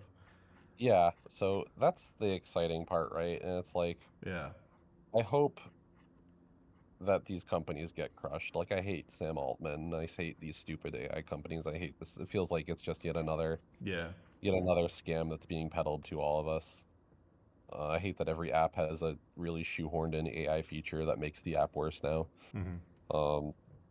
And so I hope that like the copyright law catches up, and they're just like the concept of scraping things and using people's data. Yeah, will be heavily regulated. Because I think it just happened with like Pepsi. Something happened where ad companies are no longer letting agencies use AI because someone did an ad campaign that accidentally scraped something from a Pepsi commercial. Yeah. And they got shut down super fast. And now the ad agencies are telling artists, if you use AI, we can't hire you until this is figured out because it's a massive, massive liability. Yeah. Which is interesting. It's going to be interesting to see that side of it play out. But yeah, as far as you were saying, where there's going to be more garbage, it's like, to quote my spirit animal, Mike Stacklasa from Red Letter Media. Endless trash. Yeah. Open your mouths and swallow the slop. When they graduated from fuck you, it's January, to fuck you, it's year. Yeah. Yep. Yeah, it's literally that. Someone in chat's like, yeah, the avalanche of slop is the least of our worries. It's the misinfo capabilities. And it's like, yeah, we just live in hell world. There's nothing to stop that. Yeah. I don't know what movie to compare this to, but it's like up till AI, corporations were the enemy of artists, but now they're the only ones who can save us with the lawsuits against AI. It's some weird thing where it's like, well, you know, we hate Hitler, so I guess Stalin's a cool guy. Let's form an alliance. Yep. Like, it's very weird. Yeah. Just like we're all, it's just got, we're all like in fealty to whatever gigantic $1 trillion institution. Yeah. Wants to fight. They're gonna start picking fights with each other, and we have to like choose. Let's lose some points with the audience. What's your favorite corporation? Oh my god. Everyone's got one. I hate corporations so much. I barely buy anything new. Everything I buy is used. It's like, I guess I still like Nintendo, even though they do something shitty like every 3 months. I mean, yeah. At least they're like, they're owned by, they're still self-owned, and they still put out a quality product because they like their consumers. It's true. And that's getting rarer and rarer over time. It's true. It's usually like, we want to put out shit and charge you more for it. Or we don't care about the people making this, or we don't care about you, the consumer. It's just like, it feels like it's getting harder and harder to find a company that's like making a product or service for the benefit of someone that's given at a fair price. Yeah. It's I terrible. would agree. Nintendo is a rare beast. Was it Affinity, the Adobe competitor, just sold themselves to some subscription company. Oh. And I was like so livid when I saw that. It's like the entire premise of your company. That's what they always do now. Yeah, all these startups now, the whole goal of the startup is to get sold to a bigger company and have a payday. That's like how big do we have to get before we can sell this? Oh, Ollie in the chat is right. I am a corporation. I'm my favorite corporation. That's true. I am too. I am president, and what am I? No, hold on. Dave is president of Acceptable Comics, and I'm CEO of Acceptable Comics, I think. There you go. I think that's how we did it, yeah. Now, when are you going to sell your company to, like, I don't know, like child grinder services or something? Well, that's a good question. What's your number? What would you sell your corporation for to a bigger corporation? I think my number is 10 million. Right. I think any less than that, I could probably make on my own over time, and any more than that, I'm not sure I could. So probably 10 million.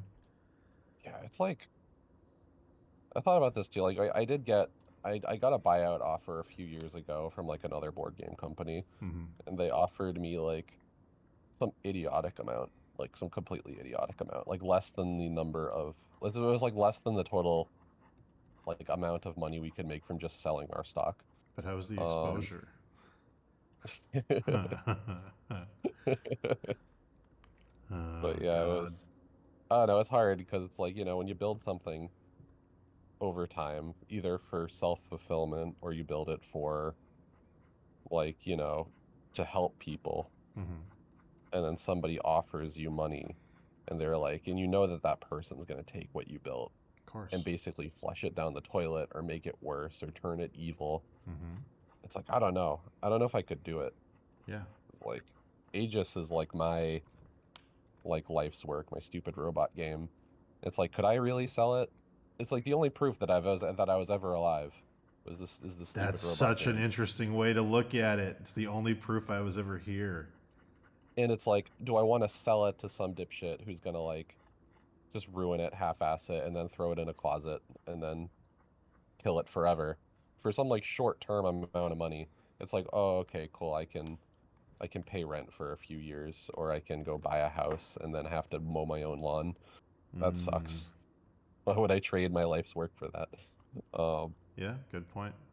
Yeah, I don't know. It is something, yeah, something to think about. It's like, yeah, what is my number? My father did that. My father spent his whole life building a company from nothing, and Yeah. he finally took a buyout not that long ago, and he super regrets it. Yeah, that He's sucks, like, man. it wouldn't have been as much money, but he's like, he's realizing that there's more to life than cash. Yeah, it's like ultimately we all die anyway, right? It's like how much can money buy you? If you're already comfortable, and if you already have like a spouse and a car, and if you're not dying of a horrible illness, and like you're just cruising through life. It's been really it's been super informative, like watching him. Like, he's essentially like bailing water out of his own life to try and feel that sense of like control that he had and fulfillment from having his own company, where like he sold it and he has a bunch of money now, but he's not happy at all because he doesn't have anything to build. So he's like, I'm gonna make a restaurant, and then he did that, and he's like, okay, that's done, I'm gonna build another restaurant, and then that's done, and he's like, I'm gonna buy this property, and then he does the and like nothing's like filling the hole. Yeah, yeah, for sure. Yeah, it's a weird thing. That's what I would like be afraid of. Yeah, for sure. Having no sense of purpose. Yeah, like you can't buy purpose. You can only, purpose is the only thing we have to like look forward to and like find in life. It's really hard to replace once you lose it. Yeah, I think that's like, they say like there's that meme of when older people retire, they die really fast. Yeah, I think that's like probably a big part of it, where it's like the working in and of itself gives you a sense of like wanting to keep going, and like you're like building towards something, and then when you stop and you're just kind of sitting there, I think your brain does some weird tricks on itself where it's not, super enjoying that feeling of uselessness. Yeah. But yeah. And it's like there's a good point here. It's like, well, would you sell if you can use the resources that you gain to build something even bigger and greater that you've always wanted to build? And I think that's like your valid reason, right? Because if you know exactly what, because then you're not selling your purpose. No, you're investing. Another step towards it. Yeah.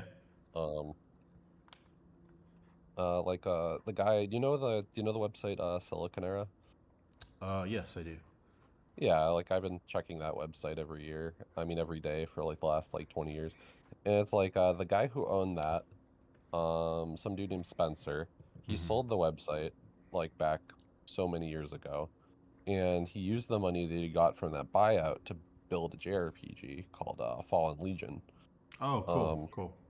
So that's the lore behind that Fallen Legion game, is that it's built by the guy he sold Siliconera to build it. Right. And that's cool. It sucks that Siliconera is owned by like some bullshit company now, and the website just got an overhaul that sucks. Oh, that does suck. Same thing with Destructoid. Destructoid also is like it's like all owned by like some bullshit company. They're turning all these websites into basically AI screen rant, like garbage.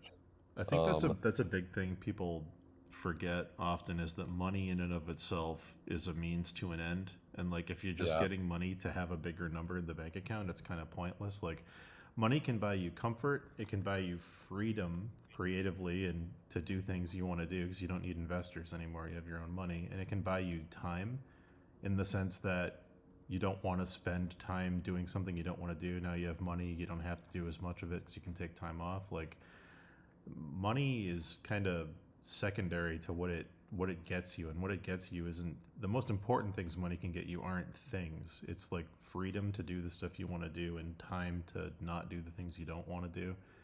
But I think people realize that really, really late. They spend a ton of time building towards something they can sell. Then they sell it, and there's not enough time to make the thing that they would have made if they had, focused on that earlier. Yeah. But I don't know. It's a weird. People get lost chasing the number so much they don't realize that the number isn't the important part of it.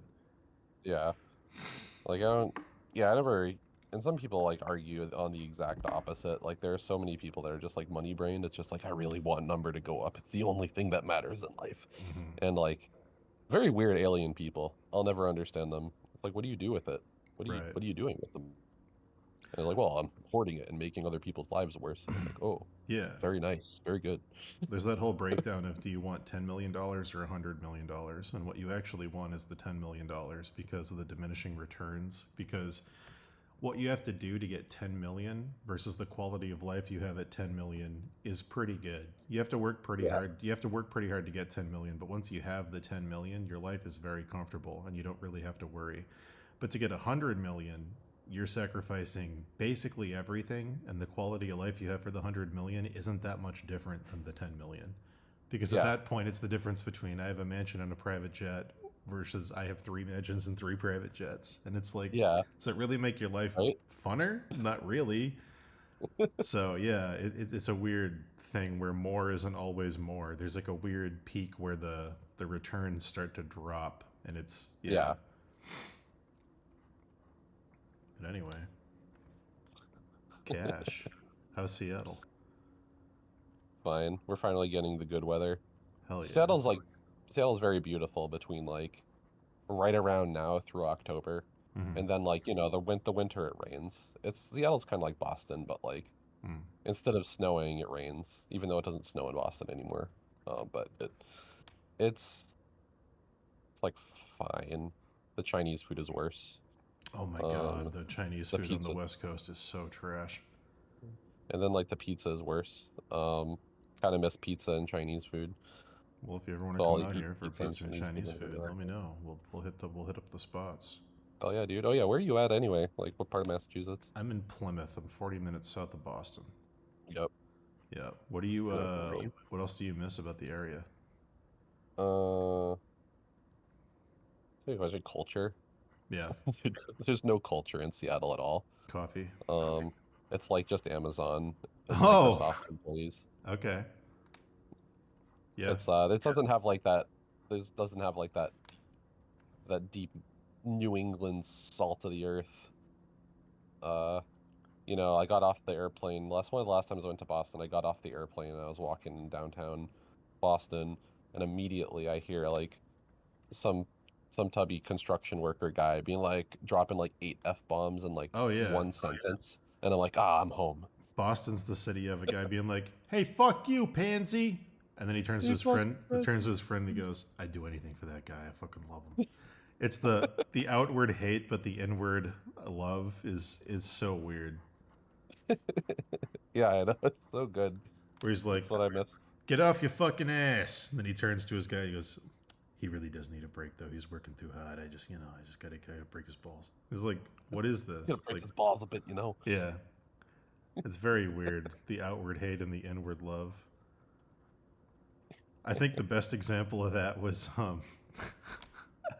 I was walking back to my apartment when I lived in Boston, and a big storm came in, and I was walking over the bridge from Cambridge back to Boston, and it was like hurricane force winds, and a guy pulled over and he goes, "What are you doing, you fucking idiot? You're gonna die out here. Get in the car. Come on. You look like a good kid." And I was like, what the fuck is this? Like, I'll give you a ride. Yeah, hop in, you fucking idiot. I love you. Like, what? It's so weird. Yeah, no, it's deeply engraved on my soul. It's exactly how my entire family is, and everyone I know. It's so good. Yeah. Over here, everyone's just kind of normal. Yeah, I don't know what that's like. Nobody in Seattle is from Seattle. Like everybody I know here is from somewhere else. And so it's interesting.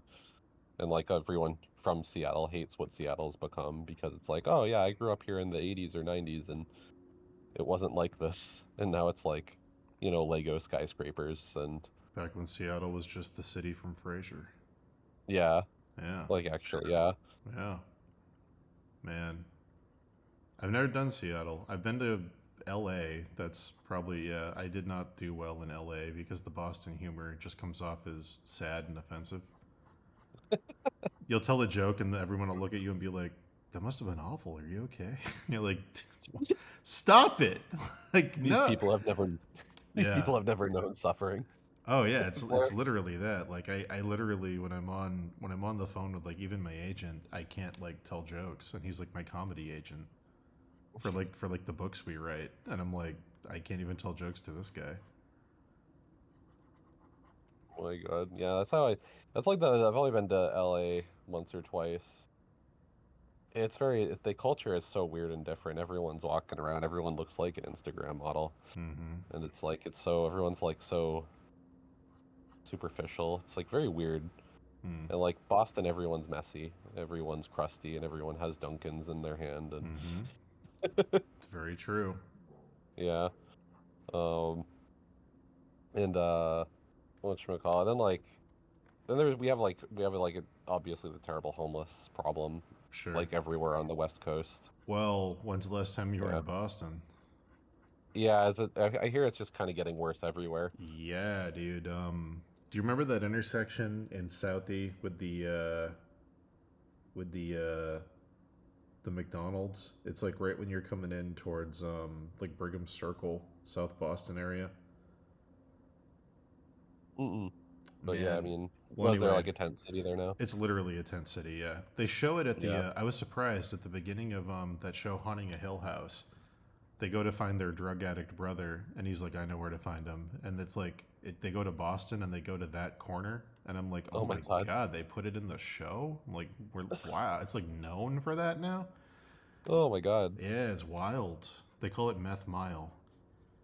Oh, that sucks. Yeah. Yeah, no, I guess it really is just getting worse everywhere. I've seen like all these little YouTube short documentary things about like how bad Philly is, and like I go to Philly every year for PAX Unplugged, and it's like Philly's pretty bad. But I moved out here in like 2017, and so tent cities were like very uncommon. I was like, what do you mean why are there so many people living in tents out here? And yeah, no, kind of heartbreaking to hear that it's happening back there too. Oh, it's wild. Side note, Meth Mile would be an awesome race or video game. It could be the sequel to the Boston Marathon. Yeah. Oh my god, a Boston Mile for the rest of it, where we all do meth and we all run a mile. That's a joke I couldn't make in LA. There you go. That's the bar. They'd look at me if I made that joke in LA, and they'd be like, "It's really awful what's happening to those people." And they'd be like, "Well, you got me. You got me again, LA." Well, anyway. Yeah. Unicorn Overlord. Wild Arms. Unicorn Overlord. Wild Arms. Vanillaware's a cool company.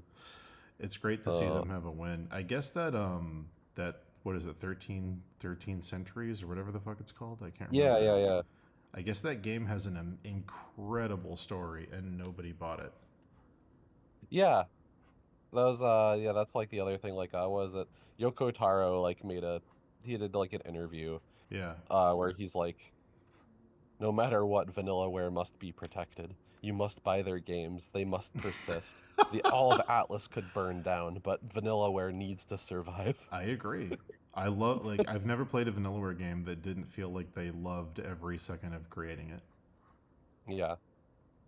But man, they do not sell well. I really hope Unicorn Overlord sells well. I really do, because they need a hit. They desperately need a hit. Yeah. It's like I don't know. It sucks. I bought Unicorn Overlord twice. I bought the collector's edition, and then it was so cool and I didn't want to open it, so I just bought it digitally too. Just like, please take my money. And then I own the PS4 version of 13 Sentinels, and I'm probably just gonna buy it digitally on the Switch too. It's just like nice. they need to shovel money at these people. Did I see that? What was the name of their like Harry Potter knockoff game? Grimoire. Oh yeah, that just came. They just re-released that recently. Yeah, I saw that, and that's the only one I think I haven't played. Is Grimoire. It's like goofy. I haven't played it either. I've seen like a bunch of my friends talk about it, and it's I wish they would re-release Muramasa instead of Grimoire. Yeah, Muramasa's great. I had to get an emulator to play what's it called, like Holy Knight Chronicle or whatever the fuck. It's like a JRPG they made, but it was only on like fucking PSP in Japan. Yeah, no, oh yeah, you're right. Yeah, there is just like some random game that they have Or it's that called was like never released here. Grand Knight Century. It was some weird 3-word name. It was like Holy Knight Chronicle or Grand Holy Century something.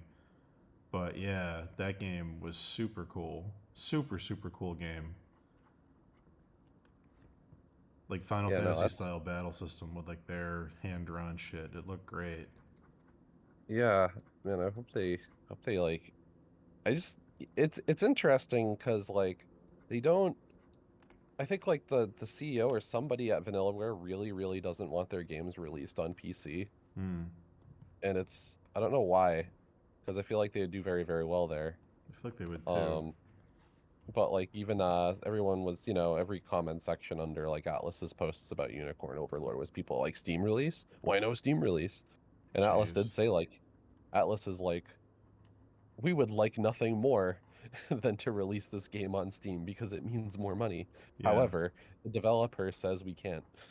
Oh, like I don't know. They seem like they're nerfing themselves. Maybe they just don't want their games plagued with nude mods.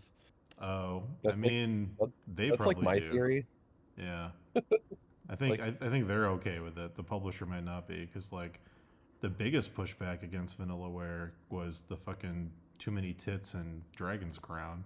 Oh yeah, the Dragon's Crown. That was the free publicity. It's probably the most publicity any of their games have ever gotten. Yeah, because of the weird backlash against the booby witch. It's weird. Everyone in that game had like such wild anatomy too, like across the board. It's awesome. And it's like, oh no, the curves of degeneracy. Oh, destroying Western civilization with these curves. Wiping it out. We've lost a whole generation of men to Vanillaware. And then like the Thor Barbarian or whatever in that game is like a giant triangle with like 1,400 pecs. Literally, yeah. More pecs than you could ever fit on a human body. That's great. The art direction in their games is fucking top tier. It's super stylized, obviously, but it's like top. It's so good. Yeah. But, people hate tits. They hate it. Hate it. They hate tits. Anyway. But yeah, like I have like such a backlog of JRPGs like everyone else. What's the game you're putting off the longest? What's the game you know you need to play eventually that you've been putting off? I'm so close to beating Octopath Traveler 2, and I managed to get like I'm another hour into it like once per month because I'm just so busy. Okay. I got the Star Ocean 2 remake that I really liked the demo of, and I really wanted to play the rest of, but how is it? I guess I just bought it for vibes. It's a lot better. Yeah. I saw the screenshots, right? And like the game looks pretty weird. Mm-hmm. It has these beautifully illustrated character portraits and photorealistic backgrounds. Okay. And then crusty PS1 sprites. It's like 3 or 4 different art styles like pasted together. FF7 style. It looks weird. But then like you boot it up and it works somehow. Like in motion and in practice, like the weird mishmash of art styles like just kind of works. So that surprised me, and I had like so much fun with the demo. I'm like, that's a day one. It's like the only good Star Ocean game. Yeah, weirdly, it's like the only one that really did it right. Right? And then like they took the only good Star Ocean game, and apparently a lot of people consider this the remake to be like the definitive version. It's like, it was just so well executed. Damn, I saw like all the. I love the original. Star Ocean things. Yeah. It's I was weirdly sad they re-recorded the audio because I loved the muffled PS1. You get in a fight and it would be like, and then Claude would be like, the enemy. I gotta get him. Like super like muffled, the enemy. Yeah. Yeah, I remember the voice quality and the original being so goofy Oh, it and was like great. so crusty. Beam Saber. You're like, oh man, this is so Burn. Burn. Yeah, just so compressed, so compressed. And then like I'm still working. I really want to get back to the Fire Emblem Engage, and was super into that for like the month.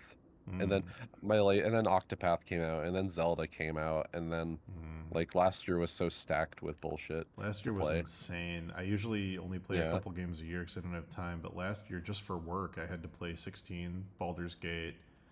What else? I'm forgetting a ton. Armored Core. Yeah, Armored Core. They put out the Resident Evil 4 remake. Street Fighter dropped. It's like all these like everyone had their COVID babies at once. Yeah, last year was absolutely stacked for games. It was Zelda, obviously. Yeah. Ludicrous. Absolutely ludicrous.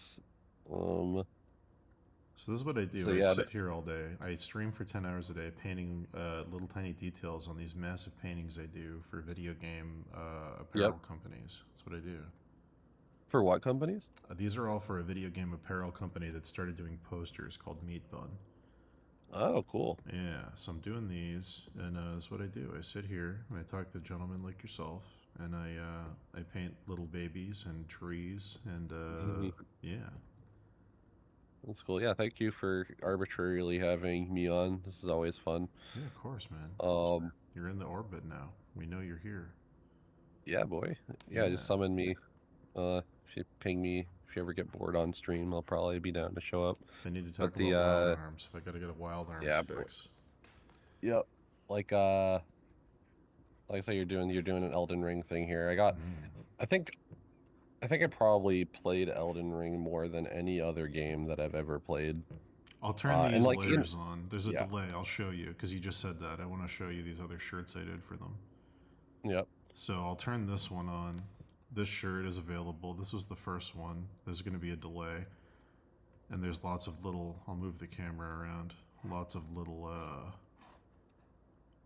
Actually, I could just send you screenshots on Discord. That might be easier. Give me 1 second. I'll just do that. Anyway, continue with Elden Ring. But yeah, no, it's like... you know, I've never played like a 10,000 hour MMO. Yeah. Or whatever, like a lot of other people have. But like, you know, I think I put like 200 or 300 hours into Elden Ring, and it was easy. It was sinful. It was absolutely. Oh, this is beautiful, dude. Thanks. These are the first two I did. I'm doing one for Rot now with Millennium Radon, but those were the first two. Oh, wow. Yeah, these have been fun to work on. They just give me total creative control, basically. They were like, just do giant like tableaus that you would like find in the world. And I'm like, all right. That's crazy. And so what, these are like posters, or you get them on like shirts, or yeah, posters and shirts. Yeah. Super cool. Yeah. What was your favorite part of Elden Ring? If you have one, or top 3 or whatever. It was funny. Every year I do like this roundup of like all the stuff that I watched and played, and like, you know, I'll put them in ranks or whatever. And like the year that I played Elden Ring, I had an Elden Ring in every single rank from S class to like F class. Yeah. It's like Elden Ring, for approximately 20 hours of it, was the most amazing experience in my entire life. And also, for about 20 hours of it, it was probably one of the worst things I've ever had to play. I can absolutely it's just like respect that. The game runs the full gamut of emotional experience. It's that weird turning point you get to where you're like, oh, what could be in this cave? It could be anything. And you're like, oh, it's another crypt dungeon with... I was always pretty amused with like the crypt dungeons. Like, I think the game kind of runs out of steam a little bit by the time you get to like the snow area.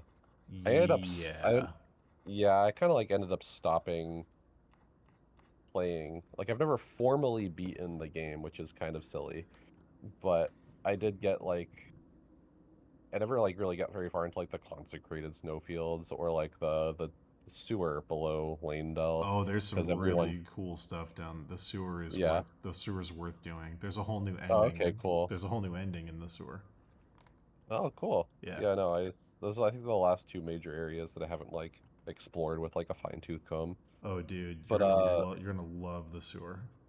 That's cool. Yeah. But like, what is the start of this game is crazy. Like the loading screen images were showing me like the most abstract, weird things I've ever seen, and then they're all in the game. And that's like the wildest thing. It was so the game showed me so many things that were just like so new to me. Just like the weird designs and like the things that you would never expect to like find. My favorite, I don't know what they call them. What are the weird like tomb dungeons called? They have a name, don't they? Just like the catacombs? Catacomb. My favorite catacomb in the game, I thought it was such a cool fucking idea, was after you beat Radahn, there's one over in the desert behind him that's kind of hidden. And the lore for it, that like, I forget where it's written. Either a ghost at the beginning tells you, or you find something that tells you, all the soldiers from the war with Radahn and Melania can't die, so they're in this tomb fighting each other forever. And you go in and there's just hundreds of like clean rot knights and like Radahn soldiers, and they're just killing each other and then getting back up and killing each other again over and over and over. And you have to navigate the dungeon while fighting all of them while they're also all fighting each other. Yeah, no, that was like definitely that's the one that always comes to mind when I think about catacombs. It's like, oh, just when you think catacombs are gonna disappoint you, oh, another catacomb. And I walked into that one, I'm like, oh, fuck this. Yeah, I was like, this is amazing. Yeah, I was like, this is crazy. It's so different. Yeah, it's wild. So they did get really creative.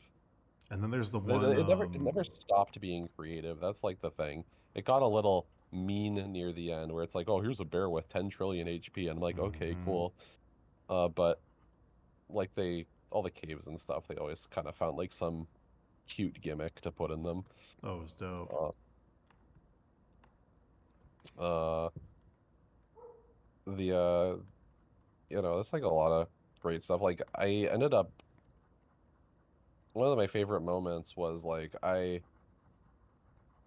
so bad at these games. So like I just could not beat that first motherfucker. Which one? That could mean a few things. Do you mean? Yeah, I know. No, the first real boss, one of the many M characters. With the first real boss, not Godric the Grafted. The one before him, like at the start of the castle. Oh, the guy who's not Moog, but he is Moog. Yeah. Yeah. So like he's like the foul tarnished. Yeah. Yeah. Foul tarnished. Yeah. And like, it was my first this is also my first like Souls game, which is a great way to experience this game. Oh hell yeah. And like I threw my face into that guy a million times, not really being good at this. And eventually like I started to like explore instead, and there was like this awkward little path that you can take around the first castle. And it's like just like a really off the beaten path sort of thing, and you end up behind the castle without having to ever fight that guy, and you end up in the second area. And I was like, oh, Liurnia. This game is just like the game is so big, and every single time you think it can't get bigger, it gets bigger. And then it goes underground. You're like, truly, I've seen everything on oh, there's a whole underworld. Oh, yeah. Yeah, it's wild. It's a game that keeps giving. It keeps surprising you. I love the lore where they were like, why are there stars in the sky underground? Well, it's because the people missed seeing the stars, so they made some stars. I'm like, hell yeah, that's so cool. Right? Yeah, game's great. Did you trying to think here. Stuff that isn't spoilery. I'll just say check out the sewers. Yeah. Yep. Yeah, the sewers are a good time. There's some really cool shit down there. Cool. There's also 10,000 hidden walls. So. Yep. I got whatchamacallit? I guess I got disappointed when they nerfed some stuff in single player. And I'm like, why would you do that? Yeah. Like early on. Like I'm terrible at this game, so I was using the Bloodhound claws. Hell yeah. As you do. As you do. Yeah, that's like Respect. cool. Well, now I can play this game because I can dodge like Bayonetta.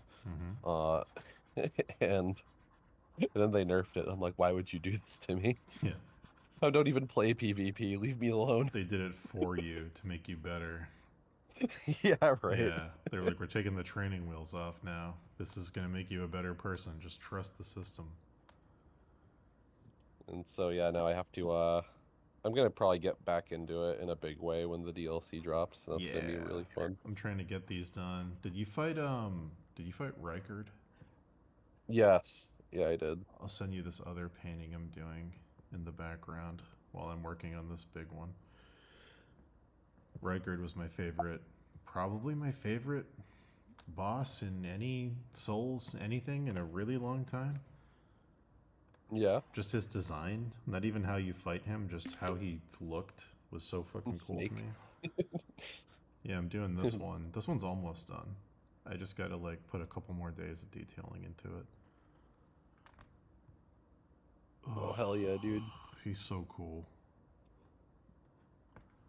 His fucking voice acting was like, join my serpent family. Yeah. He's got that Palpatine voice. It's great. Yeah, that Palpatine voice is exactly what it is. Yeah. Together.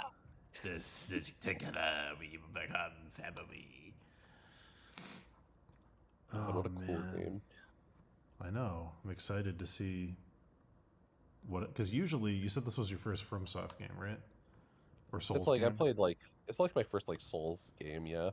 So typically, their DLCs are the best parts of their games. Like the best part of Dark Souls was, you know, Artorias of the Abyss. The best part of Bloodborne was the Old Hunters. Like, yep. So I'm very excited to see, because they said the DLC is about 40% of the size of the game, which means it's a whole new regular game because the game's so fucking huge. But yeah, I'm very excited. Very excited to see what they do. It's gonna be good. Yeah, no, that's like. Yeah, I guess for there's an answer. One of my favorite corporations is FromSoft. Oh, I guess that counts too. Yeah, that's true. Yeah, they're just like it's yet another company. It's like, what if we gave you a 300-hour bespoke, beautifully crafted experience for $60? It's like I would have paid a dumb amount of money for Elden Ring because of the amount of time I got out of it. I would have like, paid. Yeah.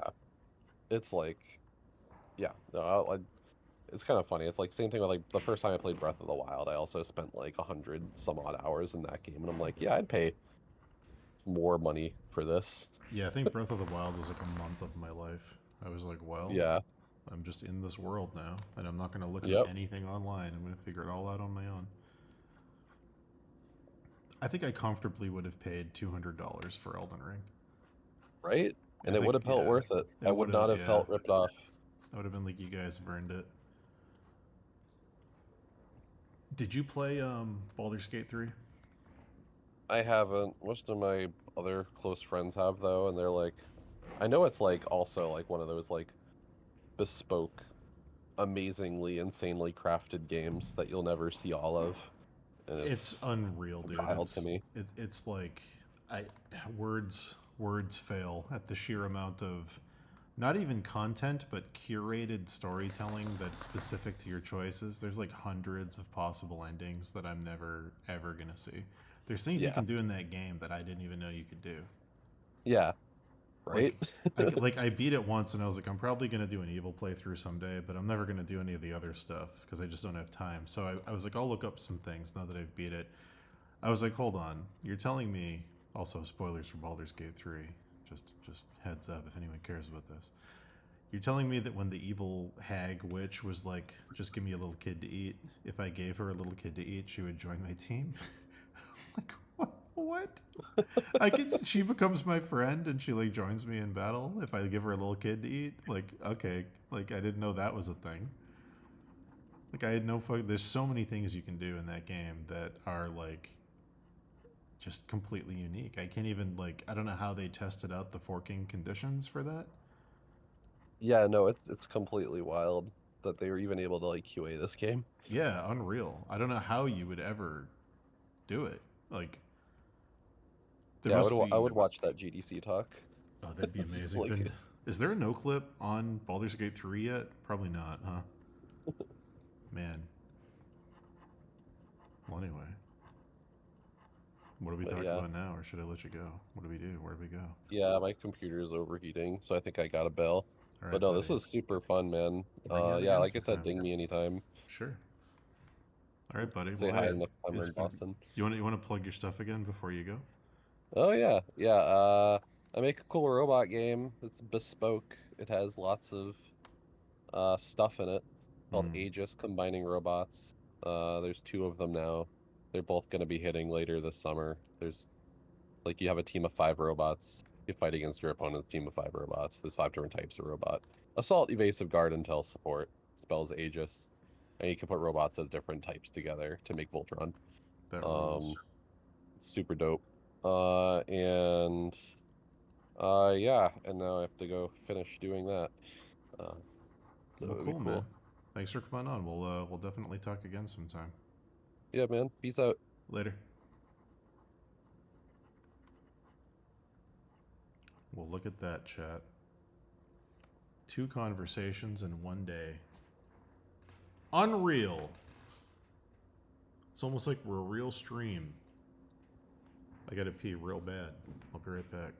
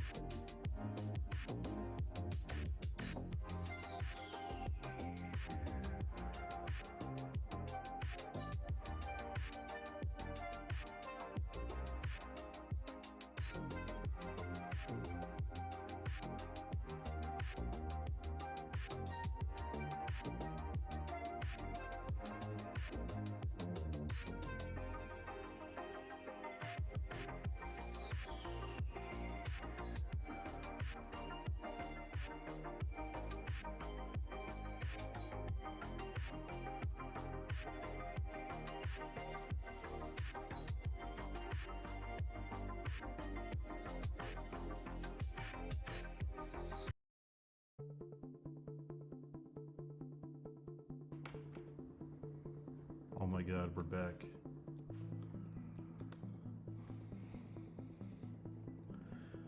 Oh. We're here. We did it. We survived.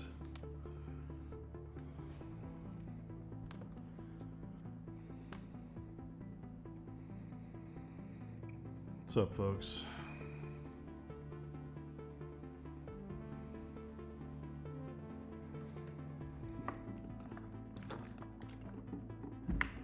Oh. All right, let's wrap up this fucking centerpiece.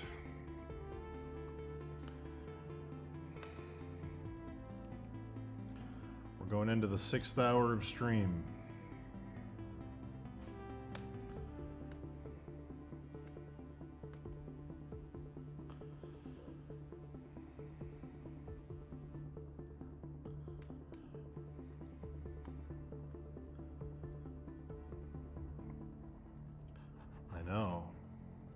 Unbelievable amount of people coming on. So crazy.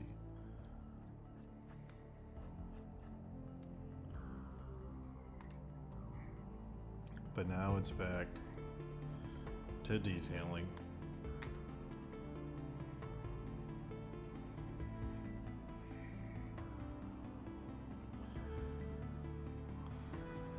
Let's get this area done.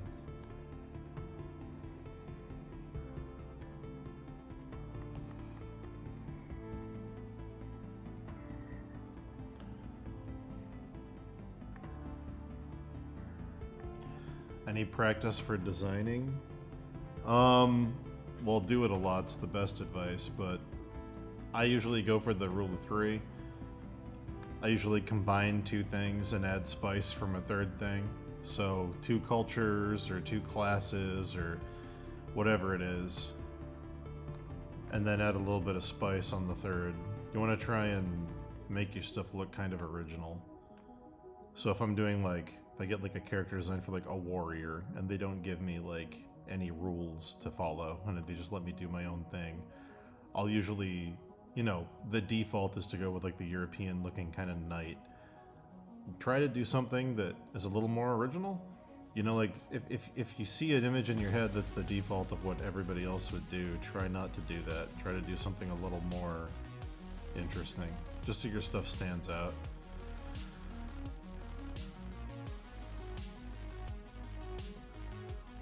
Mix two cultures and add a little element from a third or something, but yeah. Are there good over-designed things? Yeah, there's, if it's intentionally over-designed, and that's the aesthetic, like Warhammer, it's like, yeah, that shit's awesome. But that's because the whole world is maximalist. Everything is supposed to be too much.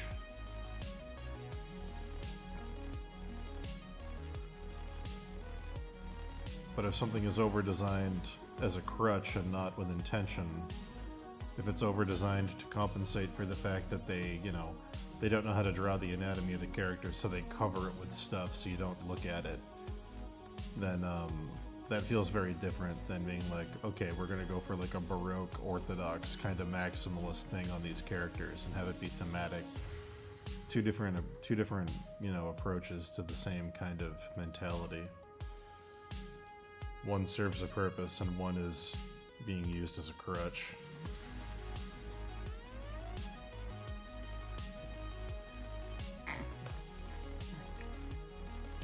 I wouldn't say WoW is over-designed. I'd say it's very stylized.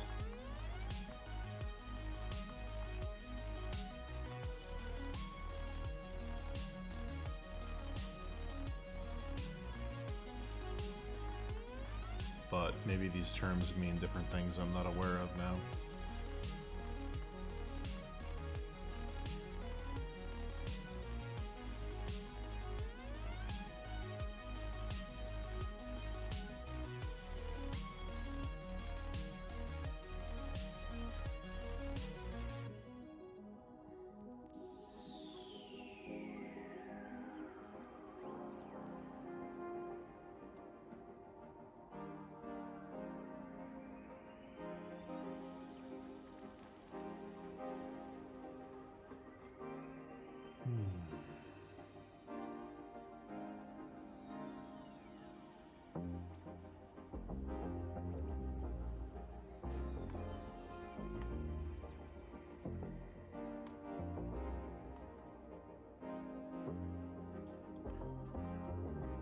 Blizzard does fall into the trap of more equals better.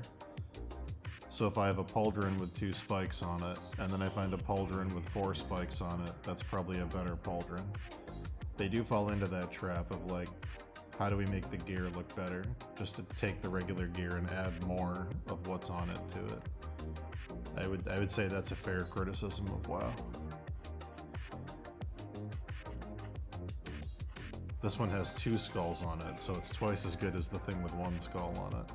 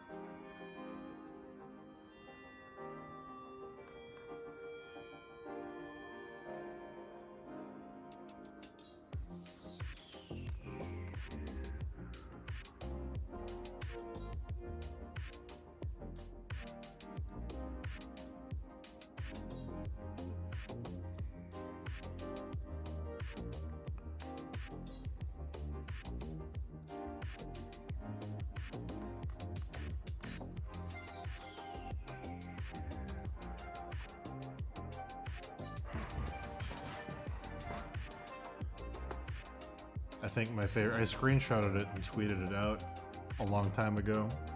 I got art direction back from a client that made me laugh so hard I had to share it with Twitter.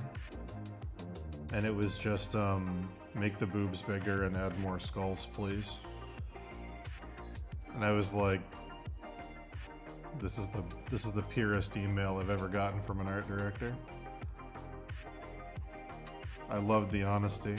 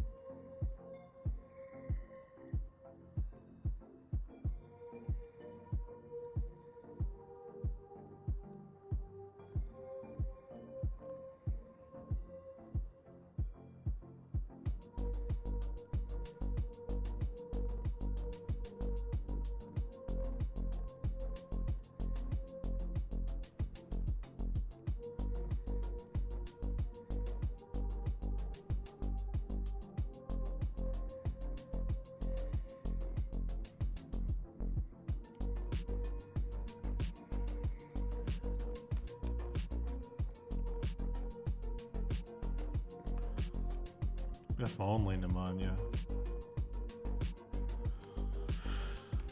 I'd be a corpse if that were true.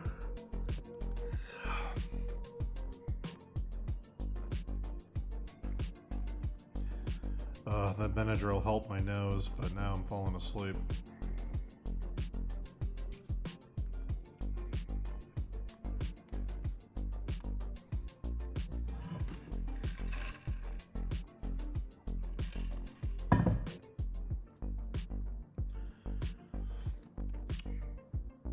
I chatted with someone from chat who needed help with a commission question about fair pricing for their work, and then a board game professional came on to talk about it because they had firsthand experience with that industry.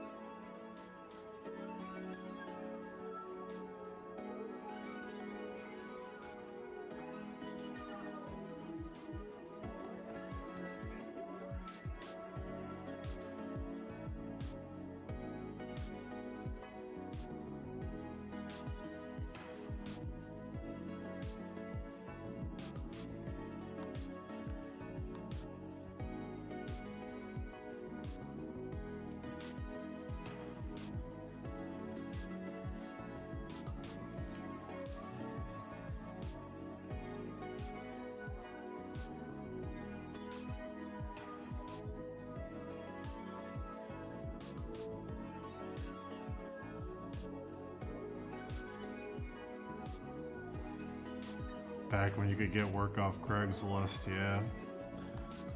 Yeah, that was a thing.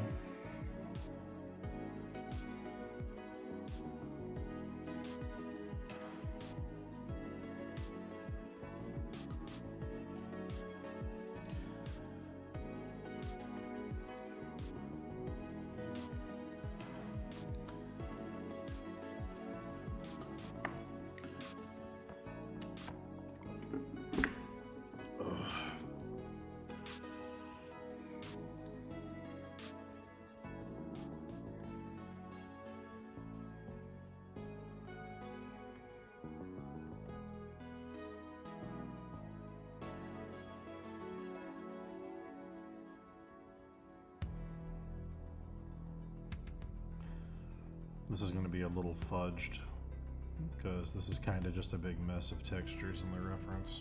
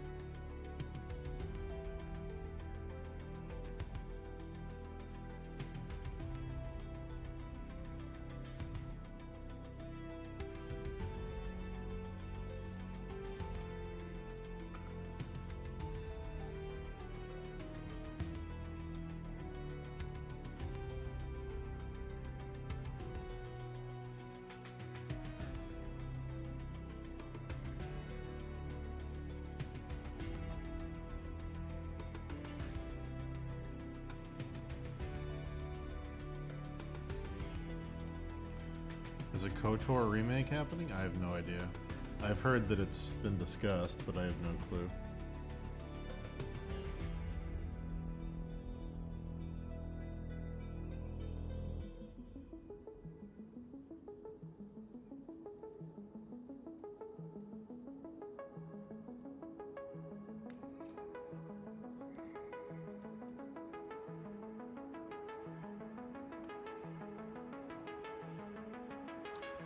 I'm personally of the opinion that remakes should only be graphical and quality of life. I don't like reinventions. Like the FF7 remake was a reinvention. It wasn't a remake. If you're just making the graphics look better and you're improving quality of life stuff, I'm fine with it.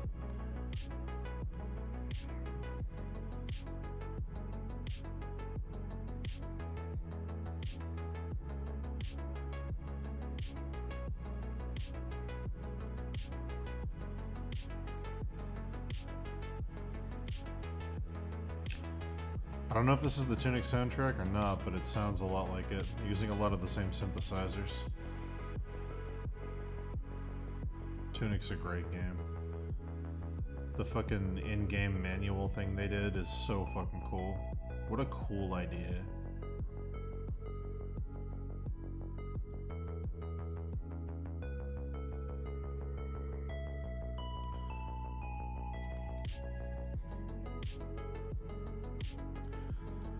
Oh, I guess Tunic kind of breaks the fifth wall. We were trying to think of other things that break the fifth wall besides the never-ending story the other day.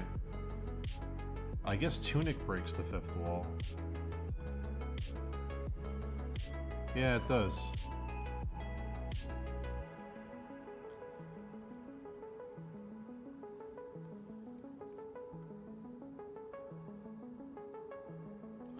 It's my opinion of the RE4 remake. I thought it was great. It's not the original. They're different flavors. The original's a lot sillier, and it's got a lot more like over-the-top shit, but it's really, really good game.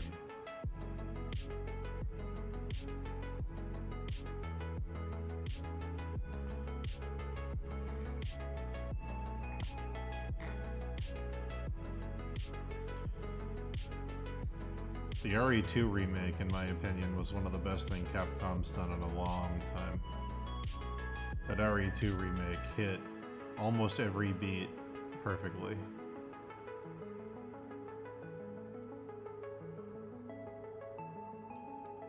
crushed the aesthetics.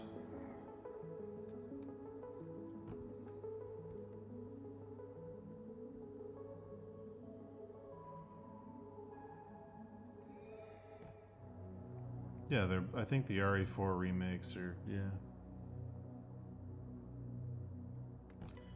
The original RE4 is iconic in a way that most games will never even hope to achieve.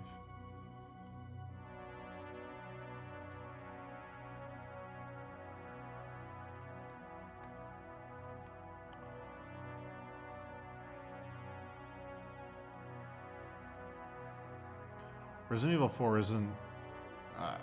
it's a remake of 4, but it feels so different than the OG 4. It's kind of like, I don't know, it's like a remake in spirit. It's like the same story and they try to go for the same vibe, but the original does a lot more and is a lot more over the top and silly about it.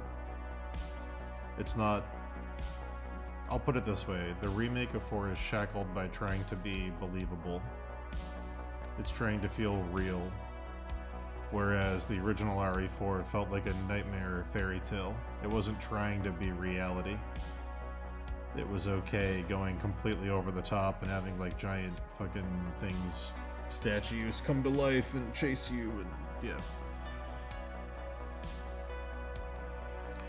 No, a soft reboot is when you make a new entry chronologically, a new entry at the end of the timeline that is aping a bunch of stuff from earlier entries. So instead of remaking episode 4, oh, please hold. Hello? Yeah. What's going on? Nothing. You live? Yeah, you're the third guest today. Chat. What a day. What a social day we're having.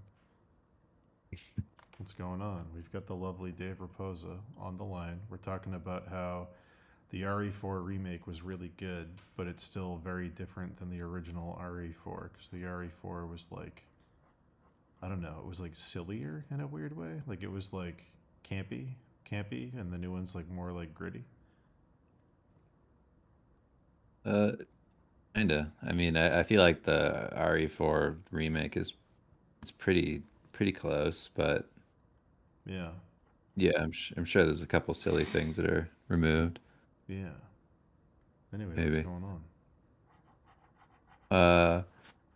Other than just working on, I have like a big meeting tomorrow at like 2:30, so I'm trying to get a number of sketches done for the meeting that I feel good about. Are you And not I was doing a just stream about tonight? running out of steam. I'm doing a stream tonight. Okay, I was just checking. I didn't know if work meant that you were gonna delay. Nah, I'll be fine. I just have to finish up the one I'm working on right now and then do the next one tomorrow and then be all done. If you're running out of steam, let me steam you up. What's going on? Let's get steamed.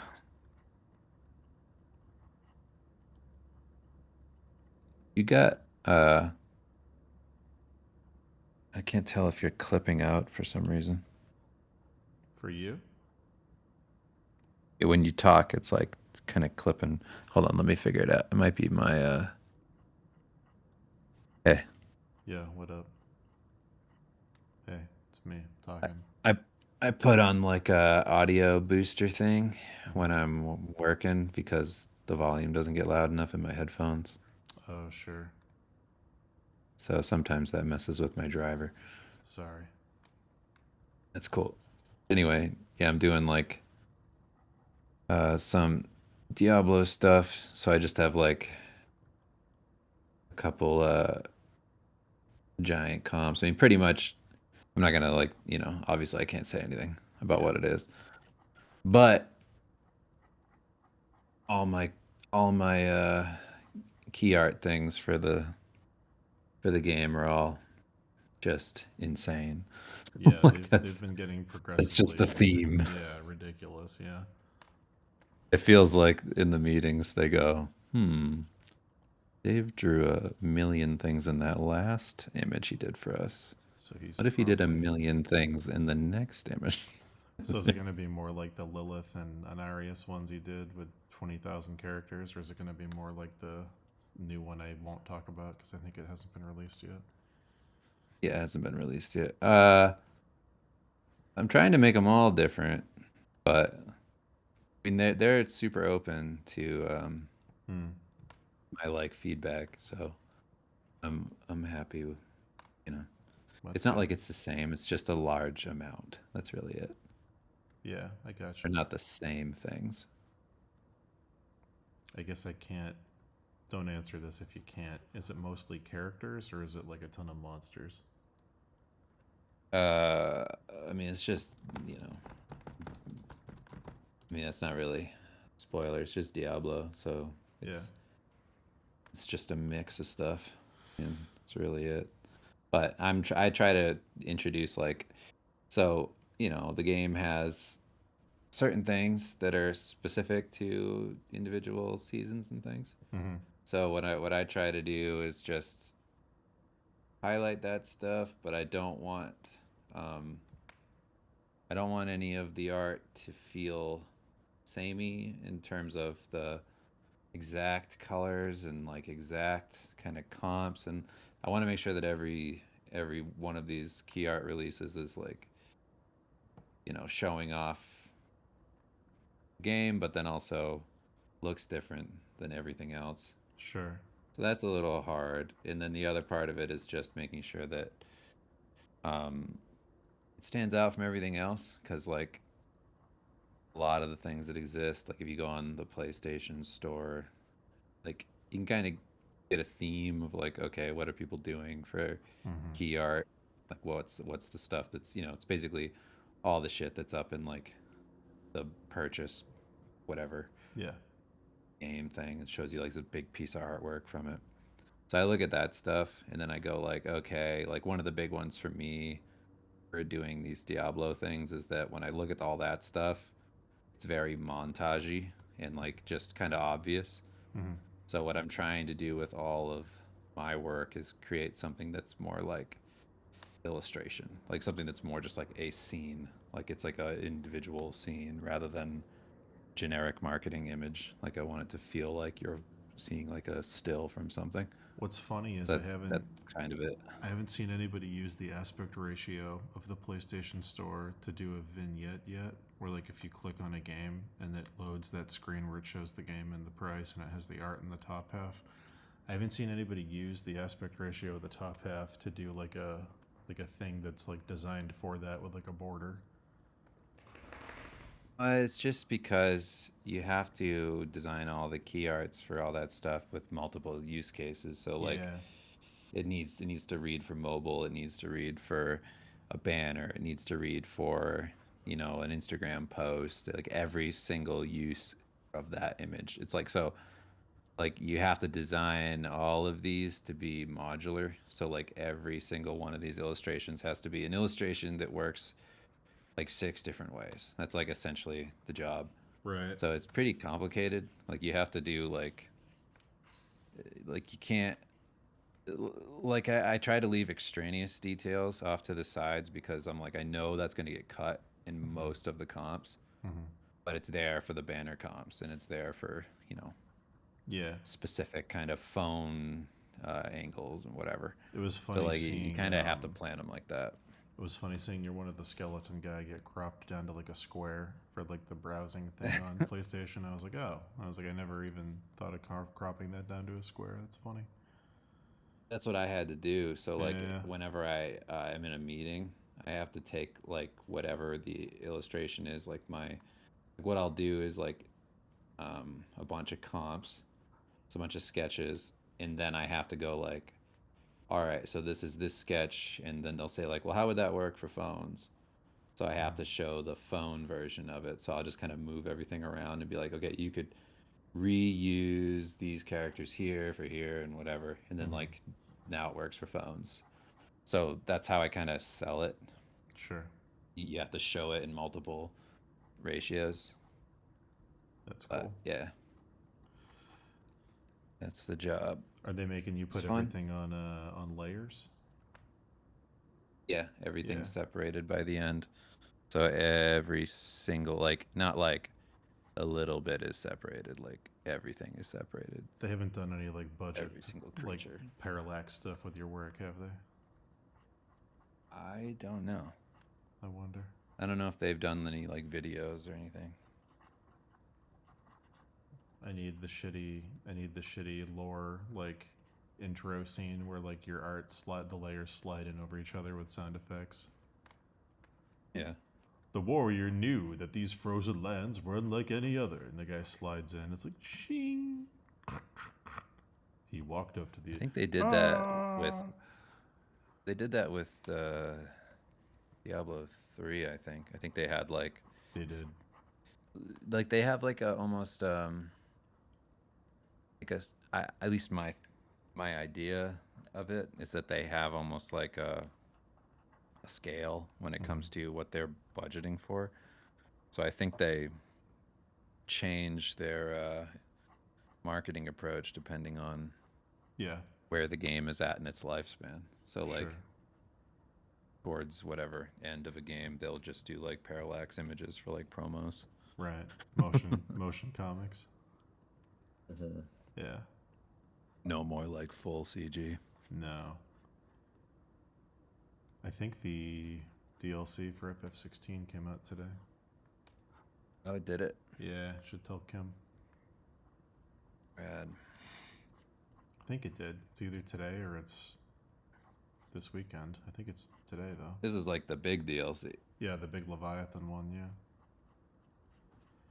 Nice. Yeah. I was trying to I called you after I left that Hasbro like drawing night thing in Providence the other night. I met Oh yeah, how was that? Well, I met a guy with the coolest job ever. Having sex with women on camera? Better than that.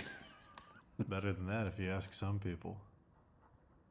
What is it? That's a pretty good one you just said. No, he's so he was a Hasbro photographer who ended up leaving Hasbro to go to Disney, and somehow he became the archivist for when George Lucas sold the Skywalker Ranch to Disney. He's the guy that goes through and photographs everything he kept from all the movies and puts them in the Disney Museum. Oh, weird. And he had like 10 million photos on his phone of just like, yeah, here's me in George Lucas's bedroom, and here's the helmet Leia wore in Jabba's palace. He had it on a stand over here, and here's me cataloging it. And I'm like, what? Like, how do you, what? Yeah, it was unbelievable. He was like, yeah, here's the fucking miniature of the Millennium Falcon they used in Empire. It was, in this glass case, and like, I had to take it down and take it into 3 pieces and tag it, bag it, send it off. I was like, huh? Bag it. It's like, how do you get this job? He was showing me all the rooms in George Lucas's house. He's like, yeah, this is like a weird closet room that I don't think he even knows is there. That's just full of all these like scripts and things. I was like, what is this? But yeah. Wild. Interesting. Gotta bring him on to talk about that job sometime. But yeah, that's a super weird job. Yeah, I was shocked. I was like, oh, okay. But yeah. What else is going on?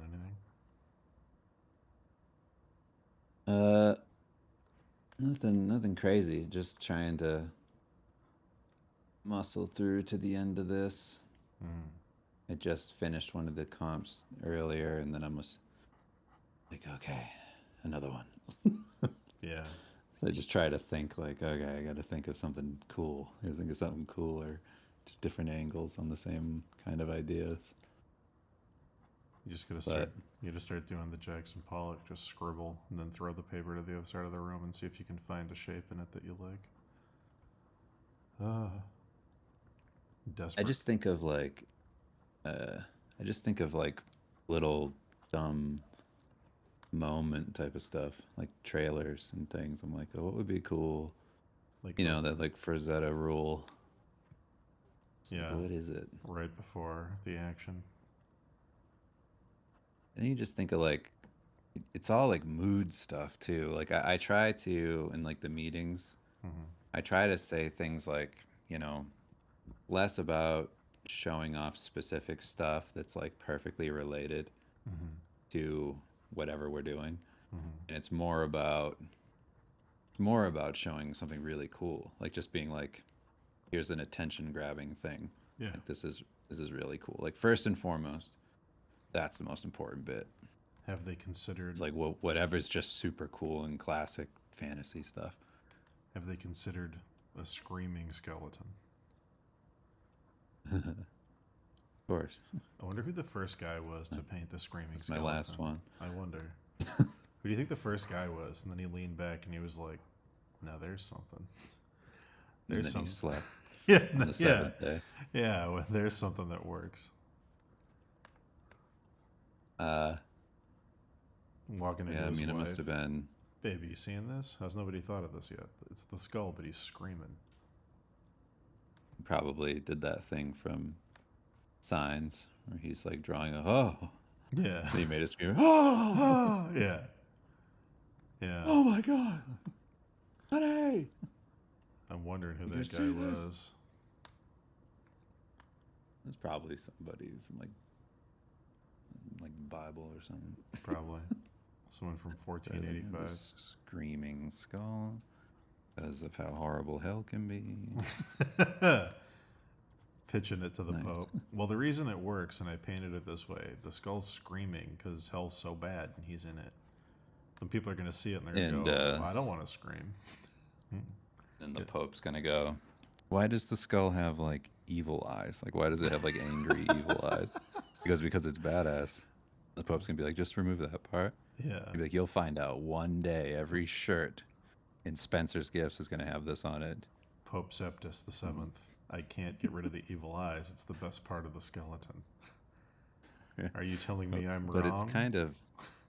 I don't want to be out of line here. Your Holiness. And I know this isn't in fashion anymore, but it's kind of, hey. Whoa! Yeah. Your Holiness. Your Holiness. What are you doing? You can't say that. I know sunglasses haven't been invented yet, but it's giving wraparound. It's 12/12, Your Holiness. You can't say it's gay. Can't do it. It's 11/11. It's 11/11. 11/11. Make a wish, Pope. It's the year, right? Yeah. I wish for a cooler skeleton.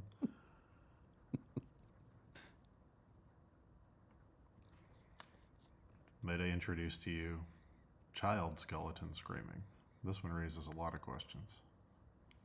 Call this one an orc. What the hell is an orc? That's not in the Bible. I call this one an urukai. You don't know the urukai? It's a creature of my own invention. Came up with it. It's like an orc, but cooler. You don't get to write your own stories in the Bible. You're just an artist. It's above your pay grade. You'll see. One day, the urukai. You speak for God, right? Yeah. Well, I speak for the orc. If you go tell the people that God missed a part and that the urukai were supposed to be in the Bible, they have to believe you, right? Right. It's a dangerous game, Michelangelo. Just listen. Let's say I take that gamble. Let's say we do. The Pope. Right? That should be our book, The Pope's Gambit. And it should be a serious book for the first half, and then at the end it should be him deciding to put urukai in the Bible. It's the Pope. It's the Pope pointing out to, like Saint Joseph or somebody. Yeah. Being like, look at this part here. The part with the monsters and the angels and stuff. That's the best part. We're not selling. What if we made a whole book like that? Yeah. Like a monster and manual. We called it Battle World, or I don't know. That's just the first thing I came up with. We should do the Kapinski Code. And it'll just be the Da Vinci Code, but it's all Karl Kapinski's monsters in the Bible. What if the Pope tried to re-release the Bible with, twice as many monsters? Oops, all Oops, monsters. all monsters. Yeah, oops. Oops, all monsters. The Bible.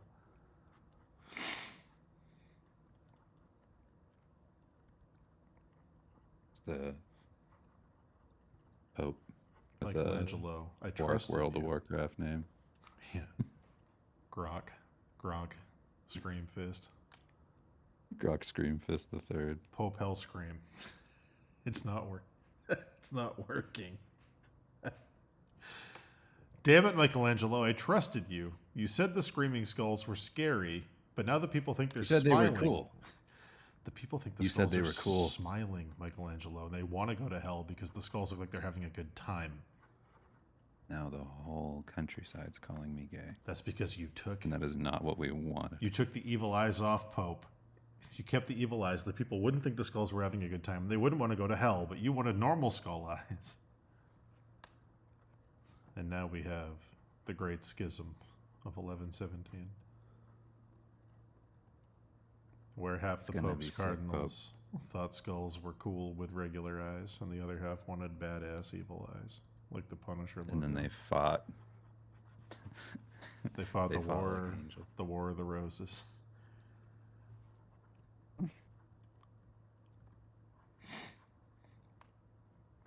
It's the greatest sin of Eagles all. flying out of the sky fighting. Swords of moonlight. I introduced chat to Dragon Strike yesterday, finally. Oh yeah. We listened to the narrator. I forgot about the beginning where he's like, you approach a castle in the dead of night. Its towers gleam with the pale light of a white skull. The darkness. It's so good. The dankest castle you've ever seen. Oh, man. Now remember, there's just one rule. Have fun. Exactly. So stupid. Have I love fun. it. Have fun.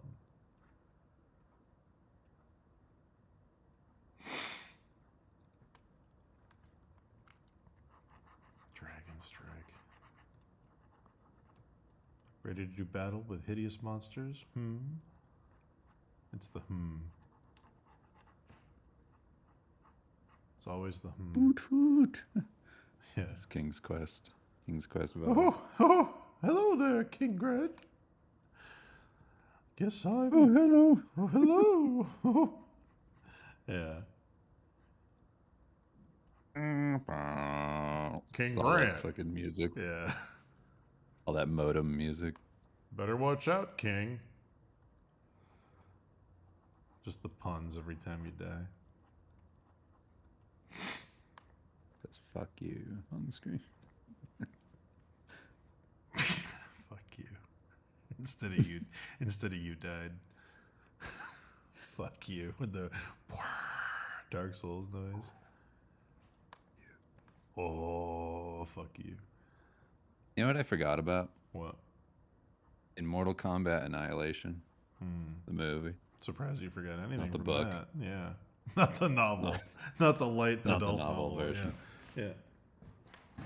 But in Mortal Kombat Annihilation, I knew it happened. I just hadn't heard it in a while. I watched the reptile fight scene. Yeah, the best part of the movie. Arguably the best part in the whole film. Yeah. When the statue gets occupied by the reptile, it turns into the ninja, which we're all familiar with, of course. Yeah, of course, the classic scene. Yeah. Yeah, this is me in front of Congress. as you all know, senators, when the statue gets possessed by the reptile, it becomes the ninja. Yes, go on. We're all citizens. We all know that. Go on. Move along. You have limited time. We're all proud Americans here. Yeah, move along. So anyway, when that happens and he forms into the ninja, they have the sound clip from the game go, reptile. And it's fucking awesome. Yes, you didn't know that. I did know that, but I'm just saying, if you go back and revisit it, it's fucking awesome. It's fucking great. But it's just the sound clip. It's not a new sound clip. Not one that they recorded for the movie. It's Which the is one funny. Straight from the game. Because the ones reptile. the ones they did re-record for the movie, like the Get Over Here, are the worst parts. Well, that's in the first one. I know, I'm just saying. Let it be known, chat. Yeah. He's not a true American. He's a spy. I'm just saying, the stuff they re-recorded for those movies is the worst parts.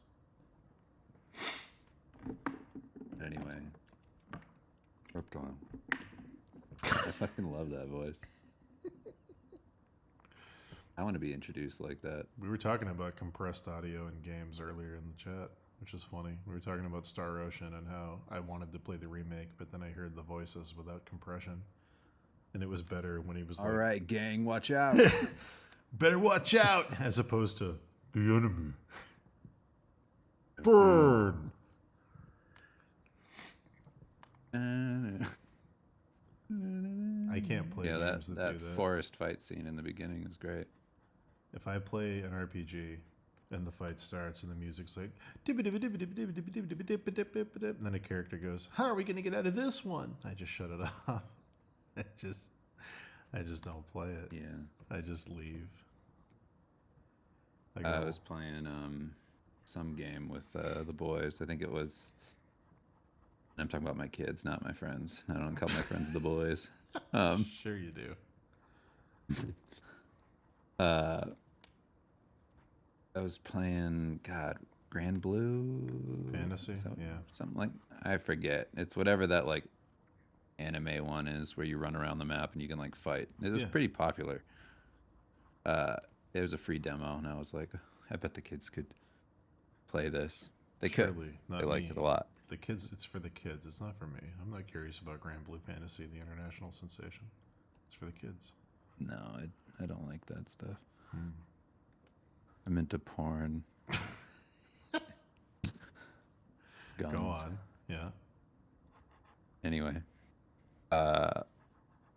So in that game, dude, it's like, it's annoying anyway in those like anime games when they talk. Oh yeah. That game just doesn't. It's relentless. Oh yeah, here I go. Blast shot, and watch me. Whoa, I dodged. Hey, get over here. Come on, I need help. Like, it's non-stop, the whole thing.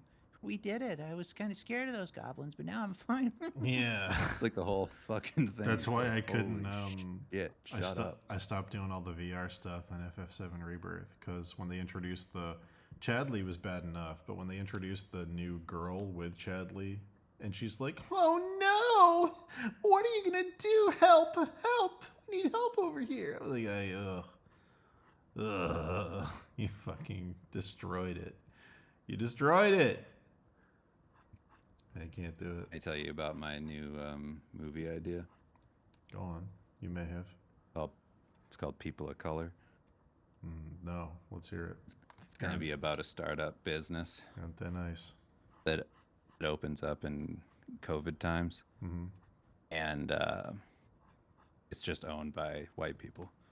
Okay. And things are going bad because you know what happened around that time when they started highlighting, this is a black-owned business or a female-owned business, like all that stuff. They like support these, and those are the ones that were highlighted. So it's going to be about a couple that gets busted for dressing up like black women that they're white. Oh, it's gonna be the only way that they could stay above water. It's gonna be the COVID version of that movie of the two guys that get married and pretend they're gay for the benefits. Yeah. What was that movie called? What the hell was that movie called? I don't know. No. I actually don't know what you're talking about. You don't remember that? The movie with the two guy comedians in like 2000 something, and they're like, we'd save a lot of money on taxes if we just got married. They have to like pretend to be gay. It's like a Mrs. Doubtfire situation. I don't know. Hold on. It sounds real. One of the cringiest films ever made.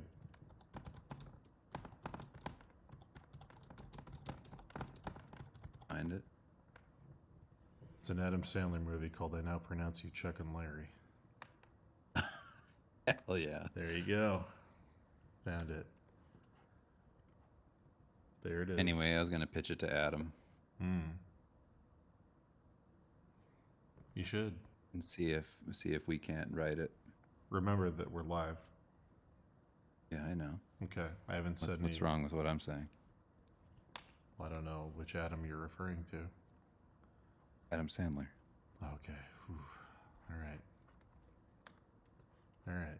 When you're in the business, Dan, you refer to celebrities by their first names, even But if you don't know them. Okay. I was going to say we know some Adams, and there's some other Adams, so I didn't know.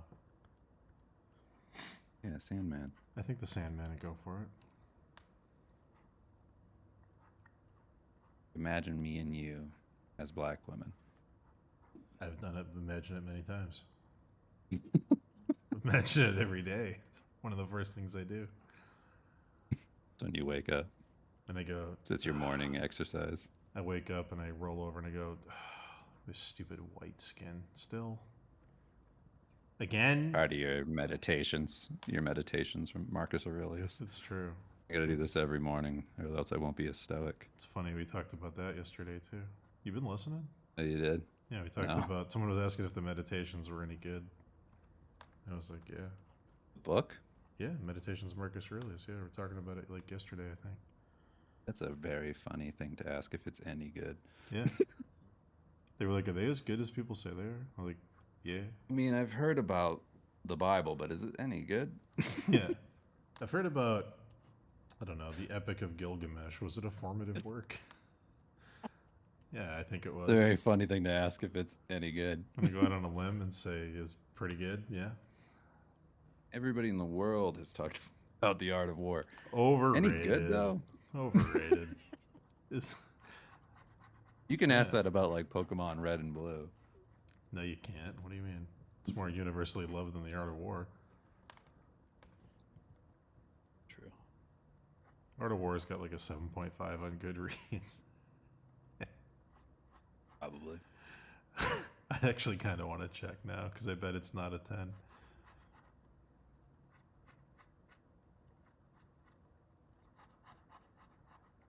Did you try watching Fallout? Should be our composition video site. Oh, that's a good idea.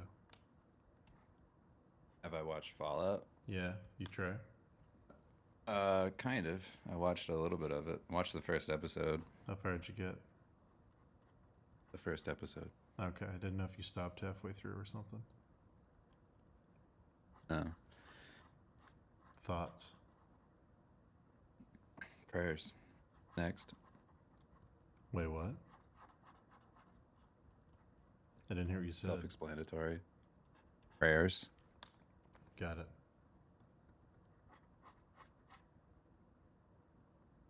Chat, you got any questions? Fuck Art of War.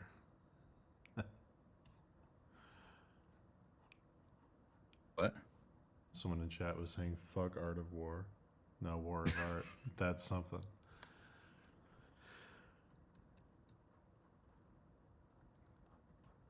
Man.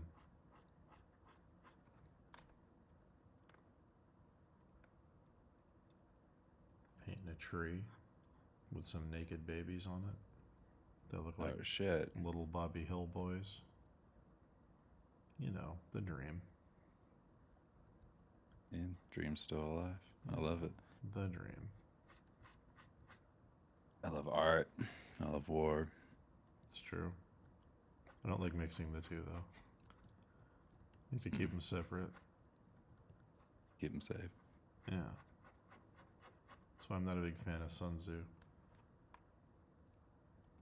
Not a huge fan. Dude? No, I'm not a big You're fan not a fan of Sun Tzu? I'm not a fan of Sun Tzu. No. I like my art and I like my war. I don't like them to mix. You must be an idiot. This is just a Seinfeld bit. We're just doing a Seinfeld bit. That's all this is. You must be an idiot. Nice. You know what I was thinking about randomly, and I couldn't stop thinking about how much I hated it as a kid, and I still hate it today. And it's very specific. It's a thing from... You remember those old Bethesda games? I think it was Oblivion. When you... Daggerfall. There's something about a grown man character with just a guy who looks like George Clooney with cat eyes going, madness, this pleases me. The this pleases me makes me hate it so much that I was trying to think of any use case of a fantasy character saying this pleases me. I think like my like this is going to be controversial, so get ready. I think it's just the type of language that guys who fantasize about being like Padawans, like, you know, that's very accurate. Like guys with like Padawan ponytails and you stuff. You haven't been who, neglecting like, your never talk to training. people with taste. You haven't been neglecting your training, young one. This pleases me. Yeah, of course. Yeah, I can see that. Like it's just a very specific type of nerd. Yeah. That can't relate to because it's just insane.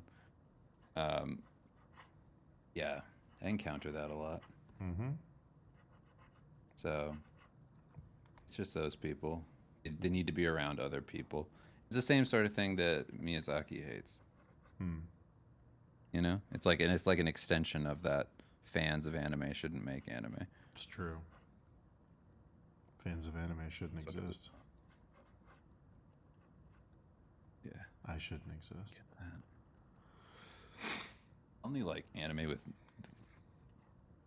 lots of sex in it though. Tits and robots. The only kind I like. Love Tits and Robots. My favorite show. I'm kind of in a that's that Netflix show. I watched that. Yeah. Tits and Bots. Yeah, that show called I Love Tits and Robots. Yeah. Tits and pieces. Bits and Bots. That's a good name. Good name for a Capcom game we should make. No, Tits and Bots. Oh, Tits and Bots? Yeah. Yeah, like bits. Let's do that too. Tits and Bots. The Art of Metal Gear Solid.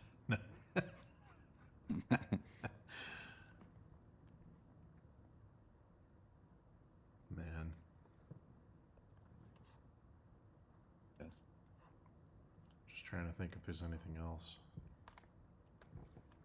Anything On else Earth, I wanted or to share? just right now? No, just right now. Things I haven't shared. How'd your taxes go? Okay. Without getting into details. Was it excruciating? How did it go? Yeah. How'd it go? That's what I'm asking, yeah. It went great. Yeah? I It talked went to really you good. I talked to you before we both filed, and I wasn't sure how much it was gonna hurt you. Yeah. Do you end up giving away a salary? Oh yeah. Yeah. That's how I look at it. Is could someone live for a year on the amount of money I gave away or not? You want to know exactly? No, because then chat's gonna reverse engineer weird things out of your income. It's true. Yeah. I don't care about that much, but If you don't care, go ahead. $65,000 is No how much I paid. way. You didn't get it under 60? Couldn't. How could you not? Couldn't. Oh, dude. Isn't that cool? Did you deduct the fucking interest on your house? What do you think? I'm just asking. No, Dan, I did it. I can't believe that it was that high. I went, not high enough. Let's leave that off. I can't believe it's that high. Yes. Oh. Yes, it is. It's fine. You said to me before I'll we get off. survive. You said to me before we get off the phone. You said, "I feel pretty good though. I'll be okay if it's under 50." That's what you said to me. I'm so sorry. I'm fine. That's true, chat. This displeases me. 65,000. This displeases me. That's exactly how it is. That's what he did. Dave Very stroked his beard and looked at TurboTax and he went, 65,000. This displeases me. Oh, Yeah, it fucking no. stinks. It fucking stinks. I'm sorry, man. It's fine. That really sucks. It's when you live that Diddy lifestyle. It's true. Did he pay it? Didn't he Pay for it. Oh. What's up with Diddy? Did he escape? Is he in another country? No. Oh, okay. I didn't know if that was a rumor. I heard that he escaped. I didn't know if he was like dressing up like the Joker over in like South Africa I heard or that something. he escaped. I Sounds did. like somebody from Arkham. I heard that he went to the Miami airport and got out of the country when they were raiding his house, but I didn't know if it was a rumor. Yeah. Well, he like left, but he's not going anywhere. Yeah. I mean, it sounding like someone from Arkham makes sense with all of his Joker faceplay. Which I had never seen until you showed me, and it ruined my life. What about the Sarah Palin stuff from back in the day? It's pretty bad too. Him hiding under the bed. Oh, that was pretty cringe. Doing the Blair Witch. Yeah, I forgot about that. My brain already deleted that because I hated it so much. And now you brought it back to me again. What happened to Diddy? I don't know. Do you want to recount it? What happened to him? What do you mean what happened to him? Someone in chat's asking. Well, he's basically the Epstein of rappers. Yeah. And he had hidden cameras all over his house, and he had people have sex with, I don't know if they're all like young, or just like homosexual shit, because that's all frowned upon in the rap industry. And then just a bunch of blackmail shit. Yeah. That he had. And in general, he just did a ton of illegal things, killed people, God, so many things. And then I want to say it was an ex-girlfriend or something filed charges, and then in the discovery process they found all this shit, and that's why it finally all came out, and it's happening now as opposed to not happening sooner. I think it was an ex-girlfriend. Yeah. An ex-girlfriend plus some girl that he trafficked, I think, who like corroborated it. But yeah.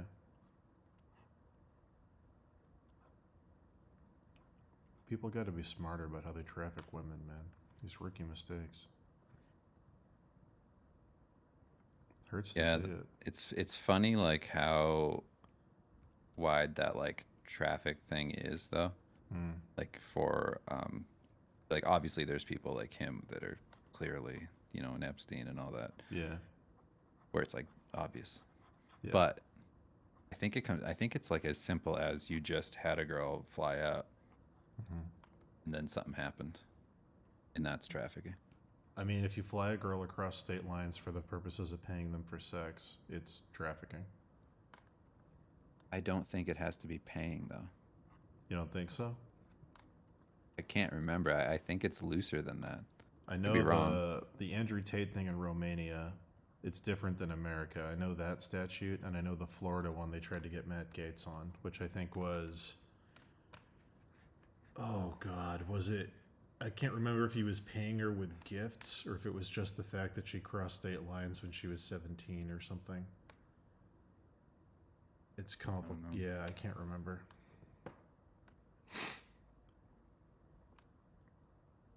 Yeah, man. Got to be smarter about trafficking.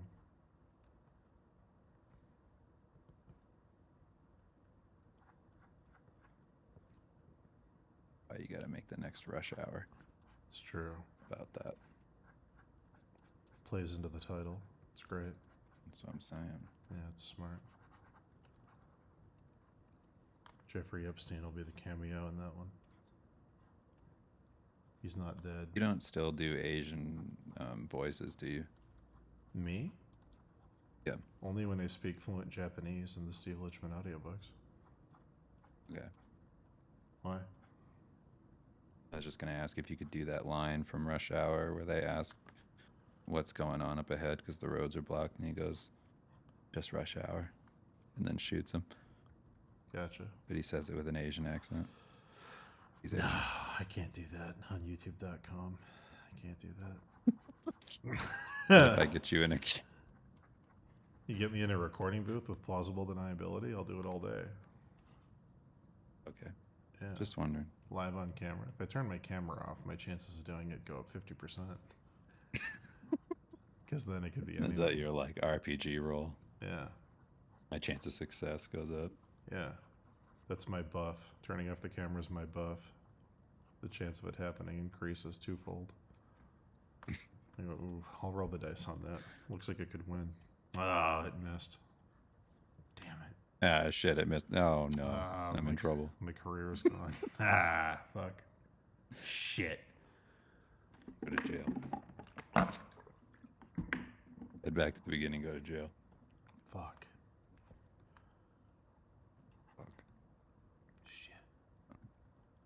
It is funny that on Bad Friends he can just do it with impunity because Bobby's right there signing off on it. Yeah. It's very funny how insane his voices get with the Asian stuff, and it's just fine.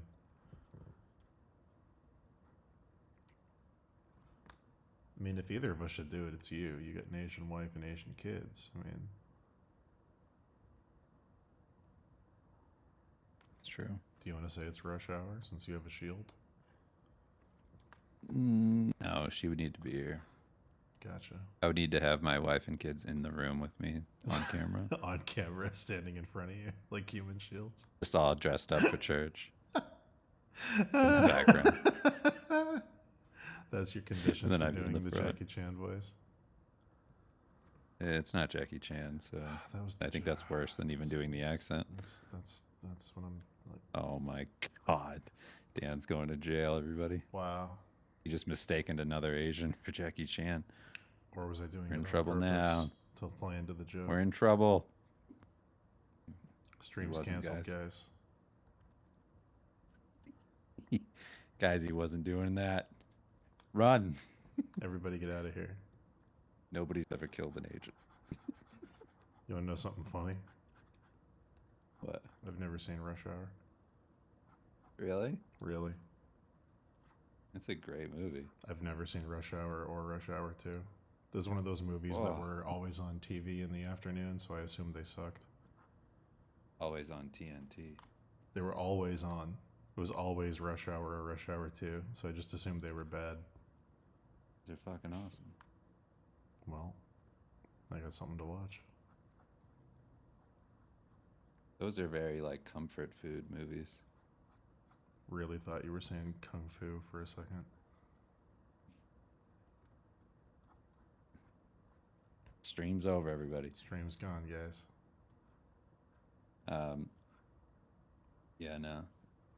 So Those anyway, are great. you're hitting the Genuinely. movie People of Color. Tell us more about it. It's got race relations, fun stuff, Mm-hmm. funny shit. Haven't seen about it. Haven't seen any of the Rush Hour movies. I've only seen the first Fast and the Furious movie. Well, don't put those in the same category. To me, they're in the same category. I don't know why. My brain. Well, it's because you haven't seen them. Probably, yeah.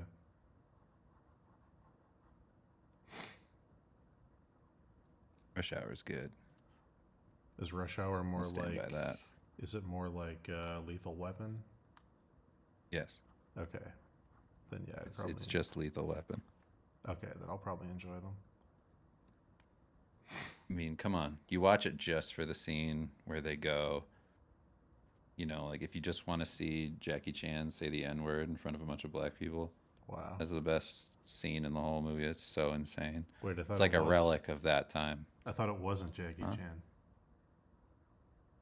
You said Jackie Chan says the N-word. I didn't say he says the N-word in the last thing I said.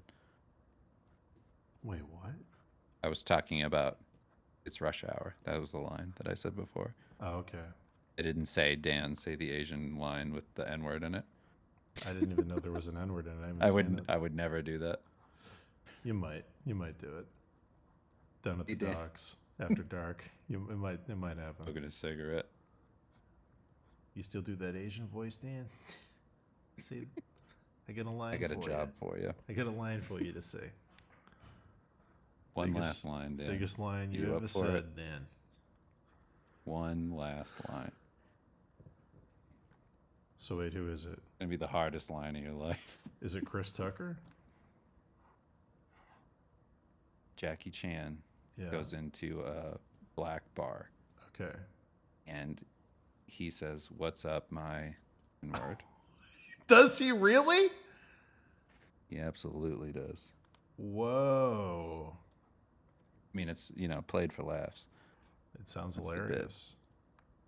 It's pretty funny, actually. That's a very, Michael Scott. It's okay when Chris Rock says it, but not me. Mm-hmm. It's hilarious when he says it. Well, that's good. Sounds like you need to watch these movies. Yeah, you definitely do. The show is great. Well, I got a whole new trilogy. Does Chad agree with me? He says it twice. Yeah. Chadwick and wants to know if Jackie Chan says it with the hard R. No. That would be fucking crazy. It was the 90s. Yeah. If that was in Rush Hour. Yeah. That'd be unbelievable. Then it would be in the Criterion Collection. Yeah.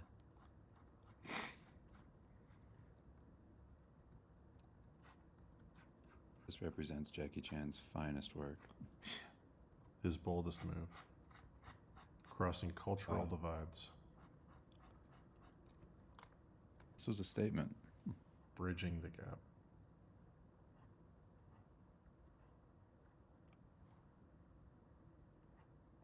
Man. Made some people watch Stone Cold for the first time. You did? I did. How'd you do that? They were all hanging out drinking, and I said, "This kind of sucks. You guys want to do something better?" And they were like, "What's that?" And I was like, "You ever seen a movie called Stone Cold?" And they were like The Wrestler. And I was like, no. Better than The Wrestler. And then I put on Stone Cold, and I snuck out halfway through. Do what? Come home, go to sleep. Oh. Did they like it? They loved it, yeah. What's not to love? I mean, it is a classic. Like, does he have a pet, Komodo dragon? I was like, essentially. A giant lizard. Man, it's a great movie. Sometimes you gotta turn it on. Mm-hmm. That's when the audience cheers. It's true. Gotta clean up on all four. It's the greatest. So fucking good. That trench coat. The trench coat. That duster. That duster with the mullet. Oof. Unbelievable. Brian Bosworth, chat. Unsung action hero. Should have been bigger than he was. Great football player. Mm-hmm. Better action star. Better actor, yeah.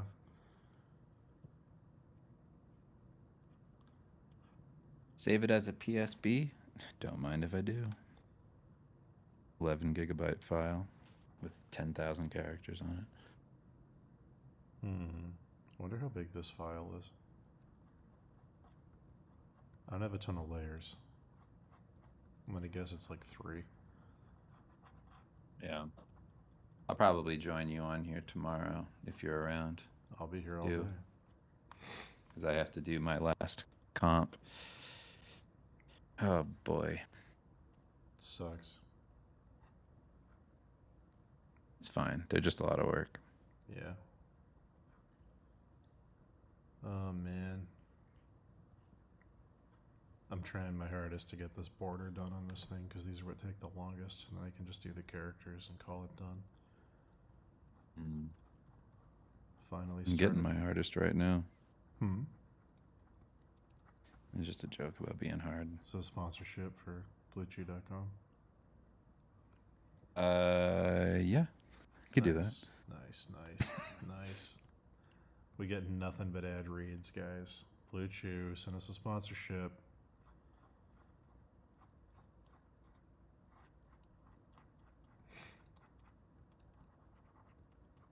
They're doing that thing today where they fly helicopters 20 feet off the ground to spray the forest for killing all the mosquitoes. Nice. Yeah. Yeah. Just super aggressive. You stand out there and go, nothing like the smell of napalm, and breathe it in. Yeah. That's cool. That's what I did this morning. Walked outside naked. Said, "You smell that?" And looked at my dog. I did the whole monologue. Yeah.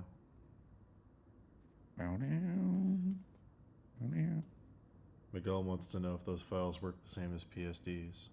I think so. Aren't they just bigger PSDs? They're like the Monster Energy drink of PSDs. Yeah. Way more extreme. Huge. Huge tall boys. They're just giant files, that's all it is. Mm-hmm. It's when you run out of space for a normal PSD, you gotta upgrade to a PSB.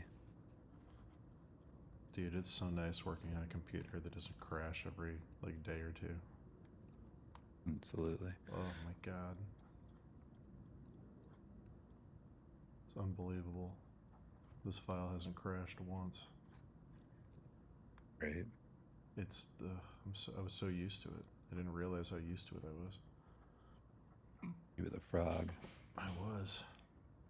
Getting boiled. Except I got boiled multiple times. Just the frog who every day got back in the pot. Yep. I would lose so much work so constantly. I'd lose whole files sometimes. I had whole files just gone. That's crazy. It's the Photoshop thing where even if you have their auto recovery, if it crashes mid-save, the whole thing is gone. Because it's writing over itself. So just the whole things would just be gone. Oh, the craziest feeling. Yeah, I don't miss that.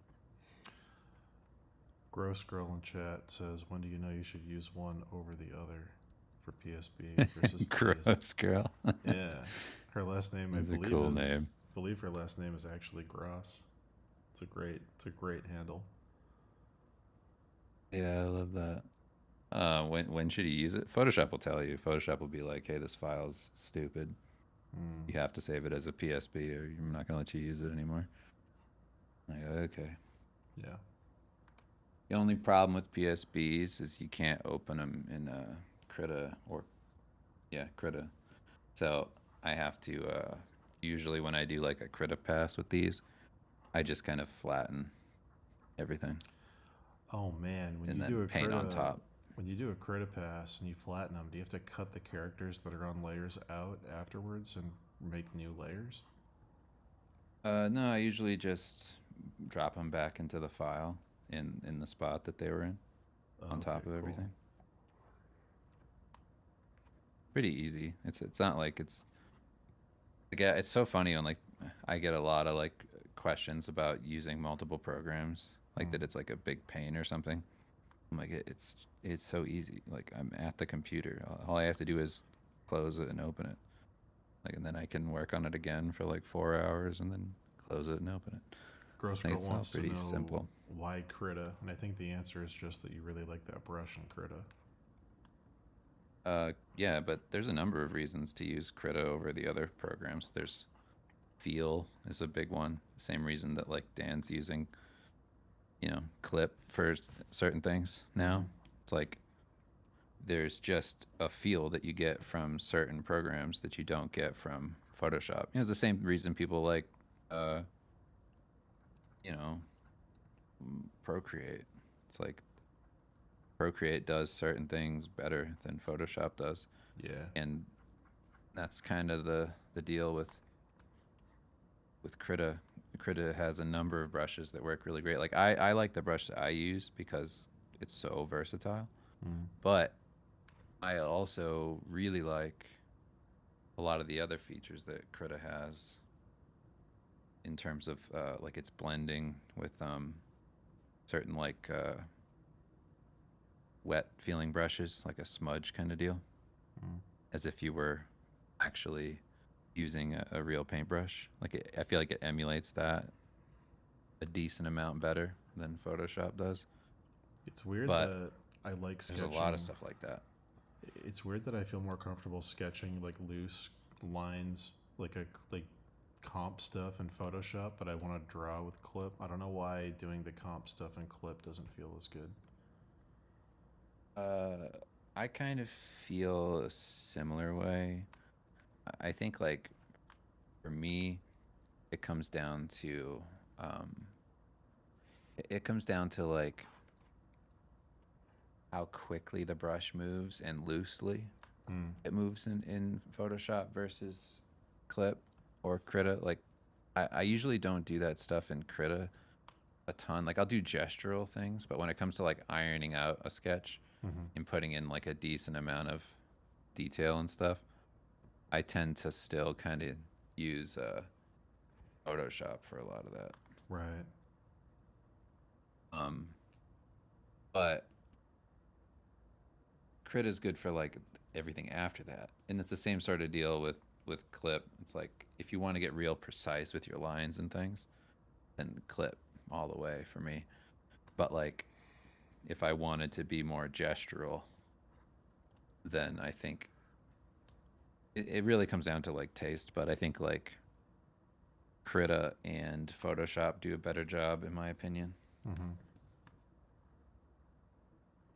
They all have different kind of use case. Like I do a lot of my sketches in Photoshop still. Do you know if there's any kind of add-on for Clip to do like a scrubby zoom the way that Photoshop does it?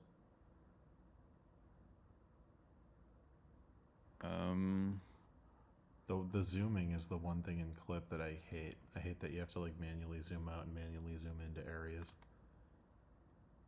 I don't know. Yeah, I'm not sure. That's the only thing. I love everything else about Clip, just not the zoom.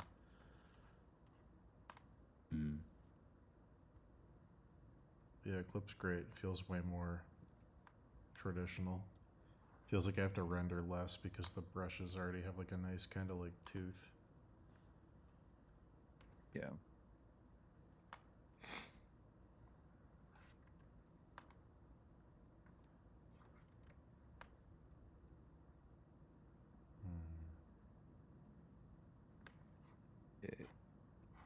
And I'm getting to the end of my comp here. Nice. Just what time are you streaming tonight? 8 p.m. Okay, 10 for me.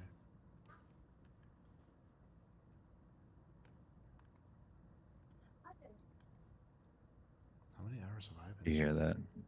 6.5. What's up? Did you hear that?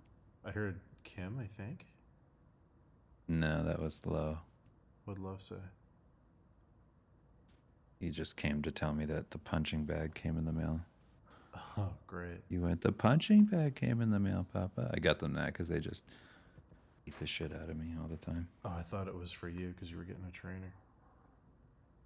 No. That's funny.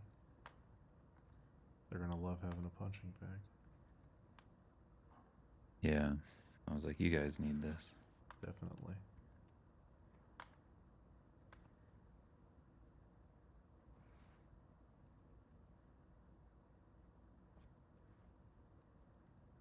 Went to the shooting range. Yeah, you mentioned you were gonna do that. How'd you like it? It was fun. I didn't get a ton of laughs on my first joke when I walked in. What was it? I went into the shooting range part with John, the family friend of the family, an uncle. He took me with his gun, and we went in there, and it was super loud. And I said, "Damn, John, it's loud in here. What is this, a school?" And nobody laughed. I was expecting a big applause break from everybody, and I didn't get a single laugh. The range is for bullets, Dave, not for bombs. Is that what they're doing at schools now? Anyway. I would have laughed. I would have laughed. Well, I did it with the voice of I know this is a bad joke. I didn't go in there with like this is a great joke. Of course. But it's sold as if I was trying to do a great joke, and I went, "Oh, that's not what I wanted." Important question about this joke bombing. You're in Colorado? Was the shooting range near Columbine? No, but it was near a different place where there was a shooting. Yikes! You risked it all for comedy, guys. Then I did it very good though. I had a really good time. I enjoyed shooting. Man. Yeah. Then on the way out, you said that you guys are glad I was popular in school. You looked around. No follow-up? I did do something like that. I told John, I said, that was a good time. You're off my list. All right, good. At least you put a bullet. Yeah, that was my end joke. Very good. Very, very, very good. What did you shoot? Rifles? Pistols? A pistol and then a rifle.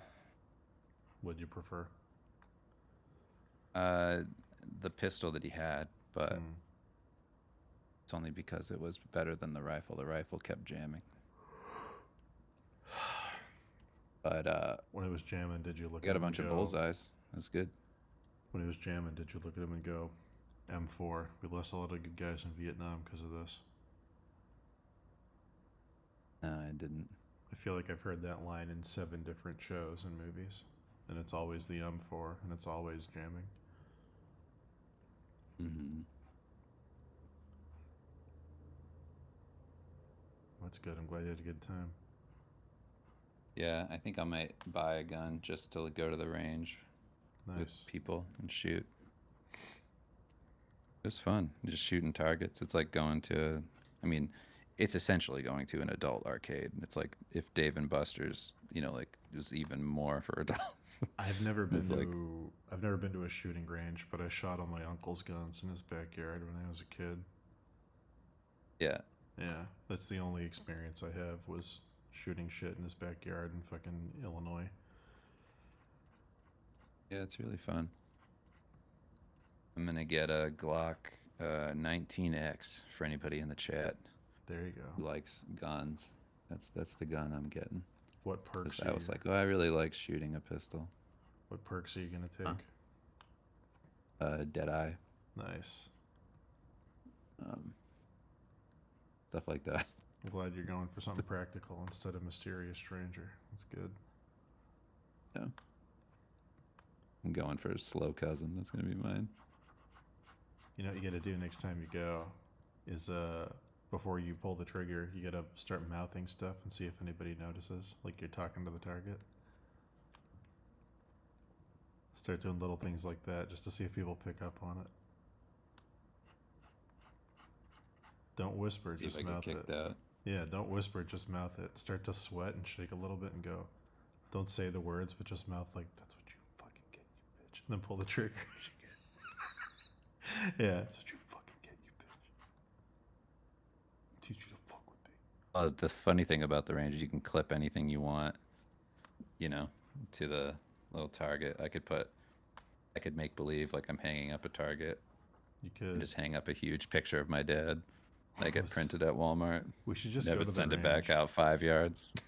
We just go to the range with pictures of each other and see who's dead this week. See who wins at killing the other one. It's me and you as Osama bin Laden in each one. There we go. No, see, it's okay because I made him a terrorist. He's a terrorist. See? I'm not saying the racist stuff. I'm saying terrorist. The literal terrorist. There he is. It's appropriate because he's a terrorist of fun, my friend. I mean, they literally did that. Like, there's so many people that would bring those. What, pictures of Osama bin Laden? Yeah, that or just like generic racist. Whoa. Terrorist picture. That's great. That was like a thing. I mean, I'm not surprised. I remember that. I'm not surprised at all.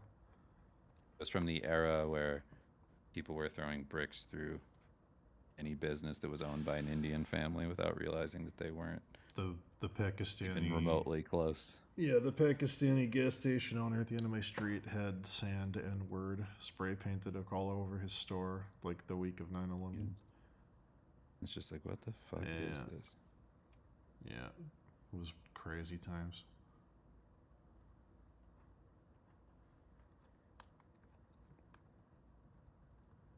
Just dragging any brown person out of a car and beating them up. Yeah, you're like, that's not. Yeah, no. This isn't what's supposed to be happening. Not even close. And then the craziest part was the excuses on TV, on like news and stuff, where they were like, did this family deserve what happened to them? The father was pulled out of the car and beaten in the middle of the highway for wearing a headscarf. And like, fucking, I remember the news being like, well, you know, Tom, if you're going to wear that in public after something like this happens, what do you expect? And I remember being like, whoa, like, we're doing this? Like, we're just like totally okay with this happening? Yeah, my dad was doing the thing from zombie movies during that time where he was like, the whole world's going fucking nuts, get behind me. Like that, that sort of stuff. I can see your dad doing that. Yeah. These fucking maniacs talking about all the racist people. I remember there was a kid. There was a kid in my class who didn't come to school for a few weeks after 9/11 because his parents were like bomb sheltering. Yeah. They thought like it was all over.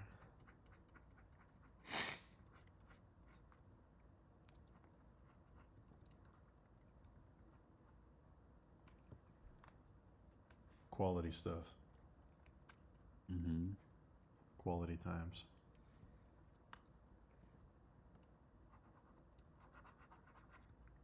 It was pretty crazy seeing the devil show up in the smoke, though. You don't even remind me of that. You know that fucked me up. Why would you bring that up? It's the day I became a believer. Dude, when the devil was in the smoke. I know. I was like, hold on. If there's a devil, then there must be a God. That's just logic. Yeah. And if there's a God, then I shouldn't be masturbating to this. Whoa. Certified Vosh moment. Maniac. I do remember. Did you like Dane Cook when you were younger? No, I never liked Dane Cook. What? You sure? I'm absolutely positive because I remember our mutual friend, the other Dave, tried to get me to watch Dane Cook, and I was like, what are you talking about? You weren't a Daniac? No, I wasn't a Daniac. Must be convinced.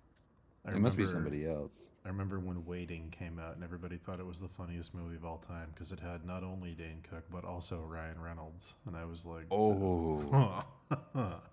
Oh, yeah. Yeah. Incredible.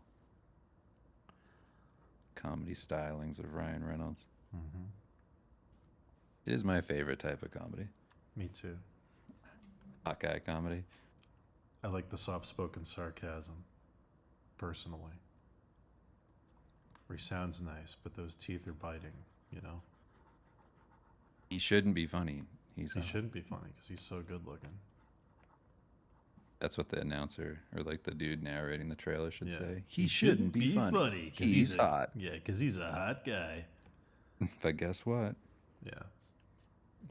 He's funny. Remember the movie where they tried to make him not hot? I think they try. Remember that? Where they were like, they can't. They fail. I think the trailer did say what we're saying in the trailer. Where it's like, sure, he's hot now, but in high school, he was the fat, awkward kid. Now he's going back home to win back the crush who never saw him as more than a joke.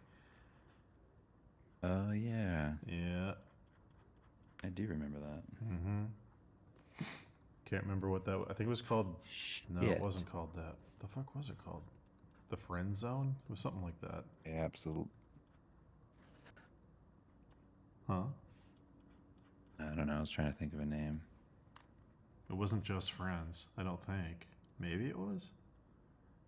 I thought Just Friends had, like, Justin Timberlake or some random person in it. I can't remember. Oh, is that the one with the girl from that 70s show? I think so, yeah. I don't know. I don't know. It's so hard for me. I only see Ryan Reynolds movies. It is called Just Any Friends. other movie that you bring up, I can't remember. Yeah, I remember the scenes where they made him fat with a prosthetic. And they were like, see how gross he used to be? But now he's a hot Hollywood spit exec. out your drink everywhere. I go, hold on. I was having fantasies about that guy? Hold on. You telling me he was fat?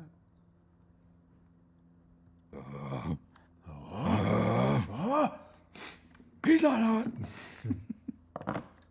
Hold on. He's not hot.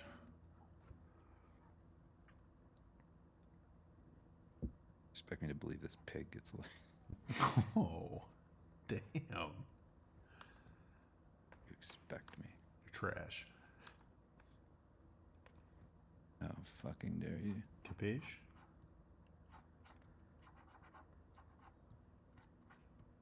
I want to get wet with you. Sound good? How's that still the best bit they ever did? The anger. Women are from Mars. Men have a penis. I remember that movie. I remember it. Well, we could write that. Yeah. Women are from Mars and men have penises. Yeah, we could write it easy. We could write it right now, live. So easy. There's a whole planet of guys, just Earth guys. Mm-hmm. Earth Guys is a good movie that never got made. Earth Guys starring That's why I paused. Pauly Shore. Wait a second. Pauly Shore. Wait a second. Earth guys. Earth Guys. We're thinking of Earth Girls Are Easy, but Earth Guys is a much better thing. Yeah, dude. Earth guys. Oh, and then the porn sequel, Girth Guys. Let's write them both.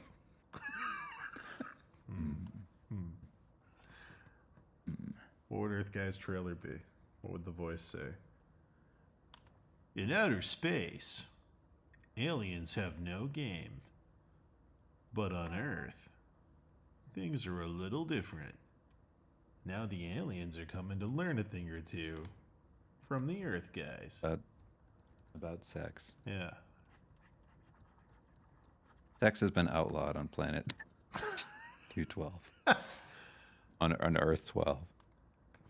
I'm thinking Flight of the Navigator type comedy with like an alien ship, but then also Is Flight of the Navigator funny? is that the one with Pee Wee Herman as the ship? Is it? I don't know. Isn't I can't it? even remember. I can't either. Wait, is Flight of the No, hold on. Which one's the one where he goes inside the arcade game? Or he's playing an arcade game and then an alien shows up? Last Starfighter. That's the Last Starfighter. So I think Flight of the Navigator is Pee Wee Herman as the spaceship, right? I mean, right now you got me bunked. I hate to bunk you. I'm thinking that, but the ship gets hot guys instead of a young boy. Anything for ratings. Yeah, We could pitch this to Hollywood. we could. We could pitch anything to Hollywood. We have. And we will again. Yeah.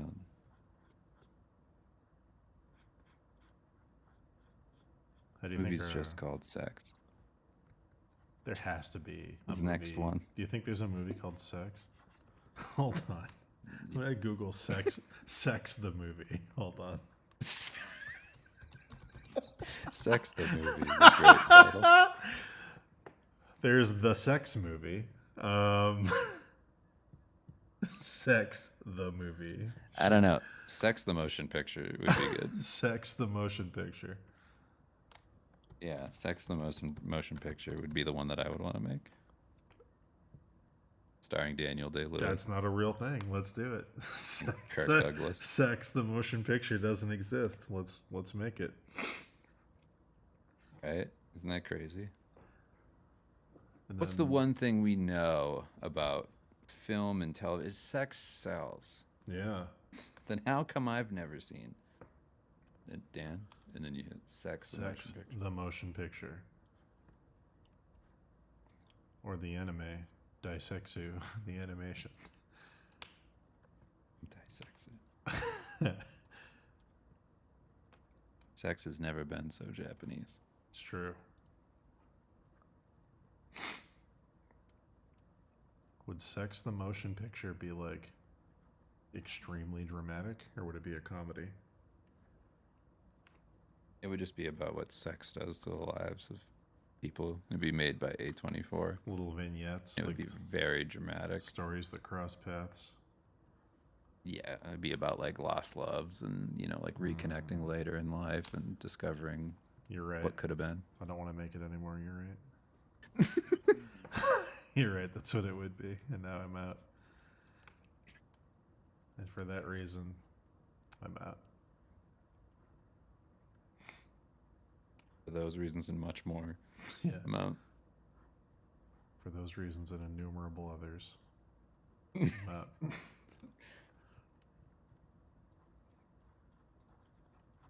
This movie's called Big Anal. Whoa! It's about the And anal, it's, the anal industry. Cool. Ironically enough, we get a tax credit the money. from Big Anal. How are we going to make this work? How are we going to sell this to the people? People. What, butt sex? Yes. How do we make butt sex mainstream? It's about that. We make a Hollywood picture. How do you sell anything in this country? You put it in a movie. Food. Oh. Think big picture. Think big anal. Wow. This summer, Think big anal is when good. you're thinking big picture, think big anal. Big anal. Yeah. Big anal. Just kind of tired. Big anal. Big anal.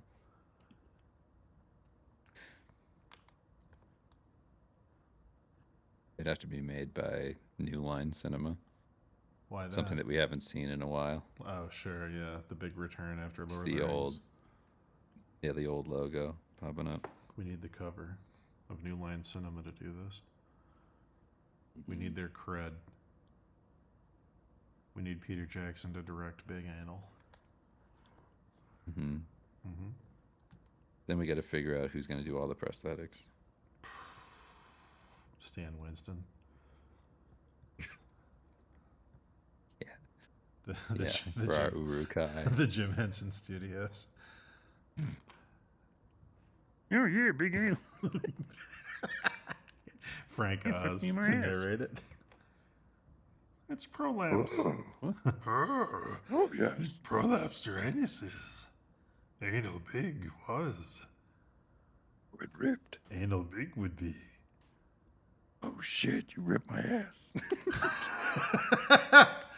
Yes, chat. This is how we write the Steve books. Oh fuck. I'm gaping. Gaping I Yeah, that'd be cool. am. I don't think I can do it. Like your What do you father. mean I gotta Yeah. suck your ass?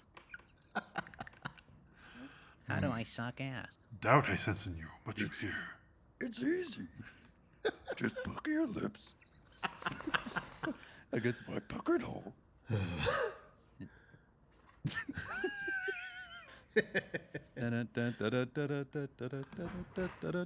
Talking Looking into big it. anal, that's the way that it is.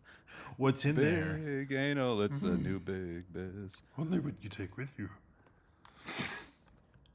Only what you put in there. Yeah.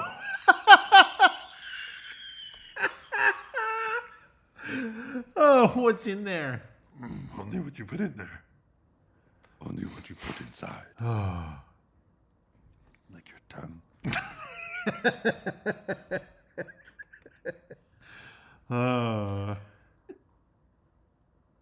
This summer, anal's back.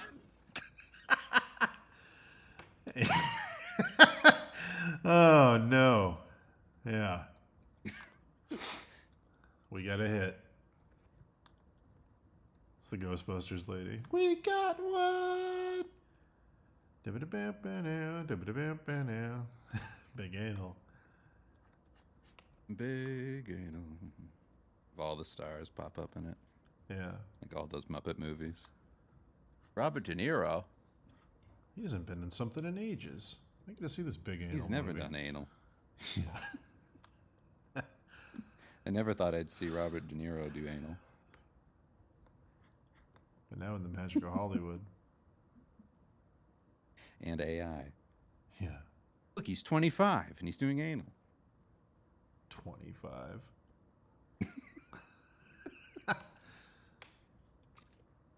It's like I'm watching Taxi Driver.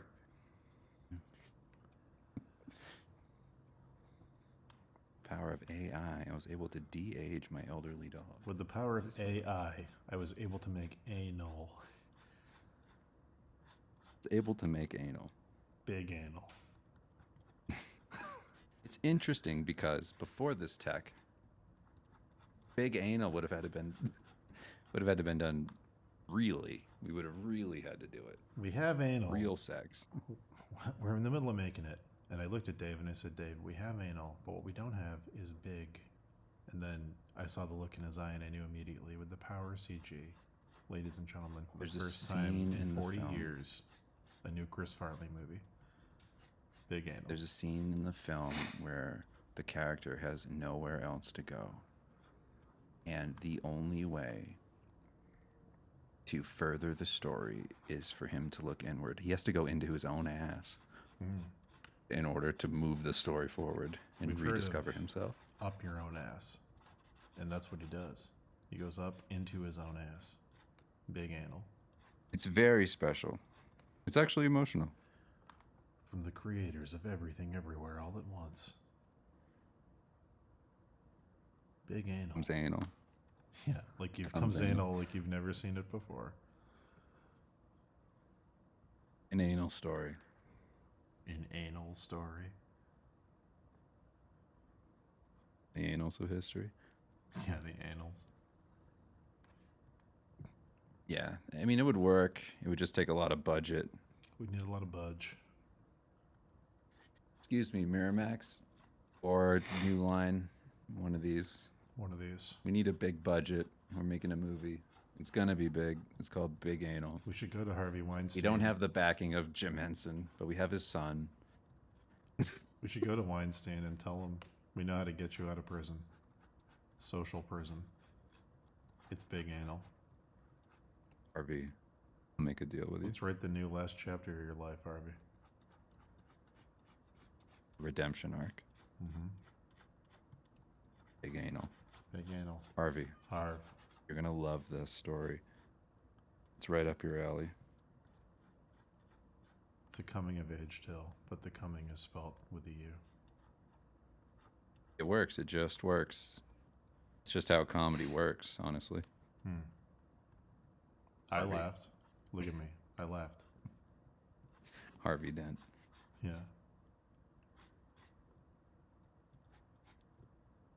We need the Harvey Dent out of our budget. We need Christian Bale. We need Daniel Day-Lewis. What we need is Star Wars. Can you get that? With the power of Can parody. Star Wars be a part of this? Yeah, with the power of parody. I'm picturing a TIE fighter. I should ruin the relationship I formed with that guy who's archiving for George Lucas by calling him and pitching this. Can you get me George on the horn? Hey guys. Hey George. Hey, big fan. Thanks for getting on the horn with me. So we've explored endless worlds in the Star Wars universe. Tatooine, Coruscant. We've gone everywhere, but the one place we haven't gone is anal. That makes sense, George? Doesn't make sense to him.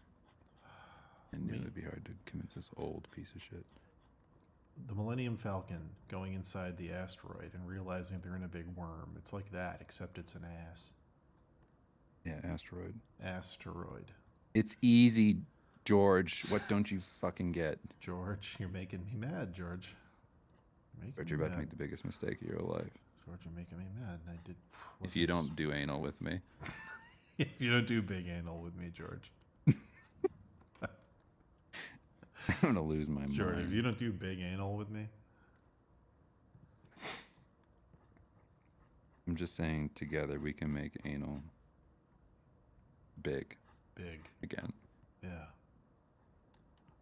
Like a blockbuster. Mm-hmm. We got the whole team who made Treasure Planet. They want to make it.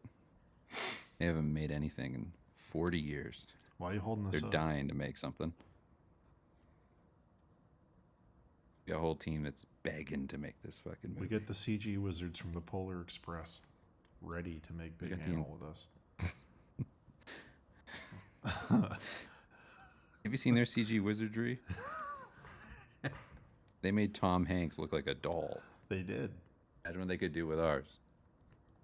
Imagine what they can do with his ass. Imagine that. Tom Hanks' ass spread with a puppet. Want to get mad? Oh, I can't believe this! Sit across from the man that imagined Count Dooku and Yoda, and he can't imagine Tom Hanks' ass on a cartoon. What a fucking moron, huh? George, I'm gonna kill you if you don't do this. Everyone listening's like, George, why didn't their show get picked up? Oh, I guess this is why. We got Big George in the room. Hey, George, welcome to the Horn. Or you're on the Horn. Hey, we got a new. Welcome to the gig Horn, lined up or for you. you're on the Horn, or you're on it. Industry lingo, George. You get it. We're no stranger to this place. You invented. Anyway. Yeah. Big anal. It's not your mom's movie. It's not your dad's movie. It's our movie. Nobody's movie yet. Please make it. Your mom's movie, not your dad's movie. It's actually our movie. It's actually our movie.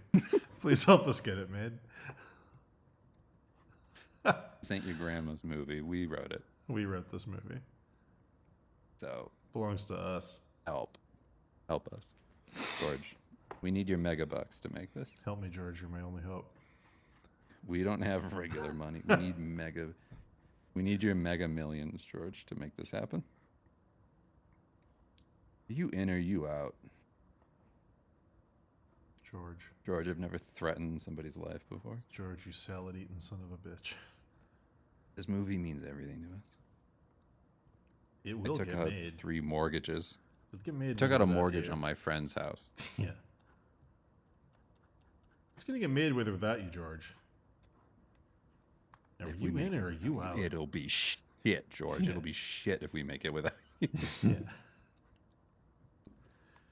It won't fucking work, George. We have no film experience between the two of us.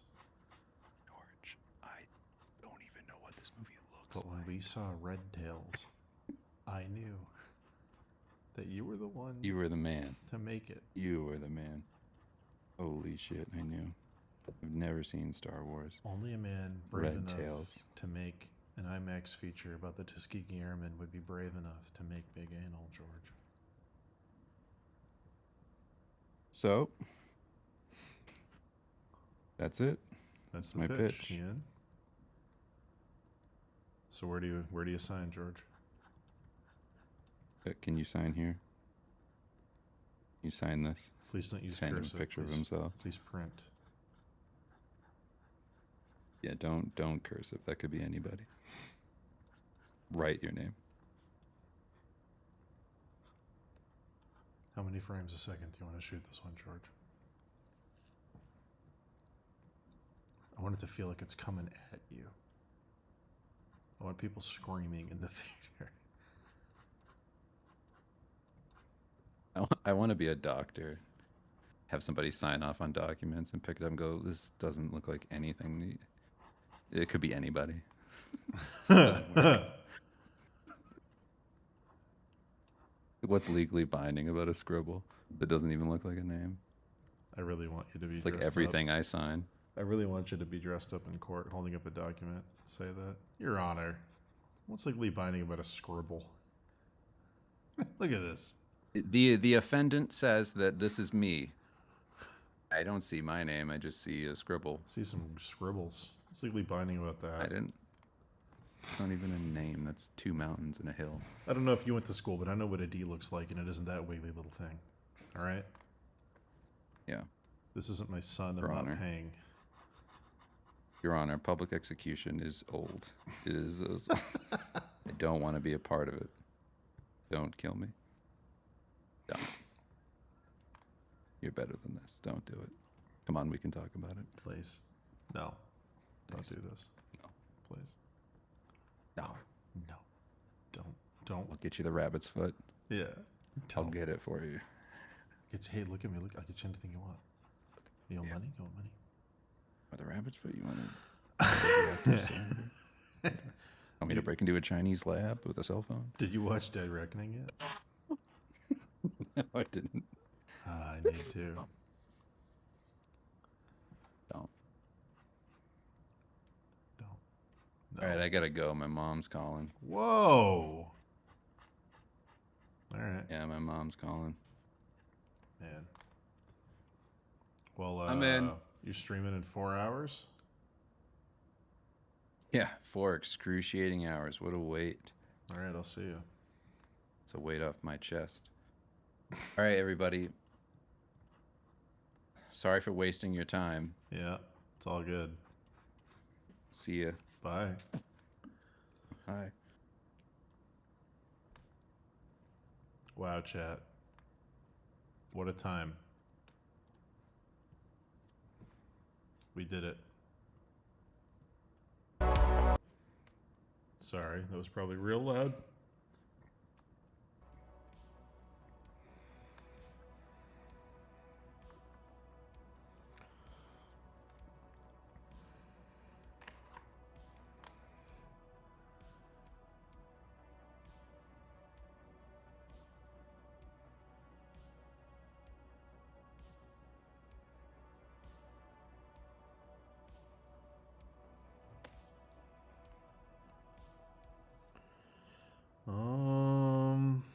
Let's see.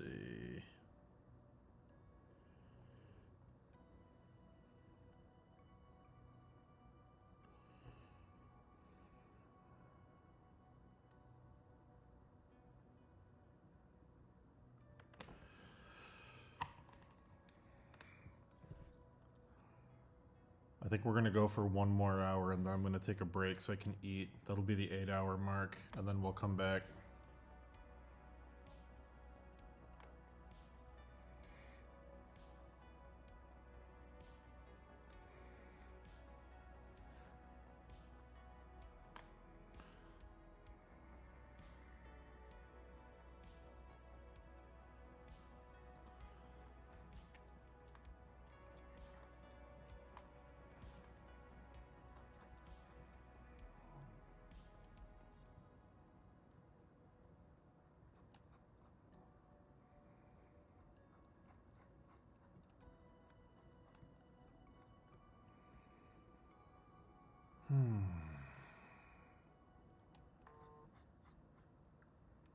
Yeah, that's how we write literally everything. We just do that for like 6 hours, and then every time something makes us laugh, we write it down. And then we go through and see which ones we think are funniest.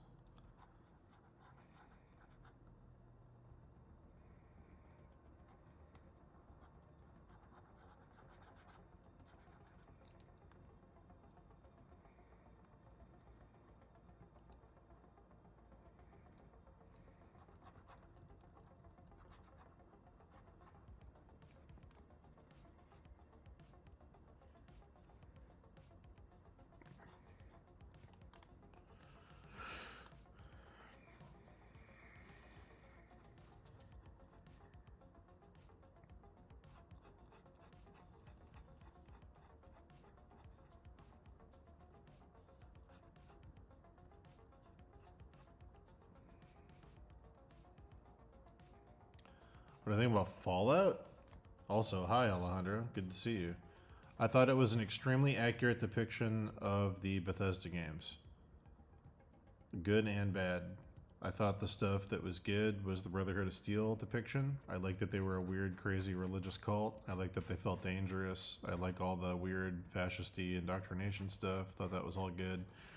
I liked how they portrayed the vaults. I thought they hit the tone right with like the happy-go-lucky 60s shit.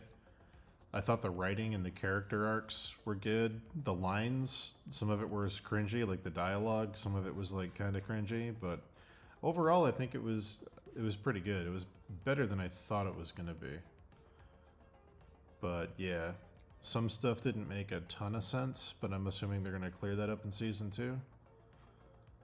But yeah, it felt like Fallout 3 and 4 a lot. I didn't play Fallout 1 and 2, so I don't know. I can't speak towards that. But it felt like the Bethesda games a lot.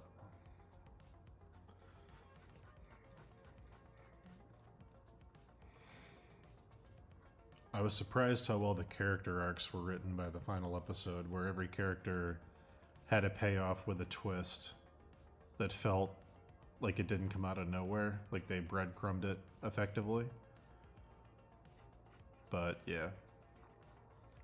Some of the comedy was a little cringe for me, but yeah, it was very Fallout 3. Yeah, I thought it was I assumed it was going to be bad, so I was very surprised at how good it was compared to what I thought it was going to be. I came in with low expectations. So, yeah.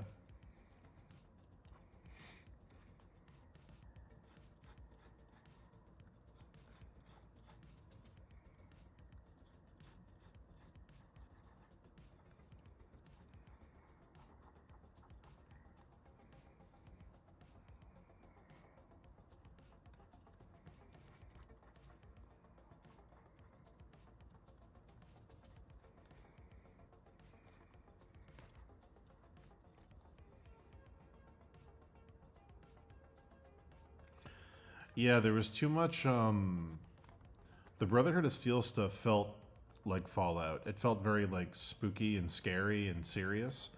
And then the Vault stuff was all, like, just kind of straight-up comedy. I thought they didn't hit a good balance of tone there. It felt all over the place with the tone. It went from, like, very serious to very silly, like, super quickly. And that was a little jarring for me, personally. I thought maybe they could have... I would have liked something that was a bit more serious. So the comedy felt like, you know, like earned. Instead of it being like constantly trying to be funny and serious at the same time.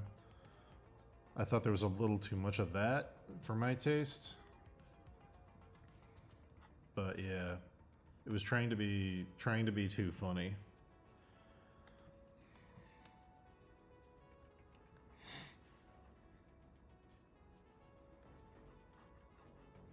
But yeah, I assumed it was going to be a straight up like, I thought it was going to be like Marvel movie level of joke every second, which they didn't do, thank God.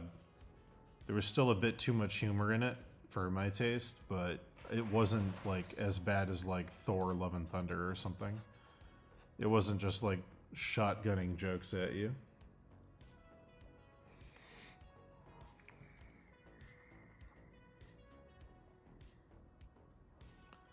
Also, Alejandro, you should come on sometime and chat. I stream pretty much every day.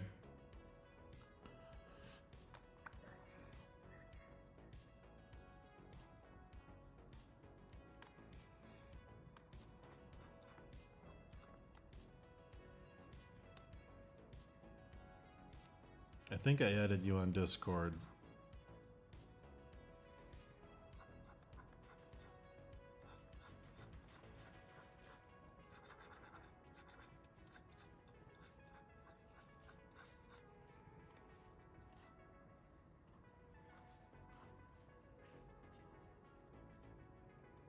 Yeah, man, I'll be around. If you see me on, just shoot a message. I'm on pretty much every day.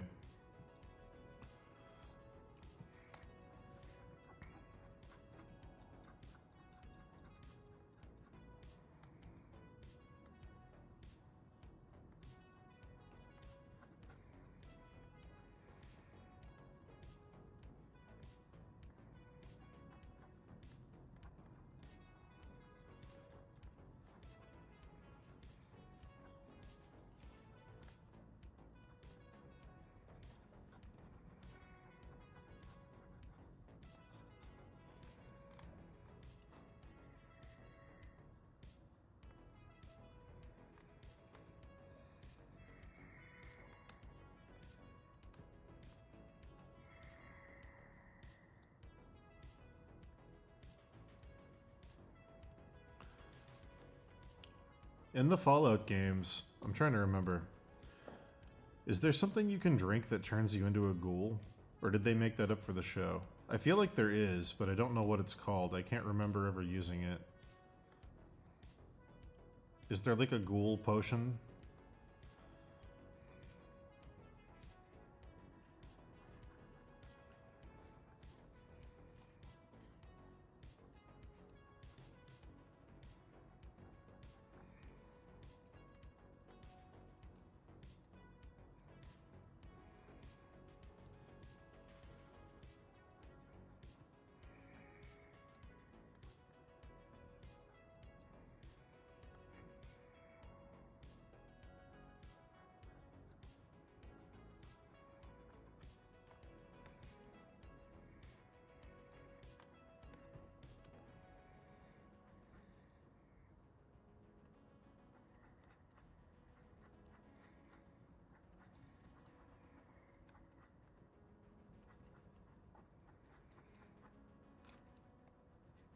Yeah, I can't remember. That part was a little jarring.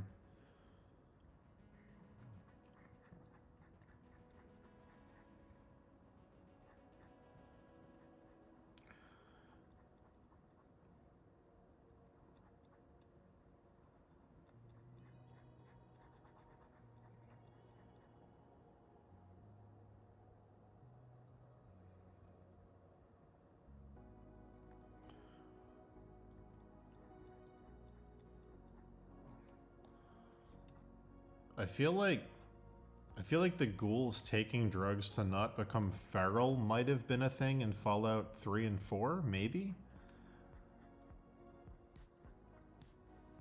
But I don't have a super good memory for the lore in those games.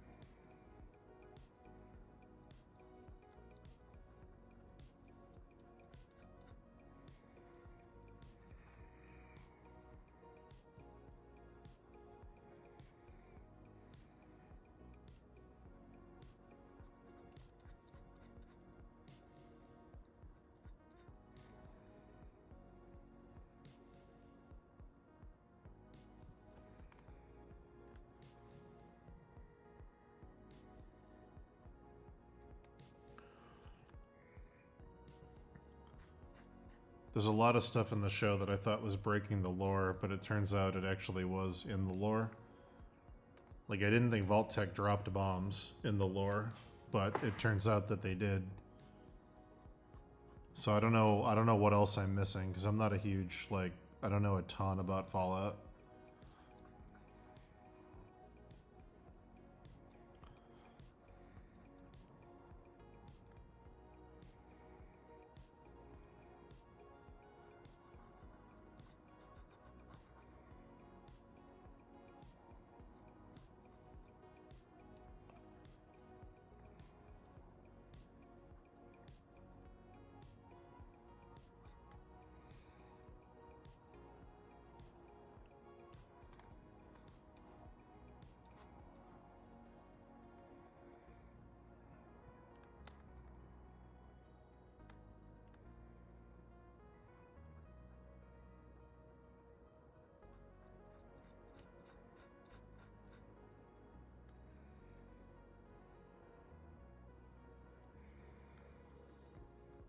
The aliens drop the bombs in the lore.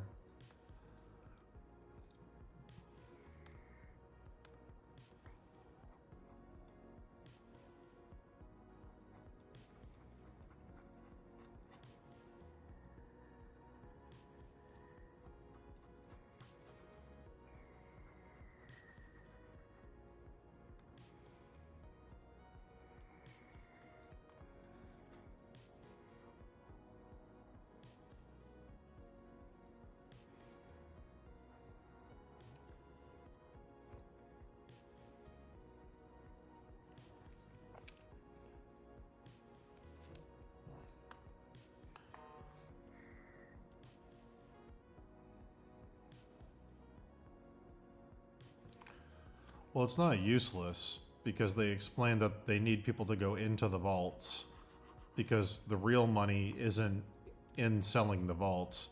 The real money is running the experiments inside the vaults after people are inside them. And the only way to get people to go inside the vaults is to start a war. They explain that pretty directly in the games and in the show. The whole point of the vaults was to run experiments and try things out so that after the nuclear holocaust, when society comes back, the corporations in charge will have the data they need on people to do, more evil shit. The point of the vaults wasn't to save people. The point of the vaults was to get people inside the vaults and run experiments.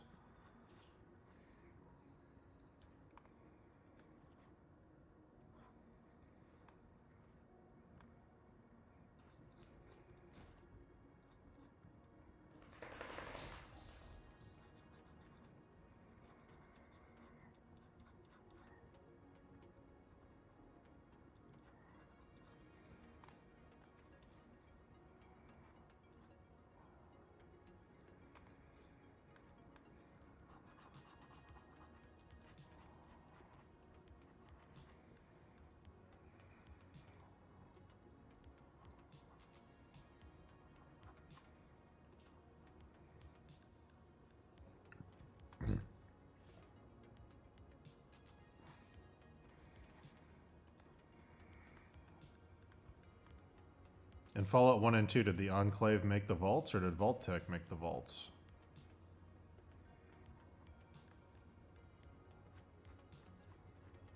I thought the Enclave and Vault Tech were at odds with each other, because the Enclave was what was left over from the US government.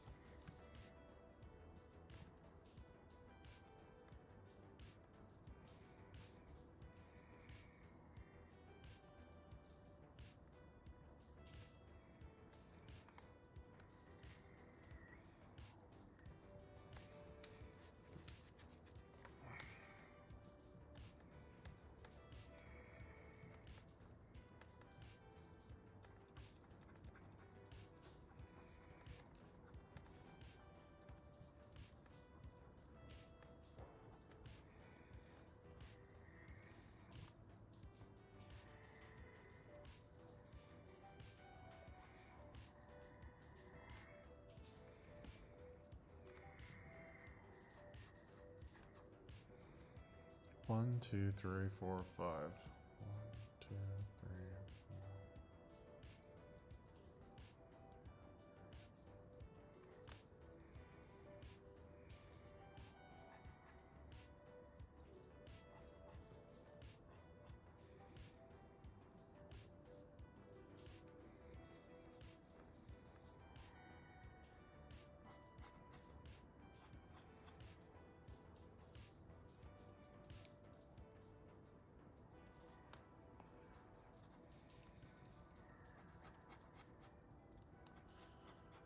Two,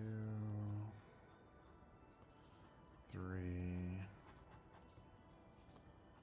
4.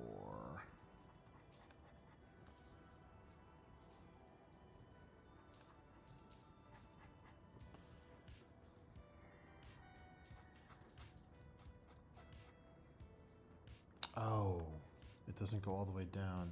Okay.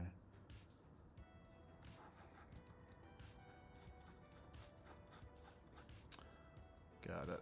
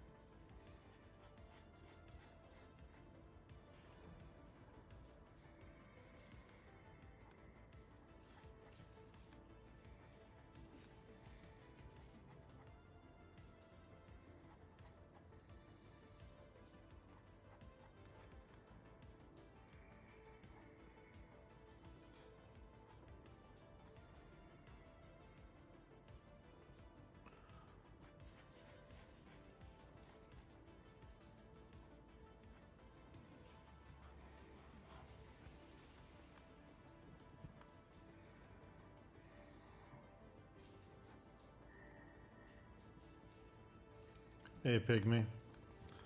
I'm only on for like another half hour. Coming up on the 8-hour mark. But I will be back for Dave's stream tonight, which is in 3.5 hours on his stream.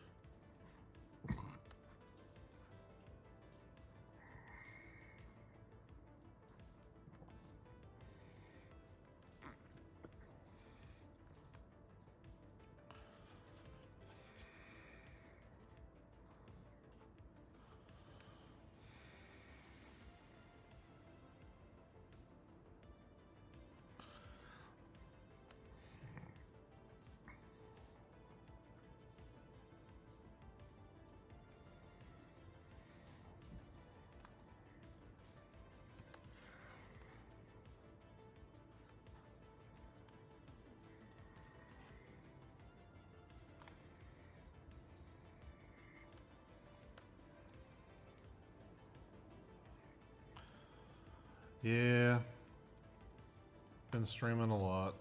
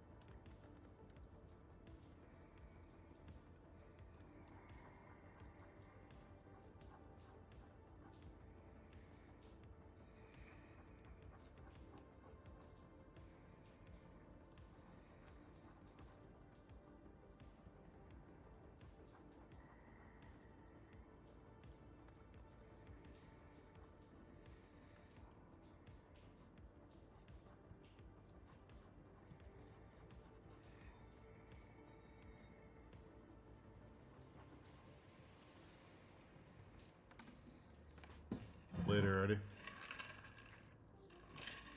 What was what sound?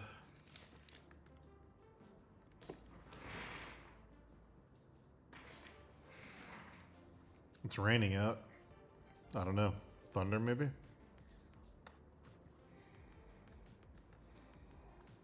What did it sound like?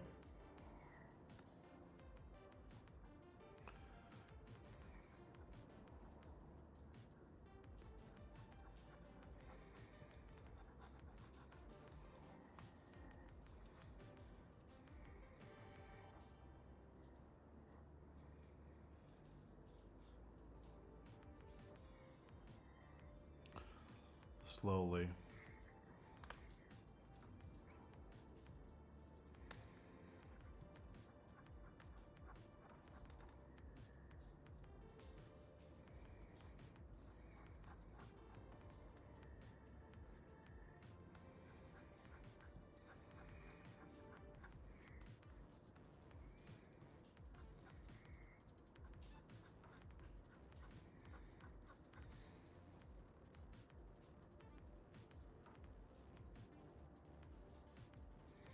Oh, might have been my dog. Yeah.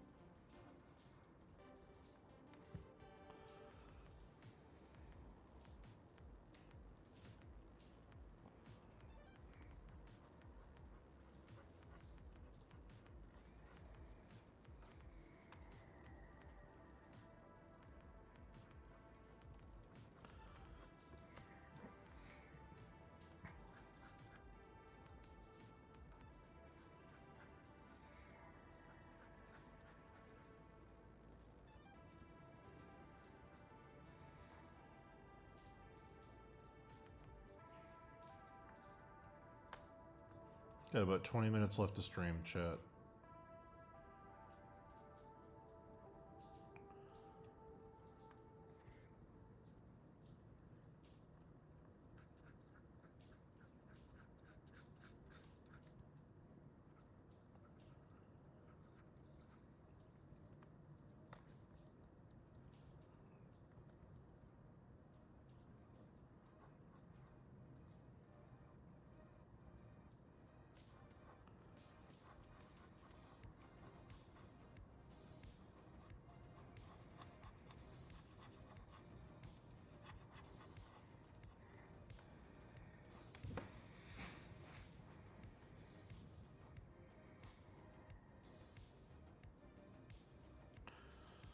I may make this whole thing much bigger. Tomorrow I'm gonna decide if I'm gonna size this up to this. We'll see how it looks.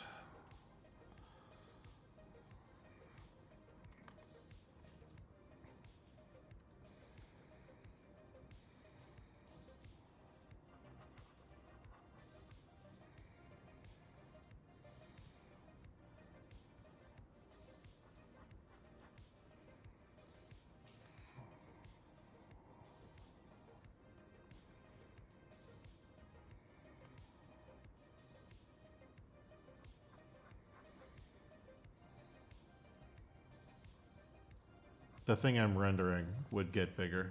The painting wouldn't get bigger. This area with the tree and the triangle, I might size it up so it is double the size, so I don't have to paint these things on the side of it. A big triangle in the center might look better than a triangle with these things off to the side. So if I do make it bigger, it'll actually save me time, but we'll see.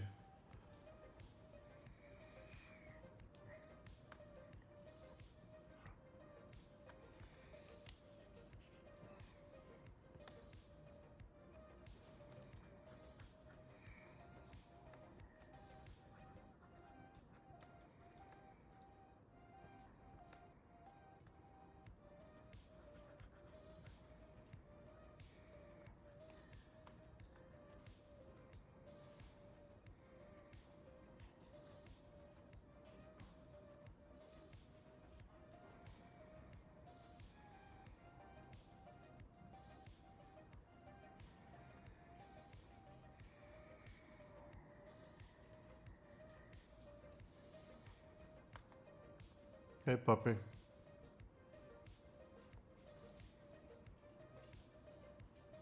Puppy.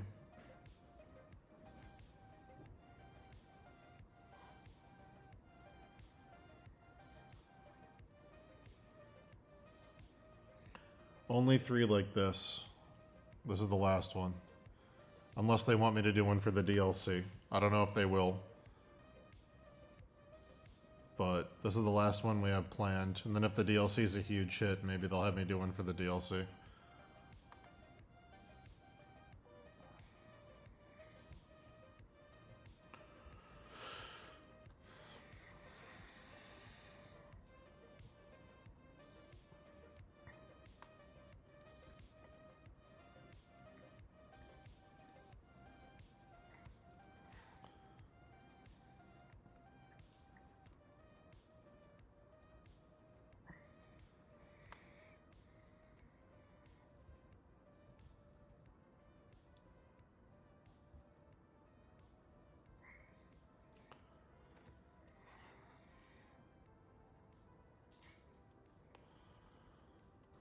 It's pretty close.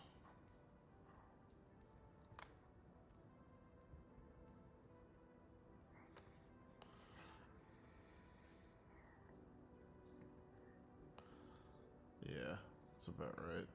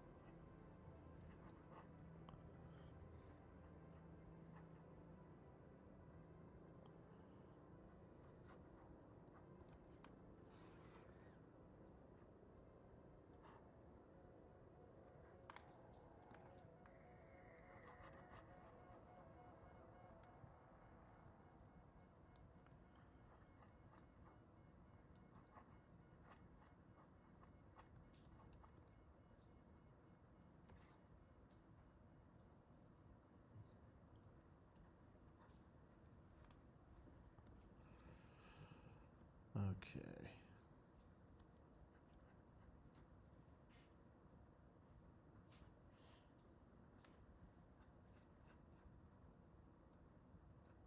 Oh my god, there's no more music. Oh my god. Oh my god, there's no music. What am I gonna do? Oh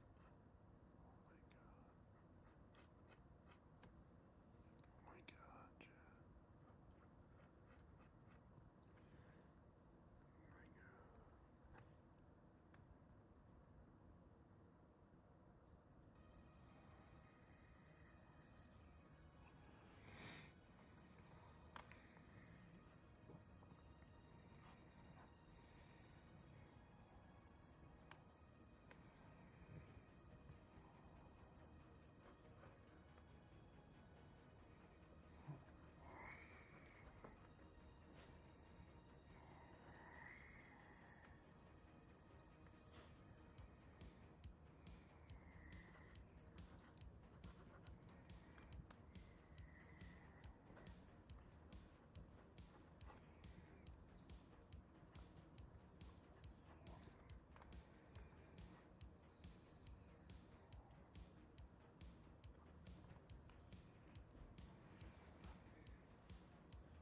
15 minutes left to stream, chat. Ish.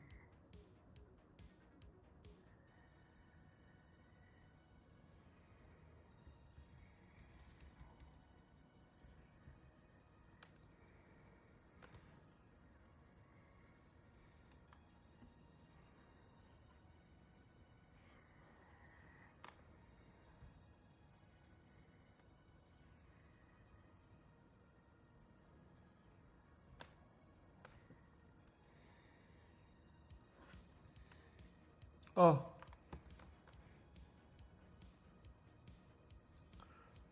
There's a little face poked through and I hated it.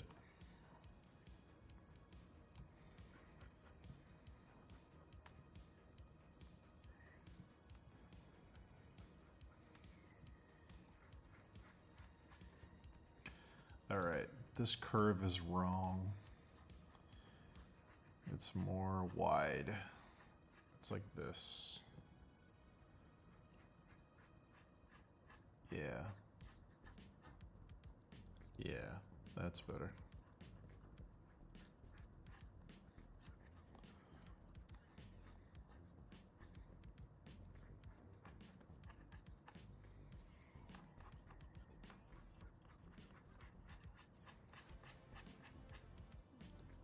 This curve is also wrong.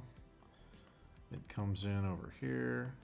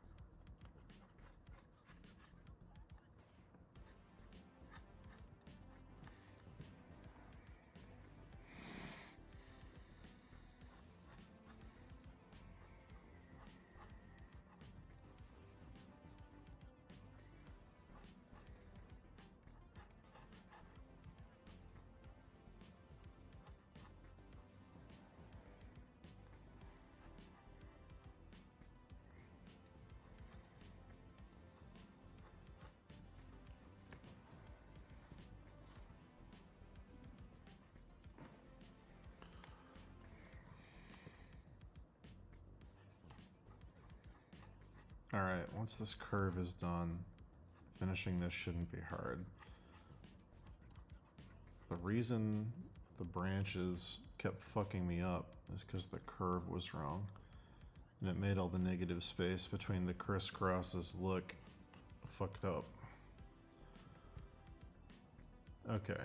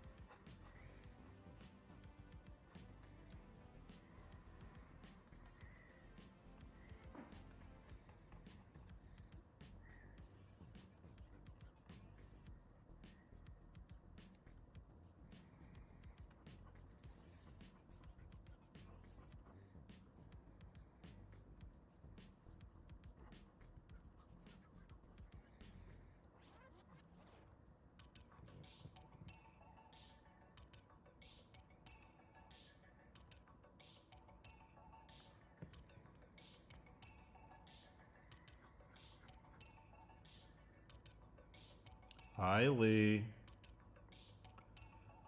You shaking over there?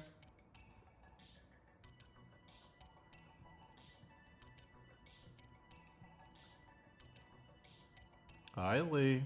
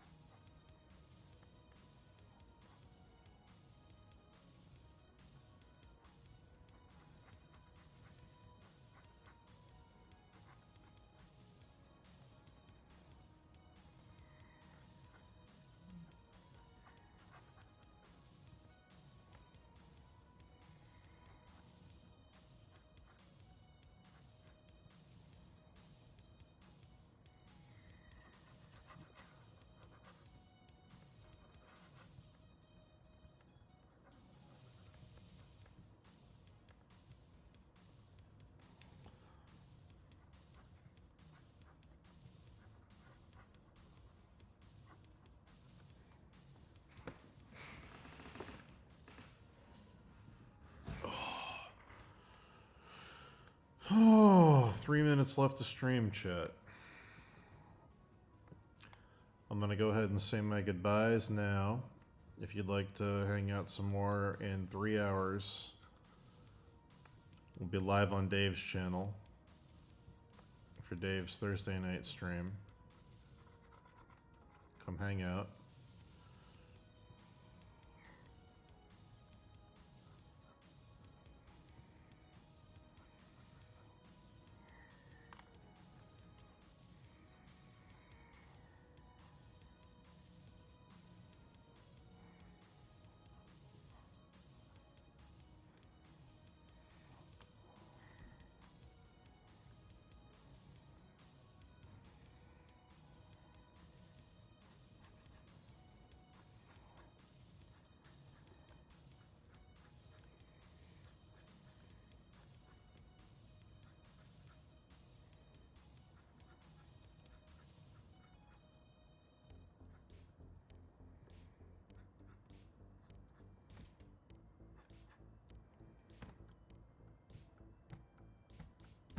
Dave's channel is Dave Raposa on YouTube.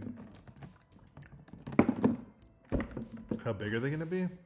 They're 24 by 36, the prints. Yeah, they're 24 by 36.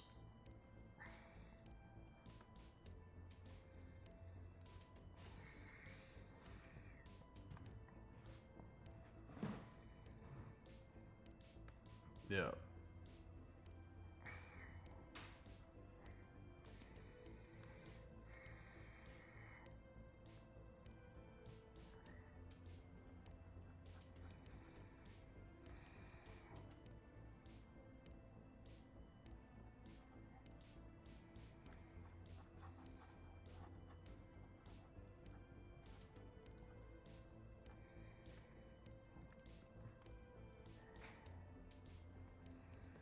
I think this is 450 DPI.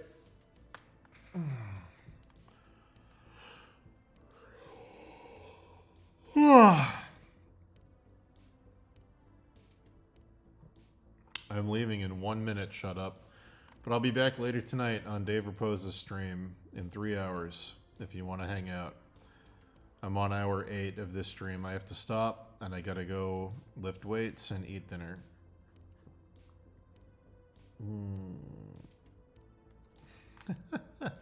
Thanks, Pygmy. We got this one, and we have we got this one, which is close to done. Close to done, but not quite. Yeah, we got this one, which is also 24 by 36. Yeah. So, coming along.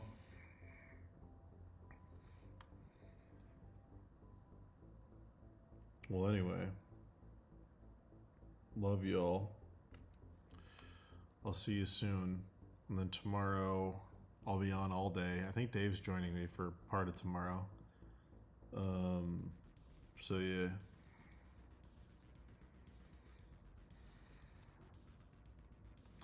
I don't know how long it takes to finish one, honestly. I couldn't tell you. A long time.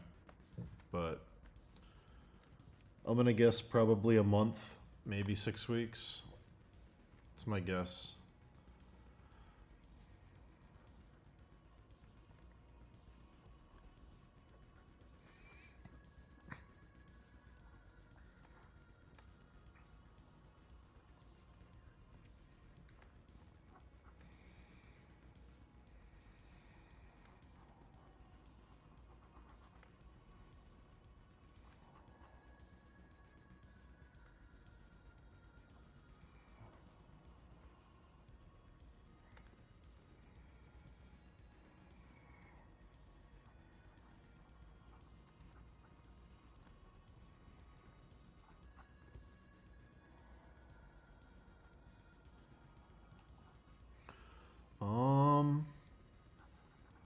Yeah. All right. I have to eat. I have to eat. I could stay and render. I'm caffeinated enough. I could stay and render another 4 hours, but I have to eat. I only had 600 calories yesterday, and I woke up with a headache, so I gotta force myself to eat. So I'm gonna go. Yeah. Finishing touch.